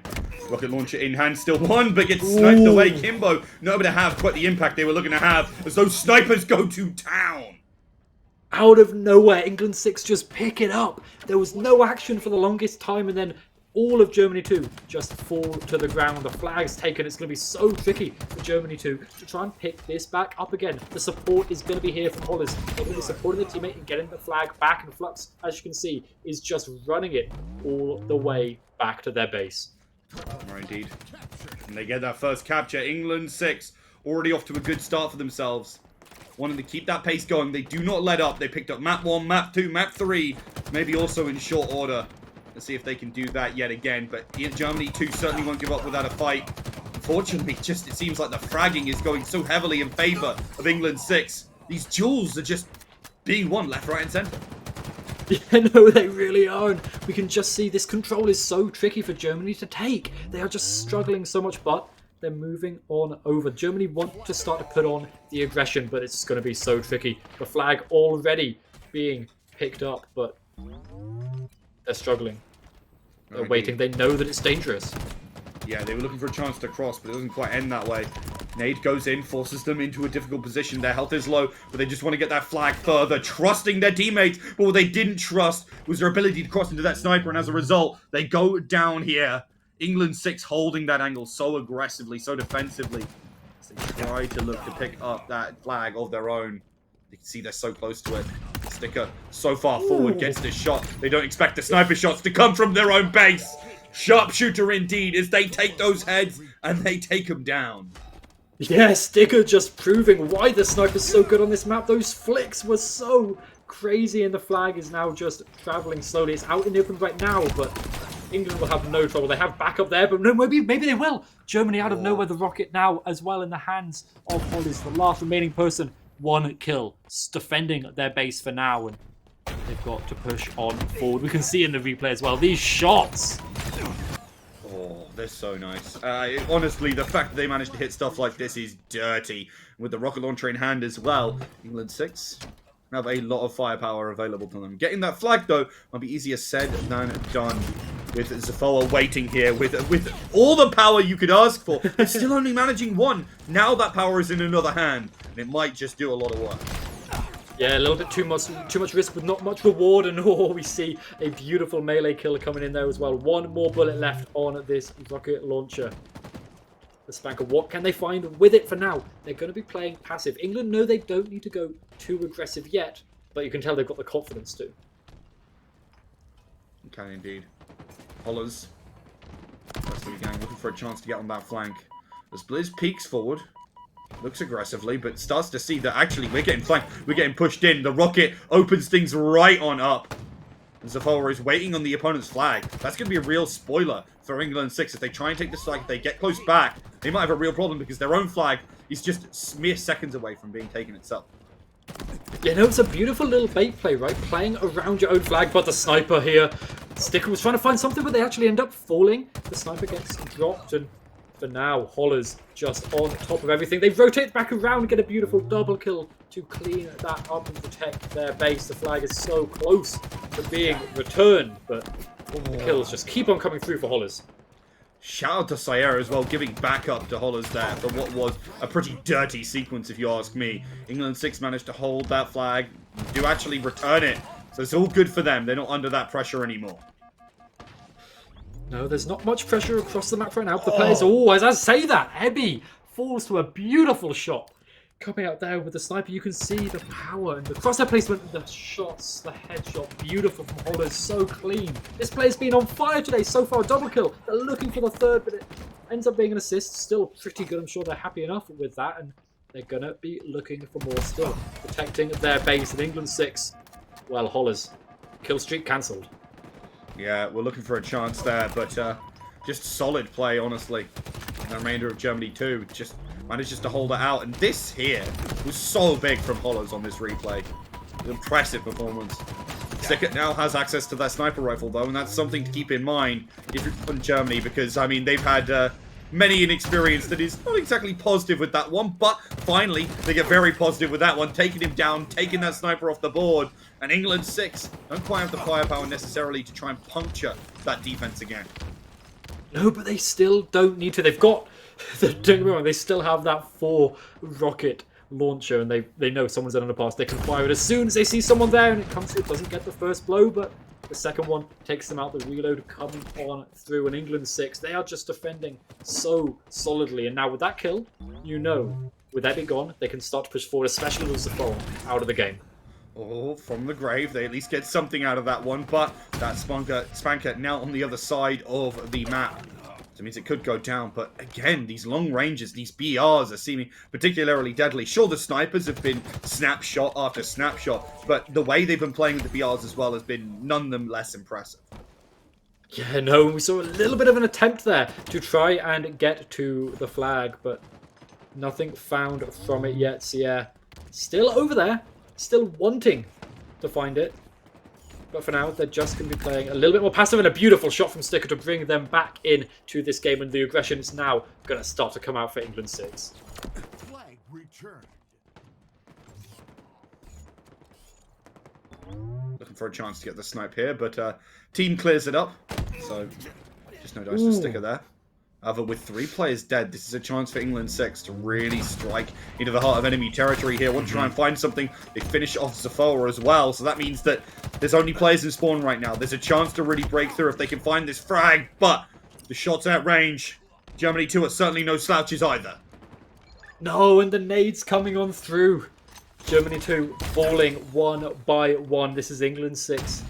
They can try and go in. They want to try and get in to secure themselves one more flag, because that would put them in safety here. All they have to do after that is just defend. But for now, we're going to see some aggression come out from Germany to try and puncture this aggression, and it's actually so good. Ebby, beautiful shots there.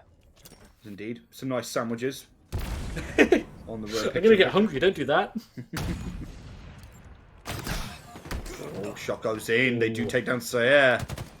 If anything, Germany desperately need to find a way to open up. With 3 minutes 45 on the clock, it's not a lot of time, honestly. We've been burning through time after time, and you can see how stalematey this map can be. Especially with a team like England 6 are very happy to play slow. When they've gotten the rocket, they've generally brought it to their own side and just waited there for the push to come. Yeah, and you can see why, right? They're finding so many advantages with that close range fights, and you can just see this fight, it's actually going to go the way of Kimbo. They took the advantage there, but moving forward, Sticker and the rest of England 6 recharge shields, and they've just got to win this fight. They've got to get rid of the flag, but they don't. They fall, and the flag's been taken. This is Germany 6 trying to make the way for it. Ebby throwing that flag with them, and England 6 are slowly falling. Yeah, honestly, as well, the manipulation of spawn points is a big part of that. We kind of talked about it the first time we saw a CTF, and it's coming in full force here. Looks like it's going to be 1-to-1, and we might even go overtime with how it's going now. Yeah, like I said, it's so chaotic as well.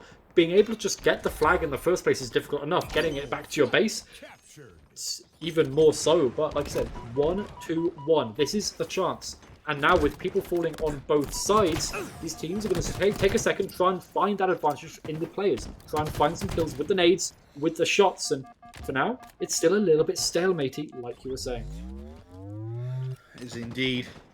England 6, they had the advantage for so long, but they cede it this late in the game, and in spite of the massive kill count on pretty much everyone in England, I don't think it's going to be enough to really win out this map. They're going to have to go to the overtime or show something big here. They've got players, they've got them in the enemy side. Can they convert that into anything more? A double kill here for Sayer is exactly the opportunity they need. Time to push forward, time to get control, time to maybe even push for that overshield. I don't even think it'll be a bad shout here. Sticker has access to that sniper rifle as well, and with that, they'd really be able to push forward. Hollers is waiting on that flag, knows exactly what's important here. The flag gets pushed forward, though, for Germany 2. So England 6 might be able to pounce on that one, but they're looking to return it to ASAP. Sticker looks to the shots, gets one. Sayer is looking to pounce now as they're backed up. They're pushing as a 2. And they pick it up. They start to move it. They start to get it into their half. In just the nick of time, 1.5 minutes on the clock. A double kill for Sticker. Even goes for the spin. Whisks the shot, so the BM is invalid. but it's still going to be 2-1 right now. England 6 have thrust themselves back into the lead. They absolutely have, and you can see Germany are just so lost right now. They need to try and find something. Actually, England 6, they're down a player, but they're still finding these advantages. And I don't know if we're going to have some admin differences here, if we're going to pause, or if England 6, they seem confident. They do indeed. Honestly, if I was England 6 here, this would really suck if you have to replay, because they looked so confident, so comfortable in this map, and they were in control, right? They had it all. It looked like there was an opportunity for Germany to bring it back, but managing to get that flag right at the end, oh, I thought it was all but written. Yeah, especially they had, I think, 1 minute 20 seconds left on the clock there, Rook. When it gets down to those fine margins, getting the flag back, especially when you're already 2-up in the series, it just makes your team feel like you're locked in. And honestly, with 3 players left, they were still winning. Yeah, they still probably would have won that one. It's so difficult to take the flag anywhere on that map. It requires you using the power weapons effectively to kind of use it for offense, when generally you look at those power weapons and like, because they're mostly snipers, you want to be using them more defensively. You want to be hunting those on sight lines. And I think the rocket is fantastic as an opener or an ambush weapon.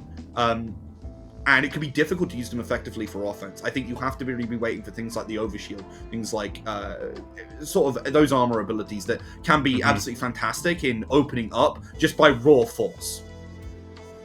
And the raw force of England 6 there was properly on show the entire time. Like I said, the setups and the kind of the bait plays almost, right? They were setting themselves up with the rocket launchers up in these really high awkward positions on the map geometry. A little bit unexpected, and as soon as someone rolled on by, boom, that was it. And England 6 rocketing themselves currently to victory, but we've still got 1 minute 30 left on the clock on the game, but 2-1 up to England in that CTF lobby, and we'll try and work out exactly what is going on behind the scenes as soon as we can. But for now, Rook, what are you thinking? Do you think Germany could bring this back?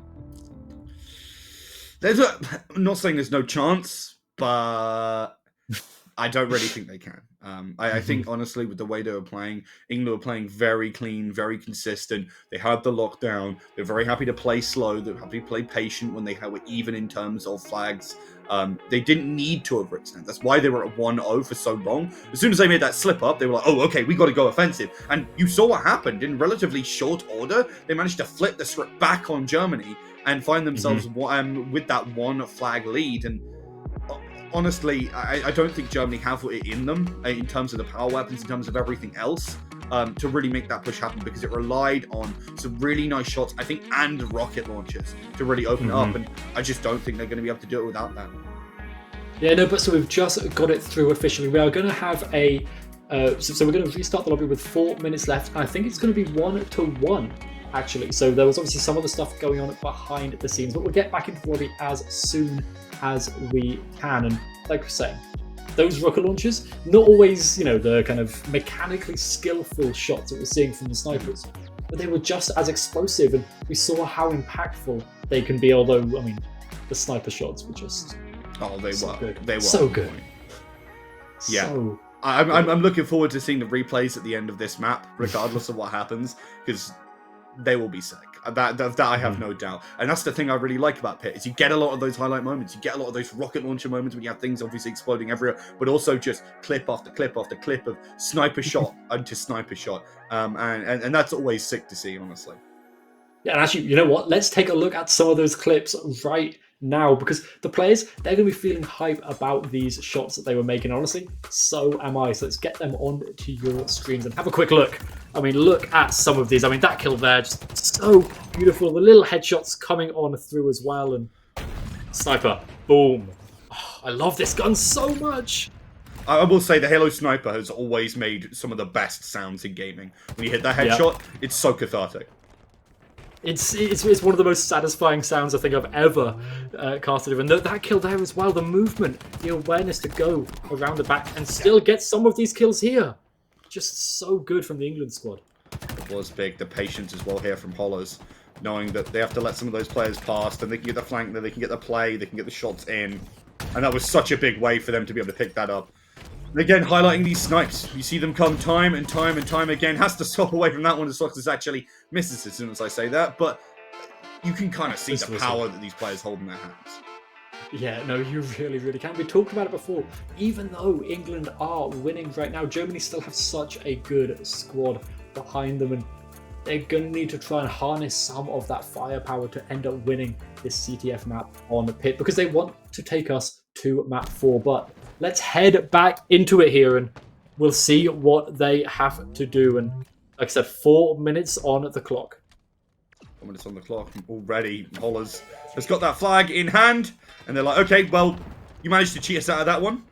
Well, sorry, not cheat. That's kind of toxic, but you managed to deny us that one. We'll go right back. We're going to run that on through, and they've got it through that all-important midsection. This is where it becomes relatively easy. You can do whatever you want. The shots are trying to come out. Ebby does manage to deal with them. Can they deal with the other players? They've got access to the sniper. They're trying to land it. They do get them, and I was saying it's hard to hold the flag in that position, but they make it happen, and it's the aggressive dynamism from these players. Yeah, no, absolutely. That's just, I mean, Ebby is just so clean, and the flag being returned potentially, and we're seeing 3 minutes left on the clock. Both of these teams need to make something happen. Do indeed. Oh, see up there. Can you get the sniper? No. Hey, parkour's hard sometimes, and so is surviving against the shots there. And we're seeing Sierra coming in clutch for their team. They need to find something. Both of these teams need to start going aggressive, because otherwise we're going to overtime. Indeed. Oh, good shots from Sorebi.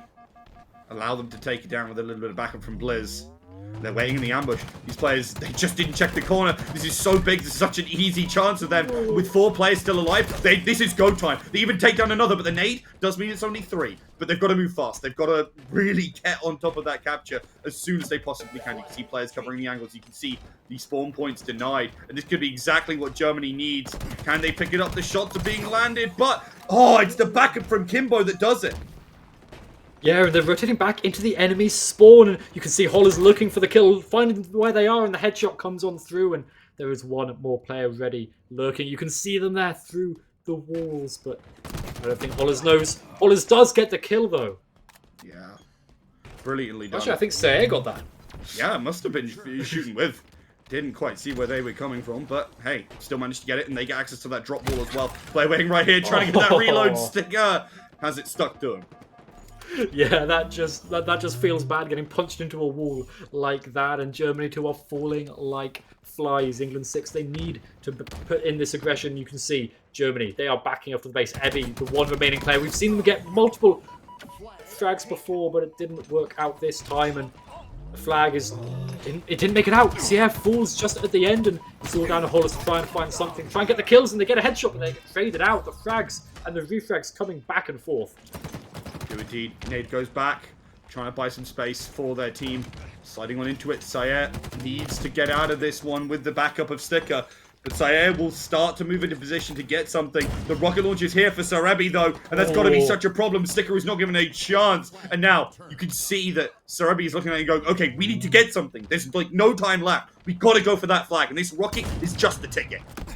Oh, the jump over the rocket there as well. They actually end up falling somehow.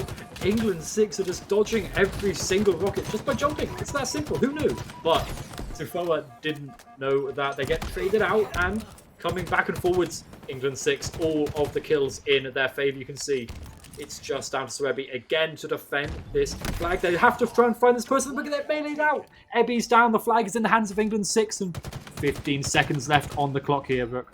Yeah, they've got to sprint it. They really have to haul this flag ASAP. Because if they run out of time, it's just not enough. I don't even think they have enough time. You can see players trying to run into birds. Anything they do, any chance they find will be enough to take it here. As we're running on over at sudden death, because the flag is still in hand, they're going to be able to lock it down in England 6. Do it just in the nick of time. So close there, and England 6 end up with a clean sweep. We don't even get to go to map 4. And Rook, that was just... so good.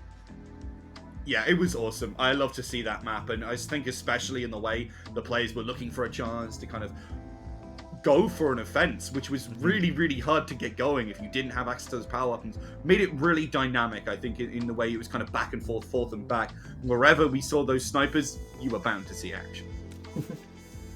Yeah, no, absolutely. And I mean, the snipers and the rockets, we talked about it before in a little bit of a break, just coming in so clutch for the side of England 6, and they will be proceeding over into the semi-finals, into the top 4 teams. They've got that locked in, and they've got to meet the rest of their enemies up there. But Germany 2, let's have a quick look at how well Germany did, even if they didn't end up winning. And let's reimagine, remember the last 3 maps of this game, especially with this shock rifle.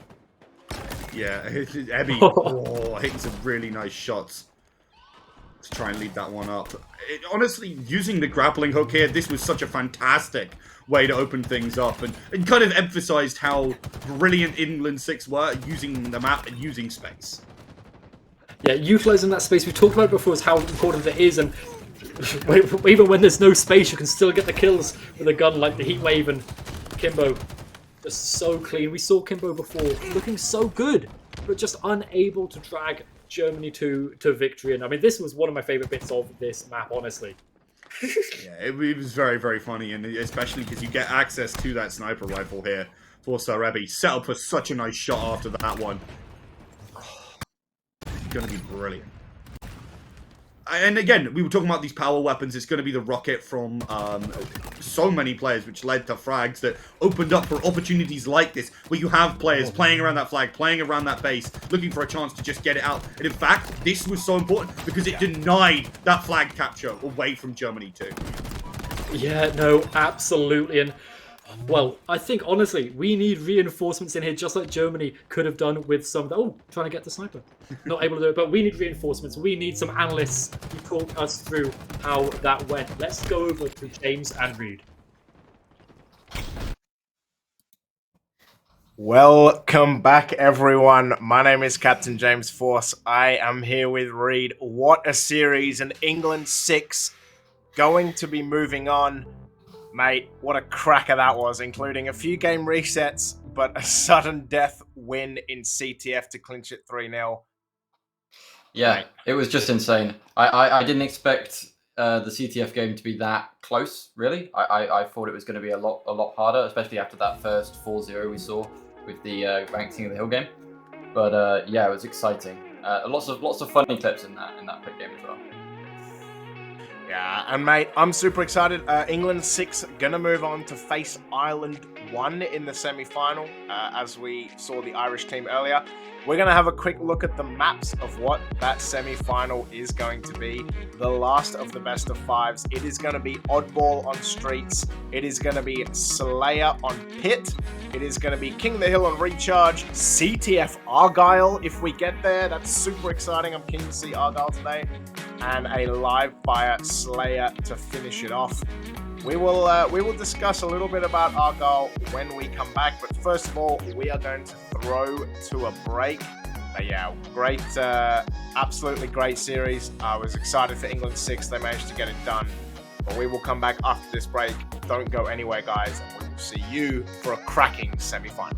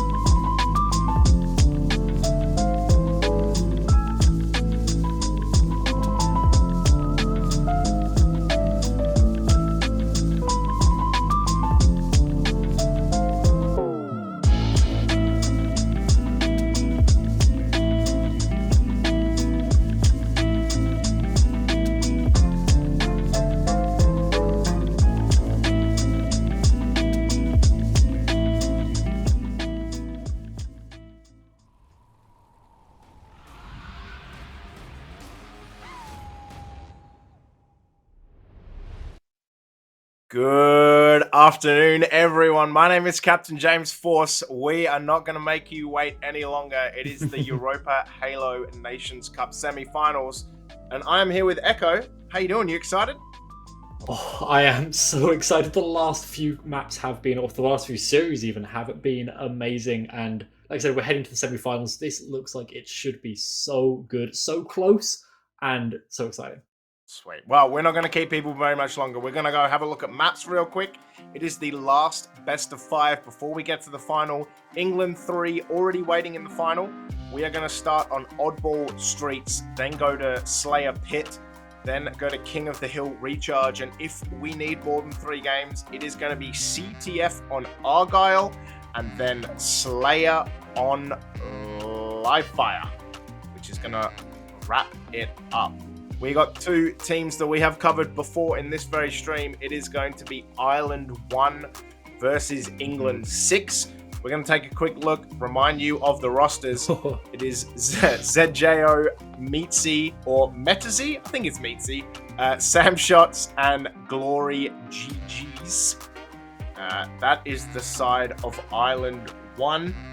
And then it is going to be England 6. So it was Meetsy. It is Meetsy. It's going to be Flux, Hollers, Sticker, and Sayer. Mate, who do you think, based on what we've seen today, is going to be winning this game?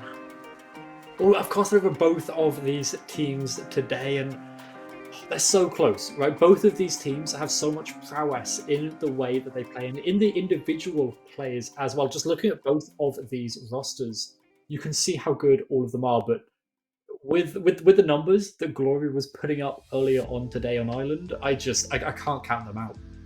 Yeah, I still have those notes, and it was pretty poggers how well he was doing over all those games. So yeah, I'm super excited to get this going. Oddball Streets, I know you mentioned it a little bit off stream. It is odd for obviously you to see it first up, but I'm super excited for them to kind of get into it. It is one of those things that is kind of weird, right? Like it is a best of 3 as a game 1, but I think it's really good for both of these teams to kind of get to know each other a little bit more and understand how the other one plays.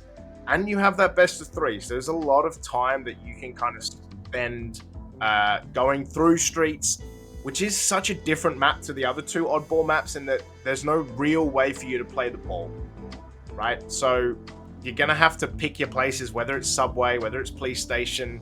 You've got to kind of get that spanker and use that effectively. There's the not the shock rifle. There's the shotgun, as well as the other rifle as well. And yeah, I'm interested to see kind of how both of these teams square up against each other, but also I want to see this as a learning opportunity for both teams to kind of get the strength of each team and kind of work it out. But what do you think is going to be the best part of this map as we get into it? Honestly, I think the best part of this map is just earlier trying to go as early as possible as into the back of the enemy team, getting a couple of assists on the board. And both these teams relatively even, but this low ground is going to be tricky for Glory to get a kill off of. But can they find it? Oh, nothing found yet, but they can end up taking down Flux, and the oddball already in the hands of Ireland. Yeah, and Ireland here trying to put some points early as Meetsy does get one but gets traded out. And you can see the Stalker Rifle. I always forget the name of the Stalker Rifle, it's so bad. But as you can see, Glory getting the double kill and getting taken down already with 3 kills. But ZJO just sitting back there at B with the oddball. Just gonna wait. Just gonna try and get some defense, but a couple of Irish players are gonna go down. And it's looked pretty even so far. Even though Ireland 1 do have a 26-0 lead, it is fairly even in the kill count. Yeah, it is, but Flux hasn't managed to find anything yet. They're going to be trying to find something eventually, but Sam getting pressured a lot. The shield's slowly going to start to regenerate as they start to avoid him. They just witnessed a massacre down below them, and they got massacred themselves. But this Stalker Rifle coming in to play now. The kill assist coming on through, but no kills found. And this gets taken down, potentially be able to be picked up by someone else. And the oddball now in England's hands. They can slowly start to build this up as Sticker tries to play their life. Yeah, and you can see that Spanker is up in 20 seconds. So Ireland 1 trying to make then moves onto this oddball. As Saya's going to find Glory with the nade. ZJO gets one as well, but this is kind of an awkward place for this oddball. You got to kind of slide and take it away. As you can see, Sam Shots is going to go down. There's a lot of death everywhere, as Ireland do have a couple of people die. This oddball just slowly rolling down Arc Street, and is going to find a shotgun in the hands of Meatsy as well, who is going to take the ball, is not able to jump up the top though. We are going to have a bit of free cam as well. Love to see it. A bit of free cam on the oddball, as we can see that both teams, like I said, pretty evenly matched, but Ireland won with just that 10-point lead so far. Yeah, but the nades are being used perfectly. We talked about this before, this how clean the usage is with these nades. Just to flush out people and to kind of bait them and get the combos. And the flanks as well, coming in strong. Jo perfectly positioned there to try and get that. They're only on 3 deaths themselves. They're doing incredibly well to keep themselves alive and get these frags. But the oddball, currently not in anyone's hands. They've still got to go and pick that up. Well, those frags from Sticker, they're probably going to allow them to go and pick that up eventually.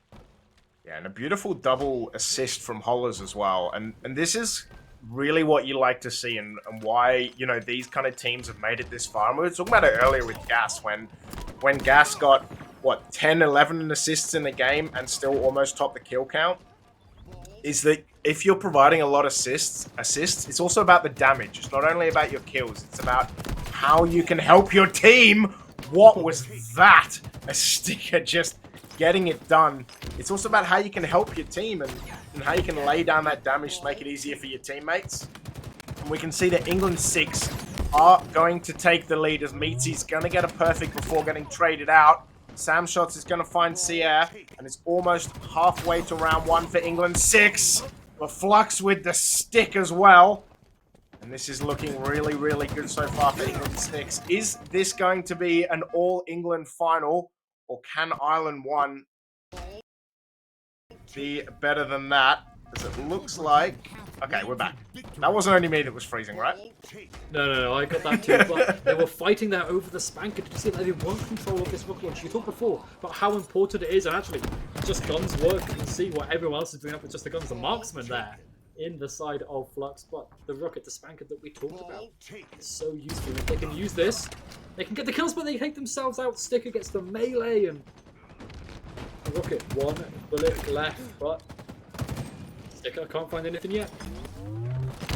And I think, watch the setup from England here. They're like kind of back A, and they're just trying to make sure. I think they're going to go get that rocket though, as we can see Sierra get a double kill. Going to pick up that Bulldog, but they've just left it out in the open. But the slide in to kill Glory as well. As Sticker's going to find the rocket, get the kill to follow up with. You can see the kind of setup that they have back of A to make sure that they can clear out Ireland.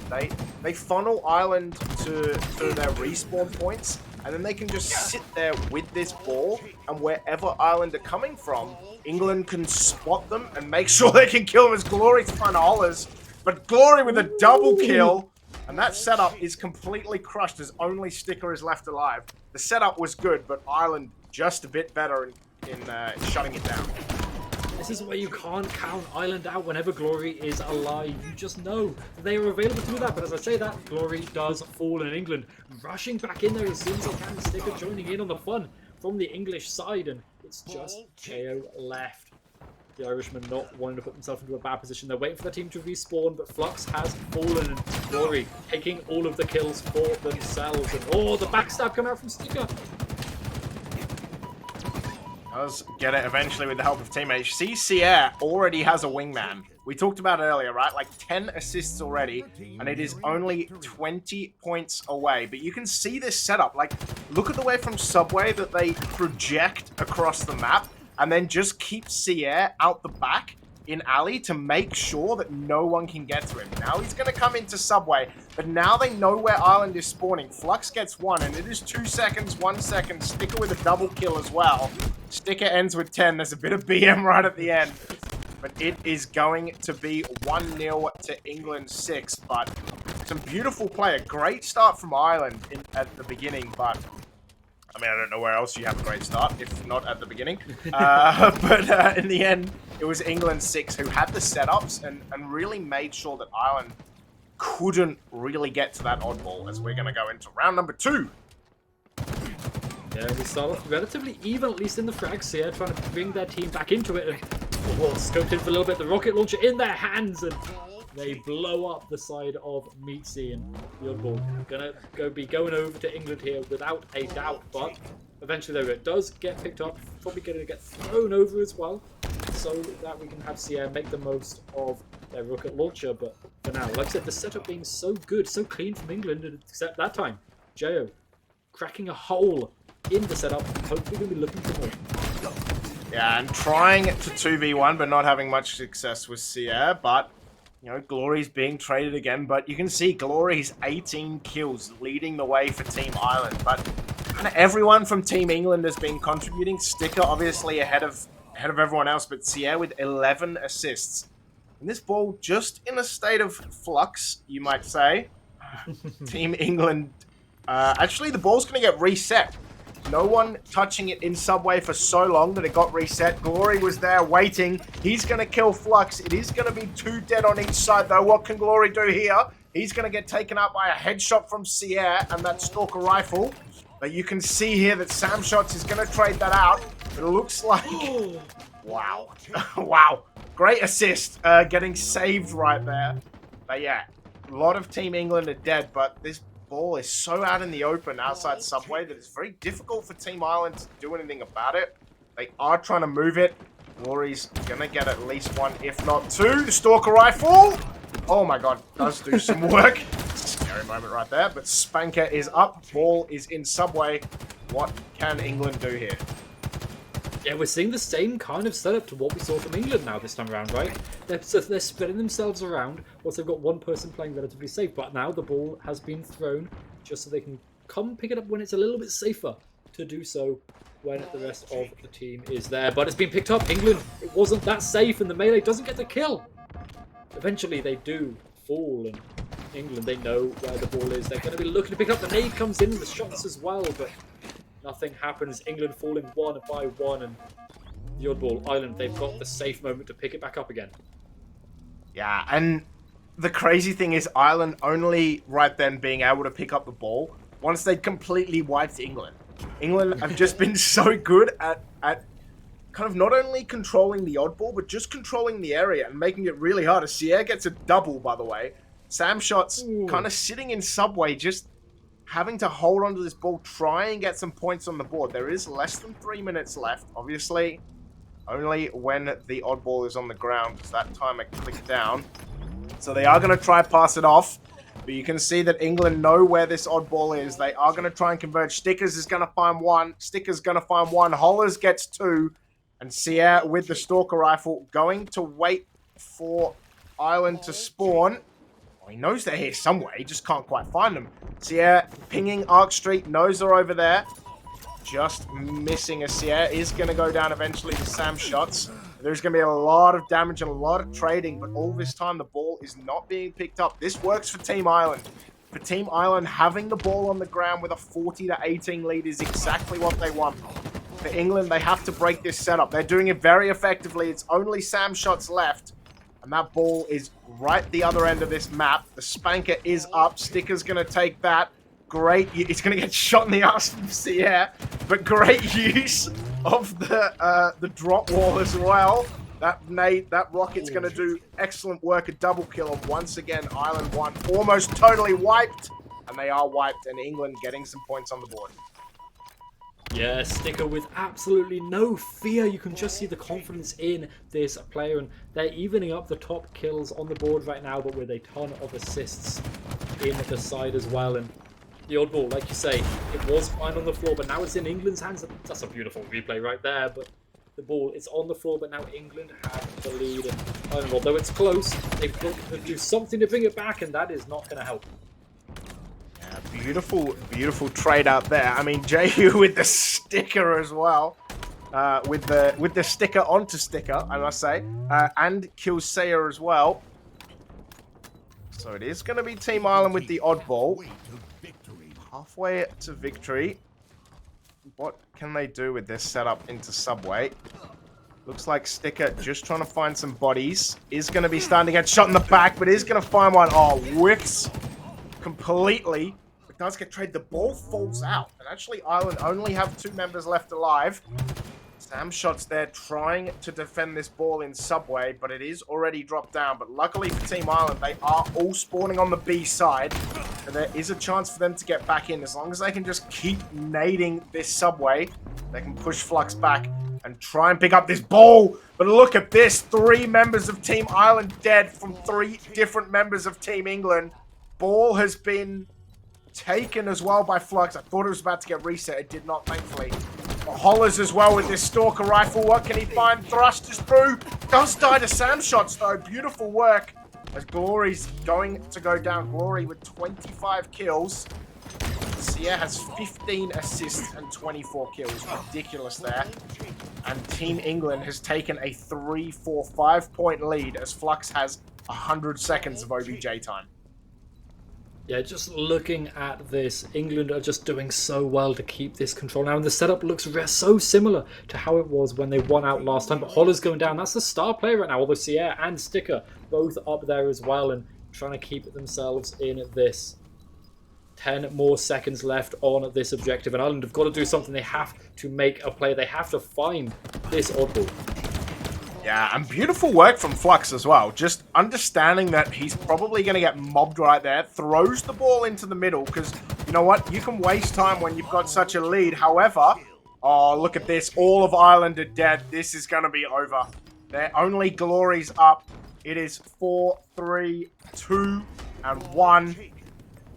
And Team England going to win round number 1 on oddball. 2-0, and yeah, just a great display. In fashion. Yeah, it was just Ireland did a lot of work, right? Like, still had a lot of OBJ time. I mean, Sam Shots over a minute on the objective, but Flux had 2 minutes on the objective. So, yeah, in the end of the day, just a really kind of solid play from England, not letting Ireland kind of take too much control. And we're going to have a look at some replays and kind of go through it, but there was just some beautiful work. And how many times in round 2 did we see Ireland get wiped? Yeah, so many times. Just the individual play as well as the team play coming out from England was just so good in order to do that. And they obviously want to make this an all-England final, as you put it earlier. But some really nice shots come out from Ireland. You can see why they got to these semi-finals, how they got to the top 4. But they don't want to go for 3rd or 4th. They want to go for 1st. Yeah, and there will be a 3rd place playoff. So I think the other half of this bracket, if I am correct, is Finland 1. So there is the Finnish team who is sitting in the 3rd place playoff as well. But yeah, just some really great plays from both teams. But time and time again, England, and not even one player, just all 3 of them roaming in a pack, or all 4 of them roaming in a pack. I mean, if we look at the leaderboards, Sierra with 29 kills and 17 assists was leading the way in both of those tallies. Sticker and Hollers both on 28. And on the other side, well, it was Glory, right? Glory with 27 kills, obviously leading the way. For the rest of his team, gonna have to try and keep up with him. You know, it's gonna be map number 2, which I believe is gonna be Pit Slayer, if I am correct. So interesting to see how that is going to be. Like I said before, there's a lot of things on Pit. There are 4 fusion coils. There are rockets that have 4 rockets in them, unlike the Spanker in Streets that has 2. The Spanker in the Pit has 4. There's the scrap cannons, the detachable turrets that you can take around. There is so many things. And one of the things they do have, they have 2 plasma pistols. I'm super glad that they got nerfed. Plasma pistols got a little nerf, so the tracking isn't as good, and we've seen that throughout today. The plasma pistol actually missing some shots, which has been really good. But what do you want to see from both of these teams going into Slayer, given that it is a best of 5? So like I said, because it's best of 5, I'm expecting now Ireland. I mean, that was Glory's first game on stream that they didn't get more than 30 kills. In a round, so I'm hoping Glory will get to 30 kills over on Pit, and it's Slayer, so that would be very useful. But like you said, it's a best of 5, best of 5. They should be learning, they should be kind of adjusting their play around how the other teams are playing, and that's exactly what Ireland need to do to try and bring this back on pit, because if they can learn from how streets run, obviously it's not Slayer, as we're about to see. It's very different when you're playing Slayer on pits to on streets, but you can still learn how the team plays, how they communicate, and how they want to adjust their plans around. Yeah, and for the side of Ireland, I'm looking for either a quick start, and we're going to see it as we get into it. I want to see either the quick start, or I want to see, as Glorious is going to find Sticker very quickly within the first about 10 seconds, but I want to see kind of them either take it to England or play it really slow. And if I'm England, they're probably going to want to play it quite fast, because they had a lot of success playing it faster. You can see the overshield being popped. And yeah, just Holler's really getting it done, who is 2-0, now has a sniper and has an overshield as well. You can see how much slower this game is going to be. Trying to find the kills here. But yeah, I want to see from Ireland that it is a little slower, because I think that's the way you're going to beat England. You saw the plasma pistol shot there, and I don't think Hollis has any shield left. I think his OS got completely obliterated. You can see that they're the ping for 2 in Gulch, but you can see Meatsy does have the Spanker. Already used a lot of bullets, but look how slow this is. It's still 9-3, but it doesn't even look like there's been much going on. No, both of these teams are wanting to, like I say, get the feel for it. This is obviously quite a large map, so it's got these long open places and the teams playing together, but the explosion of the rocket launcher will get traded out eventually, the refrag coming back in, and we're only at a 10-5 Ireland. They need to find the more kills to keep themselves in this, and shots like that is exactly what is going to bring them towards victory. Yeah, if you're Team England, the goal is pretty simple. Shut down Glory, which has been working pretty well so far, as he's 1-3. As I say that, of course, he gets another kill, but Sierra just finding 1 kill again, and Glory is going to find that trade, though. So if you can shut down Glory, I'm pretty sure that's going to be the way that England are going to move to victory. A beautiful perfect there, but yeah, Flux already on 5 kills. A sniper being picked up again. Oh, OS being picked up from the side of Ireland, though. So let's see how they can use that. And you can see the other sniper just sitting there, waiting. It's like bait. It's like fish. It's like we talked about earlier. The fisherman just waiting for the bait of that sniper. But I do believe, and I'm sure Twitch chat can tell me if I'm wrong here, as Flux gets a beautiful double. Will he get a triple? No, oh, J.O. Oh, can he get one? Oh, not quite, but I'm sure chat will tell me. But I haven't seen the scrap cannons being used today. Are they GA? I assume so. Or you're just too easy of a target. But, yeah. Probably that last one. Probably the last one. But Flux 8-3 already, and England with a 5-kill lead early on. Yeah, and they're going to try and keep this lead, right? But Ireland are trying to flip it back as much as they can. In the meantime, though, like I said, they're going to be trying to keep this lead, because if they can just kind of slowly get 1 or 2 kills, keep on getting the trades, they have the advantage. They just want to get this to 40 kills in their favour, and then they can just keep on fragging out and keep on winning. But Glory is trying their hardest and hasn't been shut down yet, although as I say that, Sierra off-screen manages to get them, and Spanker in the hands, 3 bullets left, or 3 rockets left, I guess it is, and well, we just know Sierra's going to be looking for something big with that. Yeah, and also the old sticky nades as well, and you can see Flux getting kill after kill. Oh, it's the rocket launcher sniper combo. This is probably one of the filthiest combos. What a nade from Sierra to find one. Oh, did see another one as well. The shotgun, the Bulldog is in there as well. So Sierra, plenty of weapons. The Sticker's going to get a headshot. So Sierra, England 6 have double snipes right now, which is why they have a 9-kill lead. All these nades coming through. What can Sticker do here? He's going to miss. Glorious is going to find Hollers. Oh, but Sierra trades that right back. You see plasma nades trying to find their way. As you can see, Sam Shots pointing out where the commando is to the rest of his teammates. I'm not sure he meant to do that. Maybe not the most useful information, but the sniper rifle looking for the kill and got an assist on the end of it. And England, like you say, with these snipers are just so good, and they have this map control over this side. They know where the spawns are coming from from Ireland. Their spawn mutation here, understanding of where Ireland are going to be coming from is so good, and you can see already the rotation with the sniper looking from an unexpected angle to get a beautiful headshot there. Yeah, and the thing about it, which, you know, we talked about earlier, I know you guys talked about earlier in the stream, but, you know, Pit, or Imperium as it's now known, Pit is a remake from an earlier Halo, right? Sticker's going to get a headshot. But the thing is, like, there's so much different movement now. Hollers. Oh, what a shot by Sticker with the no-scope. Glory GG just shut that down, but what a beast with the sniper right there.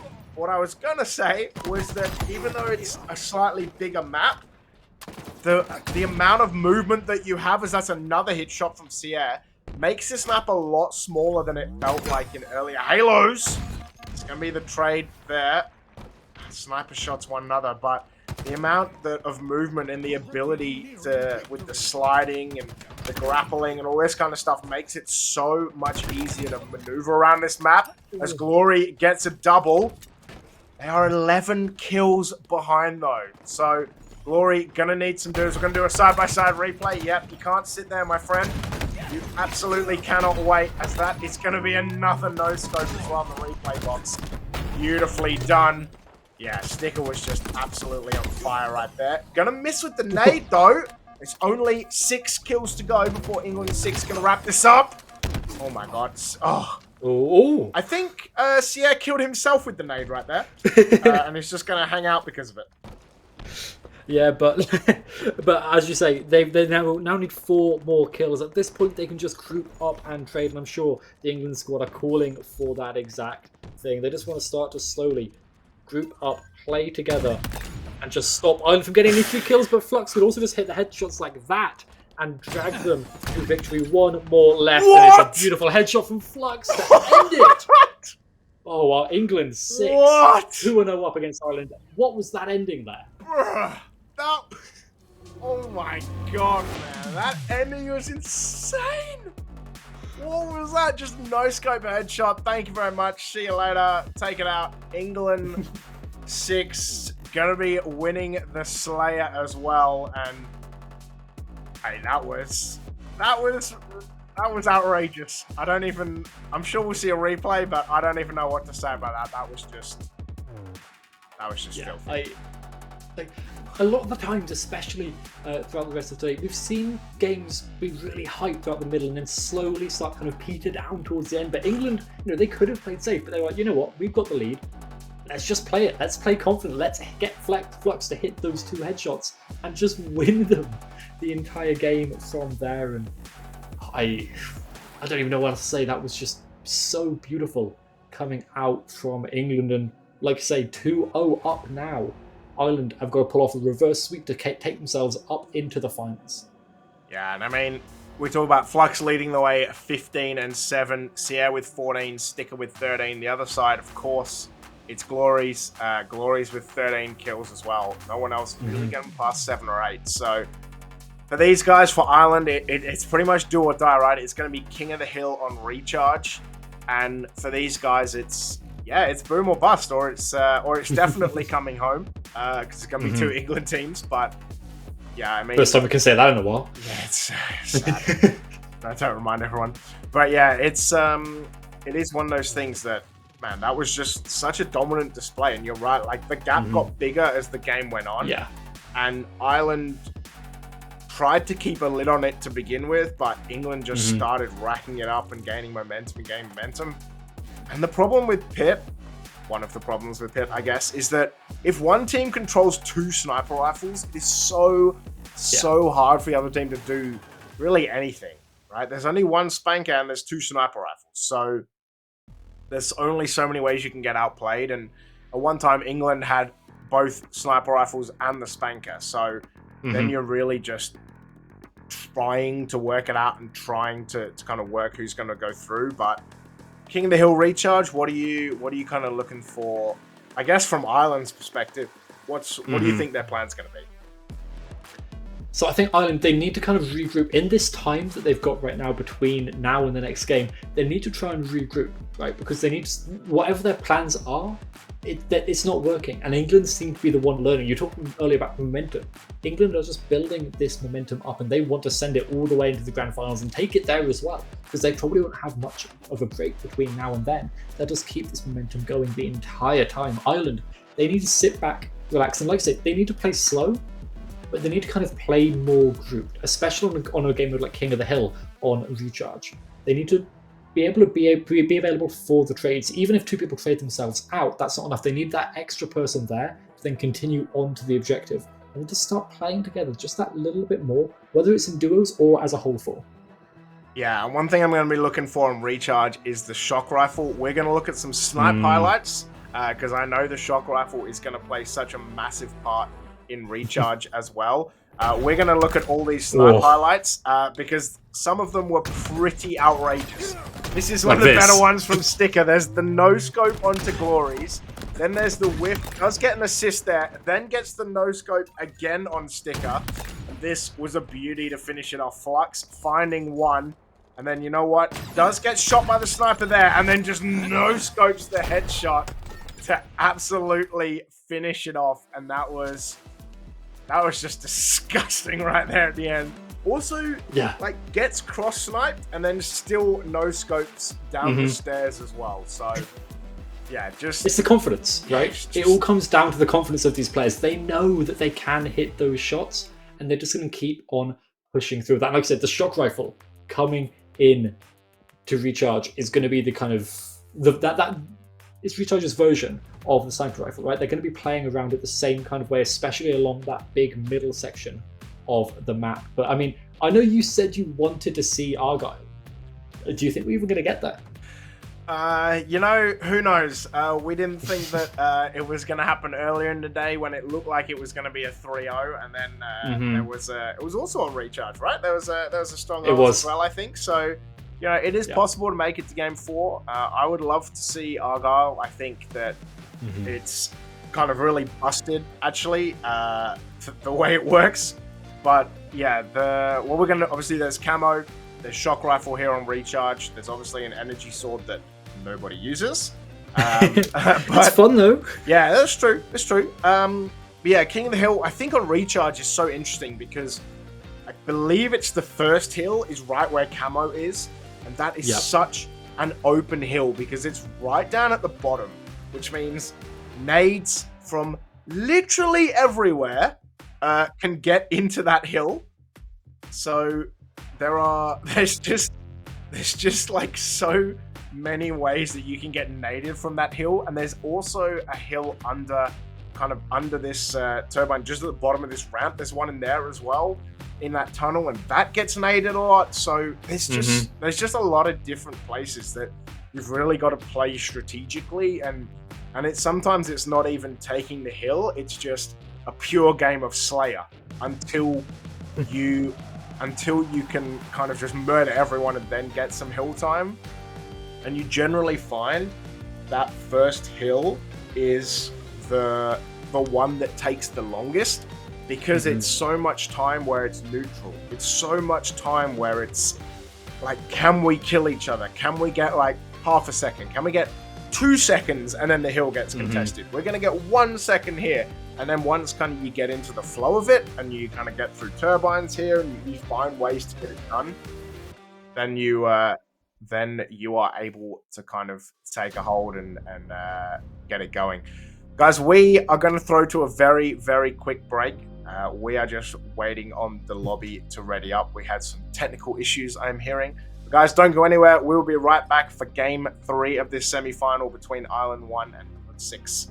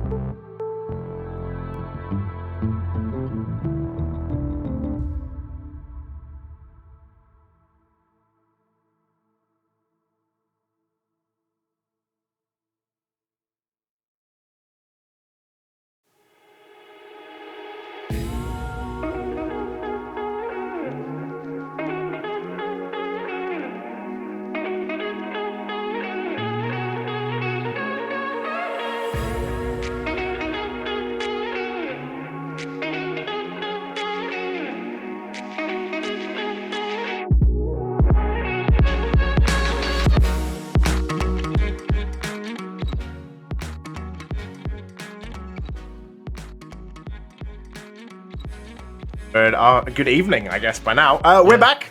We will be throwing you into game very shortly.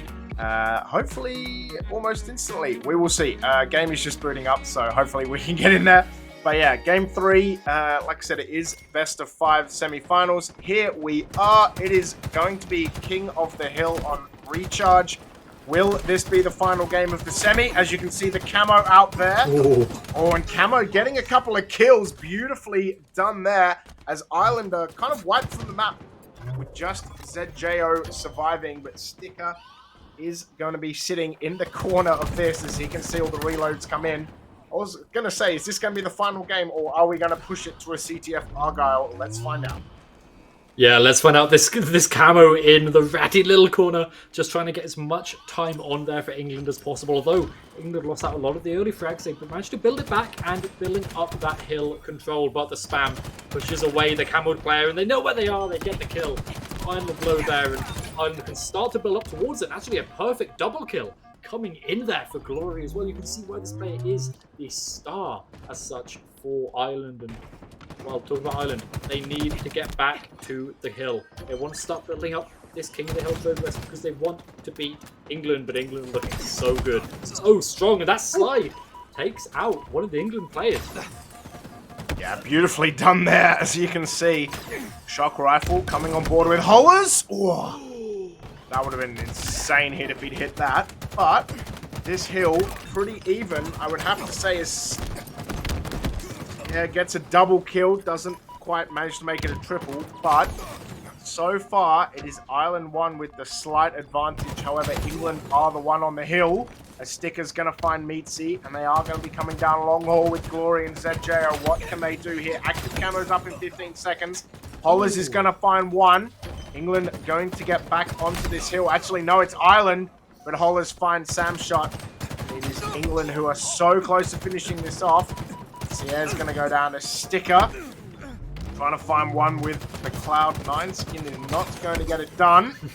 Objective nearing completion. And both teams are really, really close to capping this hill. But like I said, it is so hard with nades coming from everywhere to actually control this hill. But ZJO with that camo, is he going to be able to cap this hill? It looks like he is. And Ireland 1 going to take the 1-0 lead. As the hill is going to move towards long haul. What can England do here? Well, they can get a couple of kills to start it off, but Glory tries to trade it on back. And like I say, Ireland actually getting control of the hill relatively early on. They rotated there pretty quickly. Good job from them, but slowly England start to build it back up again. We saw this before with England teams on King of the Hill on this map. They are so good at taking back the control once it flips over to the enemy team. And well, they're going to try and defend it for as long as they can, but the melee kill coming out from Flux just protects it from Glory. And well, this is looking strong from England so far on this hill. Yeah, and it's one of those weird things that every time I watch King of the Hill on Recharge, it's this really odd thing that you'll see a team win the first hill, and either they will... This second hill always seems to be really uncontested. Like, whether it's the team that won the first hill or whether it's just the other team, this hill just always seems to go really easily, and it's just such a defendable position. It's really difficult to get to long haul, actually. And now you can see, as they're going to tie it up 1-1 with England, they're going to move towards Elevator, but Ireland already there, already taking some points in there. It is a 1st to 4. For those that are unaware of how King of the Hill works, as Flux is going to find a kill. Flux is going to try and find another kill. Can he get one, though? He is not going to be able to get one. Sam Shots is going to defend it. And look, already halfway through this hill, as it's going to be contested. And Sam Shots going to get a melee as well. And yeah, it's looking like Ireland's going to quite handily take this hill without England even stepping on it. Yeah, I mean, you can see Ireland weren't too bothered about that second hill, and they just thought, you know what, we know they can protect the third one. They'll just wait there and do that instead, and it's working out pretty well for them, but they're losing a lot of players. So England think this is the time to strike. This is the time to potentially try and bring it back, but you can see they were trying their hardest, but Jo can't find anything in the hill. Now in England's control, Ireland are not going to be happy about that. Yeah, and Ireland was so close to a Sam Shot's beautiful nade on Flux, but Ireland was so close to taking this hill out, And now, at the bottom of Elevator, it looks like it's going to be the rush in. This is going to be a contested hill. What can Ireland do here to stop this? Oh, the stick onto Sam shots. And it looks like Flux is going to get a kill onto Glory. And England are going to take back this hill, and 3 of Ireland are dead. It looks for all money like Ireland were going to be able to take this hill. Now it's just ZJO. It looks like, are they giving this island up? This hill up, sorry.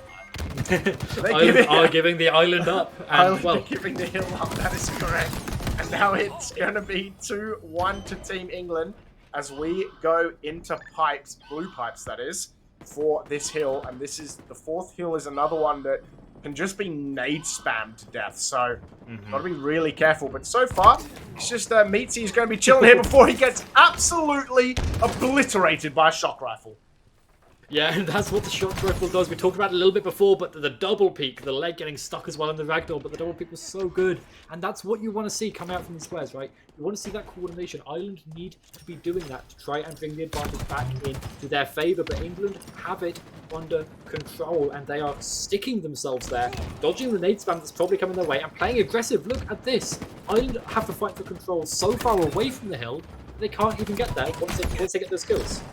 Yeah, and Glory beautifully done there. And you can see, look at this stick as well. Just throw it and just bounce back as well. As you can see, the invis. Objectives nearing completion. It looks like at this stage it might be 3-1 to England. But, however, oh my god, Sam Shot's going to get yeeted right out of there. Hollis is going to find Meatsy as well. There's going to be a kill from Sayer. Oh, that was beautiful with the camo. And this is going to be a confirmed 3-1 to England as we go to Turbines for hill number 5. What can Ireland do? They have to bring him back. Glory, obviously, top of the kill charts. But Sayer, again, 13 assists. The man is ridiculous. Getting so much damage. You talked earlier, it's not always about getting those kills. And, well, I mean, it helps when you're Glory to just hit those headshots. But from the rest of the team from England, they are so supportive in the way that they play around each other. There isn't one star player. They are all just so clean. You can see the leaderboard, the kills. One of them got each of those kills. They're just so evenly stacked. And the stronghold in their the hill in their hands, and it's just going to keep on going that way. They've got this defense, they've got these long range weapons just to shut down everyone, even from batteries. Hollers with a double as well. Sticker finding another with the shock rifle. Look, it's been a hill, it's been an island, it's been a stronghold. Whatever you want to call it, it's been that. But you can see, oh, what a shot from Sticker. He is going to get taken out. The hill is nearing completion as Glory is going to jump on there eventually. However, Glory does find Sayer, but this hill is going to be momentarily uncontrolled. You can see the active camos down there. Sticker is going to find Sam shots. I think the camo was picked up though, as the kill is not quite going to go down. Sayer does find Meatsy though. So this hill is almost done. Ireland hanging on by their fingertips. The hill being put back and forward. As you can see, Glory here with a needler. He has no shields. He is officially one shot. And not the one shot your teammates call one shot, the actual one shot. As his shield is going to go back up. And they're going to find a way to try and get this. They have killed a couple of Team England players though. They know where they are. Shock Rifle's going to come on through. Ooh. Sticker finds one. Flux finds two. Now it's just Meatsy here. But Meatsy's got to work. He's dead as well. All 4 are dead. This should be it for England 6. This should be a grand final matchup against England 3. And it will be. England 6 going to win 3-0 against Ireland 1. And there we go. It's definitely coming home. But who is it going to come home to? England 6 or England 3? I mean, what a great performance. Yeah, we will just have to see. That was so good as well. England just looked so strong in every single aspect of the map. They were taking so much map control there. Even when they took control of the hill, they were pushing aggressively and trying to fight on multiple fronts to slow down the retake if it was even going to come back in. And it was really, really nice map control from them. And we saw from Ireland the exact opposite. As soon as they took control of the hill, especially there in Turbines, they were playing behind it rather than in front to try and slow down. And that just ceded so much control over that England could come from absolutely anywhere on the map. But I want to take a look at some of those shots because there was some really, really nice plays there. And congratulations to both England teams for making it up into the grand finals. Yeah, I think we're going to have a look at some replays across the whole of those 3 games because, yeah, there were some insane shots from start to finish. So as you can see here, we're going to start with this Streets game where the oddball was flying around, but obviously Sierra was flying around as well. And I just want to point out, Sierra had so many assists across all these 3 games. I think Sierra ended up adding about another 13 or 14 assists, which meant they ended up with almost 40 assists over 3 games, which is absolutely ridiculous when you think that they also factored in about 50 to 60 kills as well. So, yeah, just dealing so much damage, massive damage, big damage. But yeah, that Flux is still the filthiest shot of maybe the entire tournament, I think. But so yeah, with a beautiful double kill, and I mean, just a beautiful. I love that freeze frame of the plasma. I wonder how I got here, kind of moment. Yeah. So yeah, it was just really, really well done. But you see, the stick. Glory was getting kills, and yeah, it was just super well done. So, you know, obviously we finish off this semi-final. We have had a full day of Halo. We have covered 6 series, starting with England 3, who are going to be our grand finalists, along with England 6. We had them at 2-0. We had France 1 at 2-0. We had Ireland 3 at 2-0. And then we followed both Ireland 1 and England 6 in 3-1 victories in the knockouts, finishing up with the England 6 3-0 over Ireland 1. Yeah, it's been a hell of a day. Classic Halo style. There have been crashes, there have been drops, there have been a random 9th player entering the game at some point as well. We have pretty much had it all, but we are not going to keep you guys any longer. We are going to go throw you over to the main Europa Halo channel because the grand final is coming up between England 3, between England 6. We are going to see who is going to bring it home. Do you have any final words you want to talk about, Eco?